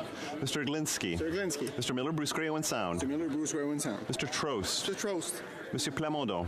Monsieur Plamondon. Monsieur Boudria. Monsieur Boudria. Monsieur Sainte-Marie. Sainte-Marie. Monsieur Thériault. Monsieur Thériault. Monsieur Beaulieu. Monsieur Beaulieu. Madame Posé. Madame Posé. Monsieur Fortin. Monsieur Fortin. Monsieur Barcelou-Duval. Monsieur Barcelou-Duval.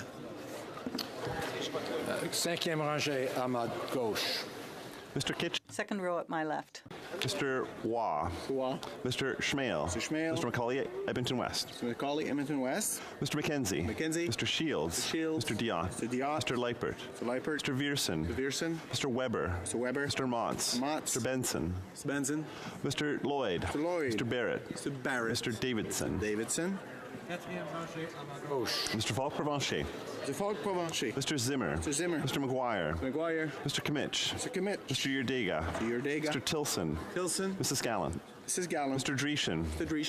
Mrs. Falk, Battleford, Lloydminster. Mr. Cooper. Mr. Albrecht. Mr. Arnold. Monsieur Généreux. Monsieur Gourde. Third row at my left. Mr. Lobb. Mr. Sorensen. Mr. Clark. Mr. Reid. Mr. Lukiski. Mr. Nader. Mr. Broussard. Mr. Sweet. Mr. Anderson. Mr. Genereux. Ms. Alislav. Mr. Soroya. Madame Boucher. Deuxième rangée à ma gauche. Second row at my left. Mr. Nuttall. Mr. Barlow.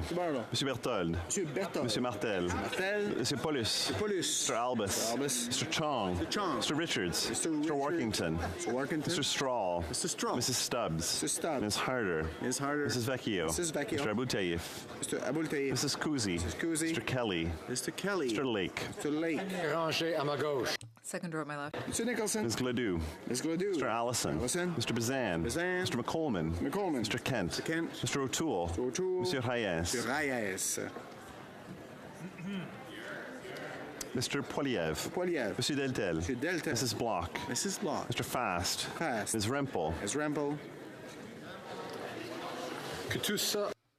All those at my right in favor of the motion will please rise. Sixth row.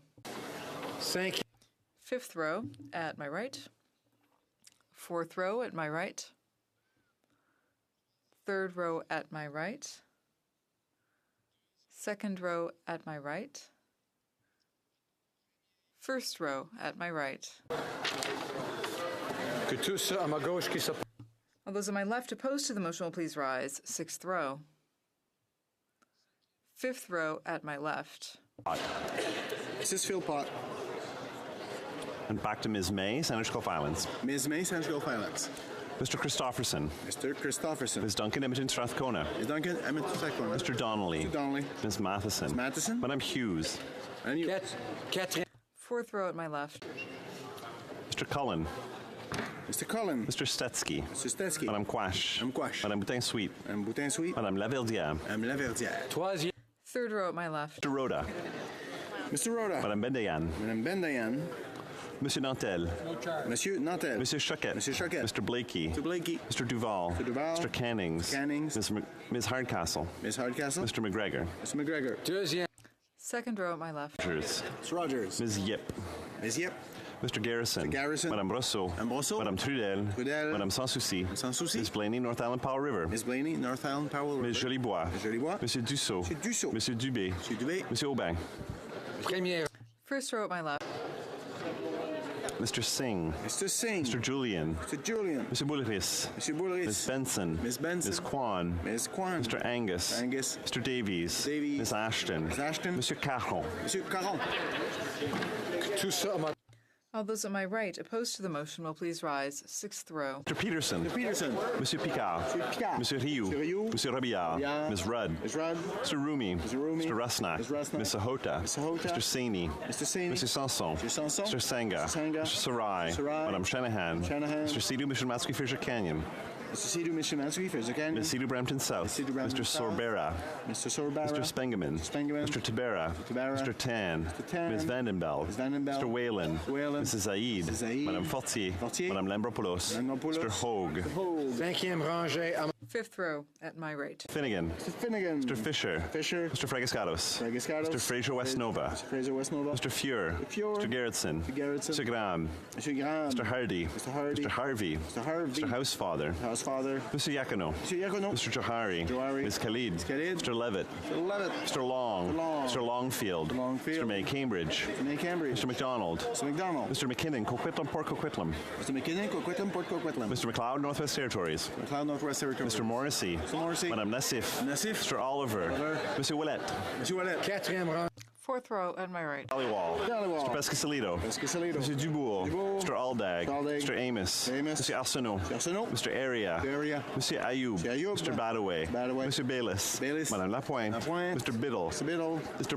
Boissonneau. Mr. Bossio. Mr. Bertina. Mr. Breton. Mr. Chen. Mr. Bruson. Ms. Dillon. Mr. Drouin. Ms. Zerowitz. Mr. Assassi. Mr. El Khoury. Mr. Ellis. Mr. Erskine Smith. Mr. Aelfson. Troisième rangée à ma droite. Third row, my right. Mr. Scarpalegia. Mr. Sims. Mr. Tansey. Mr. Fergus. Mr. Hernandez-Sangre. Mr. Fillmore. Ms. Goldsmith-Jones. Mr. Moff. Mr. Mendocino. Mr. Dogood. Mr. Lamoureux. Mr. McKinnon-Gatineau. Mr. Beach. Mr. Lightbound. Ms. O'Connell. Ms. Cara. Mr. Varani. Ms. Young. Mrs. Schultz. Mr. Vandal. Mr. Poisson. Mrs. Romanato. Mr. Massé-Avignon, le métis Matapédia. Mr. Hébert. Mr. Jesnevsky. Deuxième. Second row at my right. Scrow. Mrs. Lockhart. Mr. Lausanne Chantal La Petite Nation. Mrs. McCrimmon. Ms. Jones. Stragabra. Ms. Gould. Mr. Holland. Mr. Champagne. Ms. Duncan Etobicoke North. Mr. Duclos. Ms. McKenna. Madame Le Boutillier. Madame Bibot. Mr. Cuzner. Mr. Casey Charlottetown. Mr. Vaughan. Monsieur Serré. Monsieur Miller, Ville-Marie, le Sud-Ouest et des Sables. Monsieur Chiffquet. Mr. Bagnall. Monsieur Paradis. Premier rang. First row at my right. Hare. Mr. Macaulay Cardigan. Mr. Sanchin. Madame Jolie. Mr. Goodale. Ms. Murray. Ms. Chager. Ms. Qualtrough. Monsieur Lametti. Ms. Bennett. Mr. Baines. Ms. Haidu. Mr. Hussein. Mr. O'Regan. Mr. Blair. Ms. Tassie. Ms. Ing. Mrs. Jordan. Ms. Mahynchuk.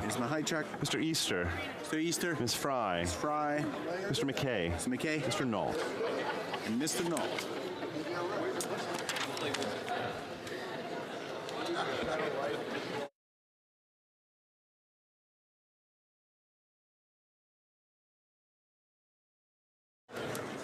Yeas pour 89, 89. Nays contre 187, 187.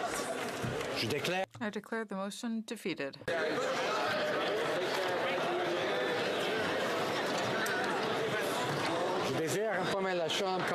I would like to inform the House that because of the late hour, the time allowed for private members' business has been cancelled. Accordingly, the order is dropped to the bottom of the order of precedence, or rather to an alternate date. Order. In accordance with Standing Order 38, a motion to adjourn the House is deemed to have been made and seconded at this time. Therefore, the question is that this House do now adjourn. We can't until we go through, of course, the adjournment proceedings, as you understand. We'll debate a couple of things in a moment once things quiet down a little.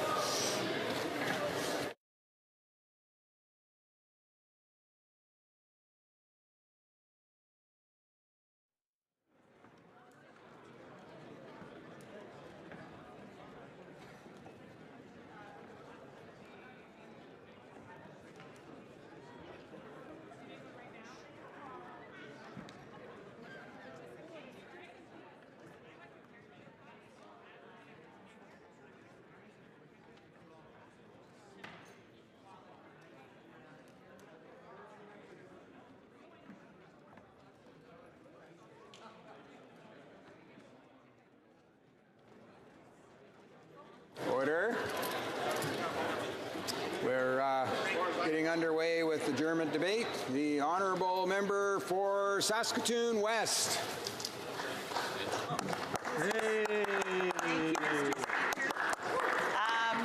I got my earring caught in my microphone cord. I have got to stop wearing these earrings. Mr. Speaker, it was a week ago I asked for, actually the sixth time, how the Liberal government planned to ensure safe and equitable access to transportation for people in Saskatchewan who've been affected by the end of STC and, of course, the pullout of the Greyhound service in the province. 6 questions asked and still no answers. And I certainly hope tonight, Mr. Speaker, that I will get some answers for the people of Saskatchewan. Many people, particularly in rural, remote, and Indigenous communities, are unable to travel to see family, to get to work, to do business in nearby communities, to go to school, or even access medical care due to the end of STC and the end of the Greyhound service in the province. And, Mr. Speaker, many Indigenous women are unable to travel safely between communities. I know that this Prime Minister has not forgotten about the Highway of Tears, and I know this Prime Minister doesn't think that Indigenous women and girls should be walking on highways, hitchhiking, or finding rides online from strangers instead of taking safe, reliable, and affordable public transportation. And so, Mr. Speaker, I am confused as to why he and his government are doing nothing to prevent this in my province. In his response to my latest question, the Prime Minister acknowledged the gaps in coverage that private transportation companies have left. He said, and I quote, "We would encourage the member opposite to encourage the Saskatchewan government to partner with us." And I, Mr. Speaker, found this a bit of an odd response. The Prime Minister seems to think that a partnership consists of simply splitting the costs. And if you can't agree on the cost, then there can be no agreement, therefore no partnership. And my response to that is that a partnership already exists. Both the federal and provincial governments are responsible for the safety and well-being of all Canadians, even ones that live in Saskatchewan. And this partnership is permanent. It cannot be dissolved because one of the partners is failing to live up to its own responsibility. But this government doesn't seem to agree. Instead of living up to their own responsibility to the people of Saskatchewan, the federal Liberal government is content to do nothing and wait for leadership from their Conservative provincial counterparts before acting. Mr. Speaker, I have no confidence whatsoever that leadership is going to come from the Saskatchewan Party in my province. The Premier Moe and his Conservative government saw fit to actually get rid of a valuable Crown asset and leave people literally stranded in Indigenous communities and rural communities. But that does not mean that the Prime Minister of Canada has to do the same. Many people had hoped that this Prime Minister and his Liberal government would rise above their Conservative counterparts and protect Indigenous women and girls and seniors and those without the ability to travel independently. The provincial government must answer for its bad decisions, and they will. But why is this federal Liberal government abdicating their responsibility to the people of Saskatchewan? And why is this government failing to ensure the safe, affordable public transportation is available to the people of Saskatchewan as it has for Canadians living in other provinces? Thank you, Mr. Speaker. The Honourable Parliamentary Secretary to the Minister of Transport. Thank you, Mr. Speaker, and I'd like to thank the honourable member, my friend, and I hope that her ear is feeling better after her incident. Last year, Greyhound announced it would be discontinuing services in Western Canada and Northern Ontario on October 31st, 2018. The federal government recognizes the effects these service reductions would have to communities, especially rural, remote, and Indigenous communities. For decades, since the 1950s in fact, provinces have had a lead role in governing intercity bus services. As such, the provinces also have a lead role in determining solutions to Greyhound's withdrawal. However, given the scale, impacts, and interprovincial nature of these reductions, the federal government decided to work collaboratively with the provinces and territories through a federal, provincial, and territorial working group to determine the best path forward. The deliberations from this working group were built into the federal government's plan, which was announced to the public on October 31st, 2018. As part of this plan, the federal government announced that it would be willing to cost share with the affected provinces in filling their service gaps left behind by Greyhound on a temporary and transitional basis. The federal government remains willing to cost share with the affected provinces, including Saskatchewan, to restore these services. Federal money is on the table, and the member opposite's provincial Conservative government is refusing to use it to help the people of Saskatchewan. Although the funding announced on October 31st was mostly related to addressing the short-term service needs following Greyhound's withdrawal, the federal government also recognizes that intercity bus reductions have been occurring for decades. That is why the federal government will also continue working with provinces and territories to develop longer-term and more innovative solutions to address the surface mobility needs of Canadians. In the meantime, the federal government is encouraged by the amount of private sector operators coming in to fill these gaps. We will continue to encourage their entry and to facilitate more coverage for Canadians. For Saskatoon West. I thank my honourable colleague for his remarks, and I must acknowledge the government has indeed offered something to address this crisis, but the fact that it is short-term and of minimal dollars concerns me. I think this federal government knows that the provincial government of Saskatchewan see no value in accessible and affordable public transit, nor in protecting the vulnerable in our society. So I don't see how this federal government saw that their sort of temporary, half-hearted cost-sharing proposal would actually solve this crisis, or would understand that when it was offered, it simply was rejected. I really want this government to offer a real and lasting solution. I think they have a responsibility and a leadership opportunity here to help the people of Saskatchewan. So I do want to see this federal government step up on the transportation crisis facing my constituents and all the people in Saskatchewan. Thank you, Mr. Speaker. Parliamentary Secretary to the Minister of Transport. Thank you, Mr. Speaker. There is federal money on the table to help address the gap left by Greyhound service cuts in Western Canada. However, given the lead role of provinces in governing the industry, any funding offered to the provinces would have to be cost-shared. Some provinces are interested in cost sharing and others are not. The Conservative Saskatchewan government cut STC routes, and the Conservative Saskatchewan government is not coming to the table on Greyhound service gaps. The federal Liberal government is doing everything it can to help Canadians maintain access to intercity transportation options, including the long-term options that I mentioned in my previous speech. Thank you, Mr. Speaker. The Honourable Member for Drummond. Thank you, Mr. Speaker.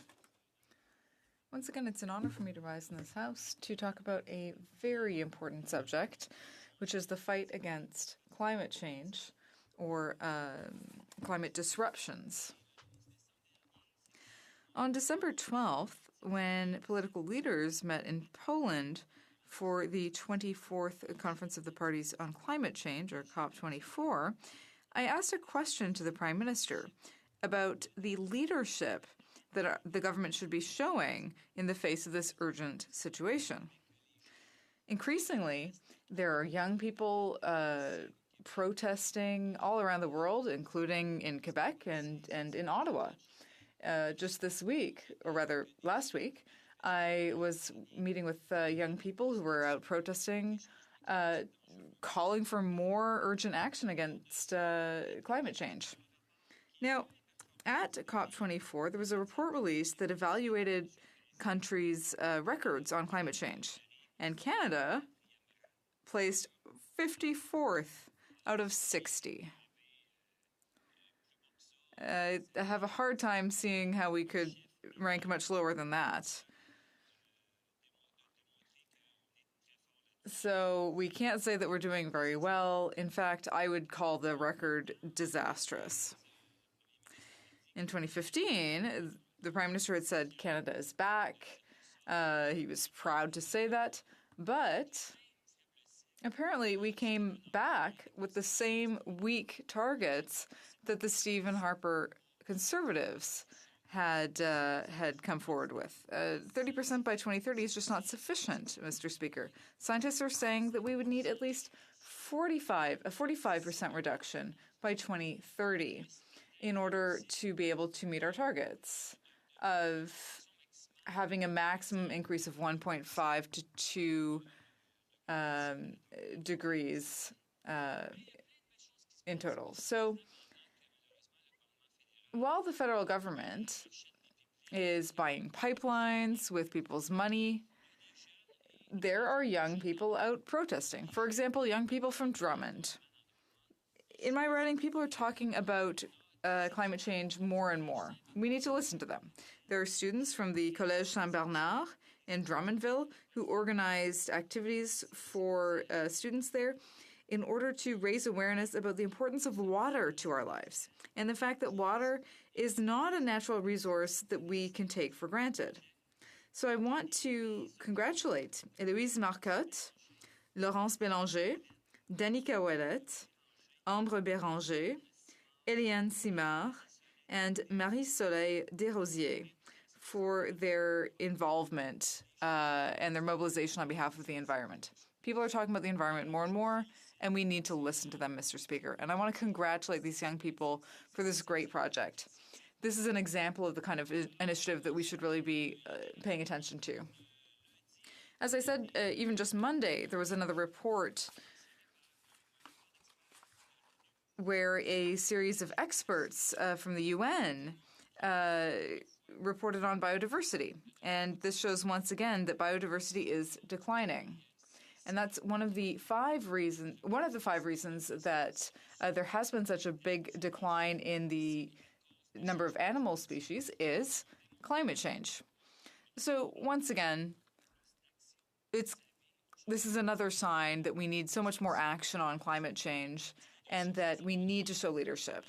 That's why we're asking the government, will they finally take our plan seriously? Our plan is to have eco-renovation tax credits for houses and other programs like that across Canada. The Honourable Parliamentary Secretary to the Minister of Transport. Mr. Speaker, Canadians see the impacts of climate change in our country. Floods, droughts, forest fires. We understand the need to take action to ensure a sustainable planet for future generations. In fact, it's one of the core reasons I ran for office in the first place. And I just want to say before I start with my formal speech, Mr. Speaker, with regards to the rankings that were stated in that speech, that member knows that those rankings were placed before a number of initiatives, including carbon pricing nationally, was implemented. So we've definitely gone up, but we've got a lot more work to do. This is why Canada is committed to being a global leader in addressing climate change. We joined other countries in developing the Paris Agreement. Canada was also one of the first countries to sign and ratify this agreement. For the past 2 years, we have been working with our provincial and territorial partners to implement actions under the Pan-Canadian Framework on Clean Growth and Climate Change. Canada's plan to meet our Paris Agreement greenhouse gas emissions reduction target of 30% below 2005 levels by 2030. A key pillar of the framework is putting a price on carbon pollution. When carbon pollution is not free, people and businesses are motivated to pollute less. Our analysis found that pricing carbon pollution in Canada will reduce Canada's greenhouse gas emissions by 50 to 60 million tons by 2022. That's equivalent to closing more than 30 coal-fired electricity plants. In the province of Ontario, Saskatchewan, Manitoba, and New Brunswick, the federal backstop carbon pricing system will be in place to protect the environment and spur innovation.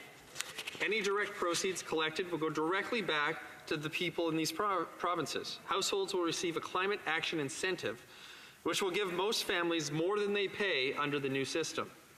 Funds will also be given to the province's schools, hospitals, businesses, and Indigenous communities to, for example, help them become more energy efficient and reduce emissions, helping Canadians save even more money and improve our local economies.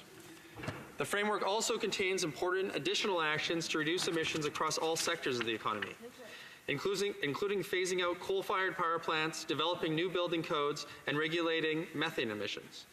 We are also protecting and enhancing carbon sequestration. I'm going to give that a second chance. And enhancing carbon sequestration. It's late at night, Mr. Speaker. I normally get those words out. In our forests and agricultural sectors, as well as supporting clean technology and innovation. A great deal of effort continues to be devoted to implementing this plan, and the plan is working. As reported in Canada's 2018 greenhouse gas emission projections, Canada's GHG emissions in 2030 are expected to be 223 million tons lower than projected prior to the adoption and implementation of Canada's climate plan. While this improvement reflects the breadth and depth of our plan, we expect additional reductions from actions such as our investments in public transit, clean tech, and innovation, carbon stored in forests, soils, and wetlands, and measures by provinces and territories. We are committed to being transparent with Canadians on our climate action. Canada submits annual reports to the United Nations Framework Convention on Climate Change on its greenhouse gas emissions levels. It also publishes annual greenhouse gas emissions projections towards 2030. We have also established robust reporting and oversight mechanisms to track and drive implementation of the Pan-Canadian Framework, including annual reports to First Ministers and Canadians. The second annual synthesis report on the status of PCF implementation was published in December 2018. Our government is committed to transparency for Canadians as we continue to take steps towards meeting our Paris Agreement targets and protecting this planet for our children and for future generations, Mr. Speaker. The Honourable Member for Drummond. Mr. Speaker, what I've heard from the other side is really sort of willful blindness. They say they're going to put a price on carbon, but they've forgotten to say that they exempted the biggest polluters, the biggest emitters.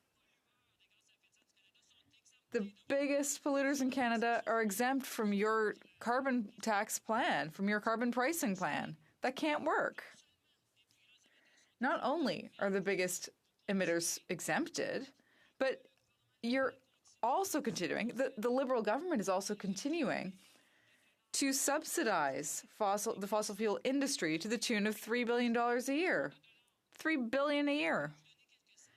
And then you give a few million here and there to fight climate change, and you think that you're really doing everything that you should. But $3 billion plus over $4 billion to buy a pipeline, plus even more to expand it. You're not putting your efforts in the right place. That's what I'm calling out here. Unfortunately, you're just putting your head in the sand. And when are you going to stop that and to start asking big emitters to pay a price on carbon? Thank you, Mr. Speaker. The Honourable Parliamentary Secretary. Mr. Speaker, while other countries are starting to talk about a Green New Deal, Canada is already working hard to implement one. We're putting a national price on pollution. We're banning the use of coal power, and we're moving to have 90% of our electricity to come from non-emitting sources. We're making historic investments in transit and green infrastructure, as well as electric charging stations and zero-emission vehicles. We're also investing in the green jobs of the future, especially in my riding, Burnaby North Seymour. Since I've been a member of Parliament, we've announced more than 3,000 well-paying green new jobs. We know we have to act quickly, Mr. Speaker. The IPCC gives us only 11 more years to take drastic action for the sake of future generations. Canadians can be proud of the work our government is doing, but I know we have much more work to do. If you want to get the whole story, I would encourage this House and that member to read my report titled Our Government's Work on Climate Change and the Environment. A copy is available on my website at terrybeachmp.ca/policy. Thank you very much, Mr. Speaker. The motion to adjourn the House is now deemed adopted. Thus, accordingly, the House stands adjourned until tomorrow at 10 a.m. pursuant to Standing Order 24-1.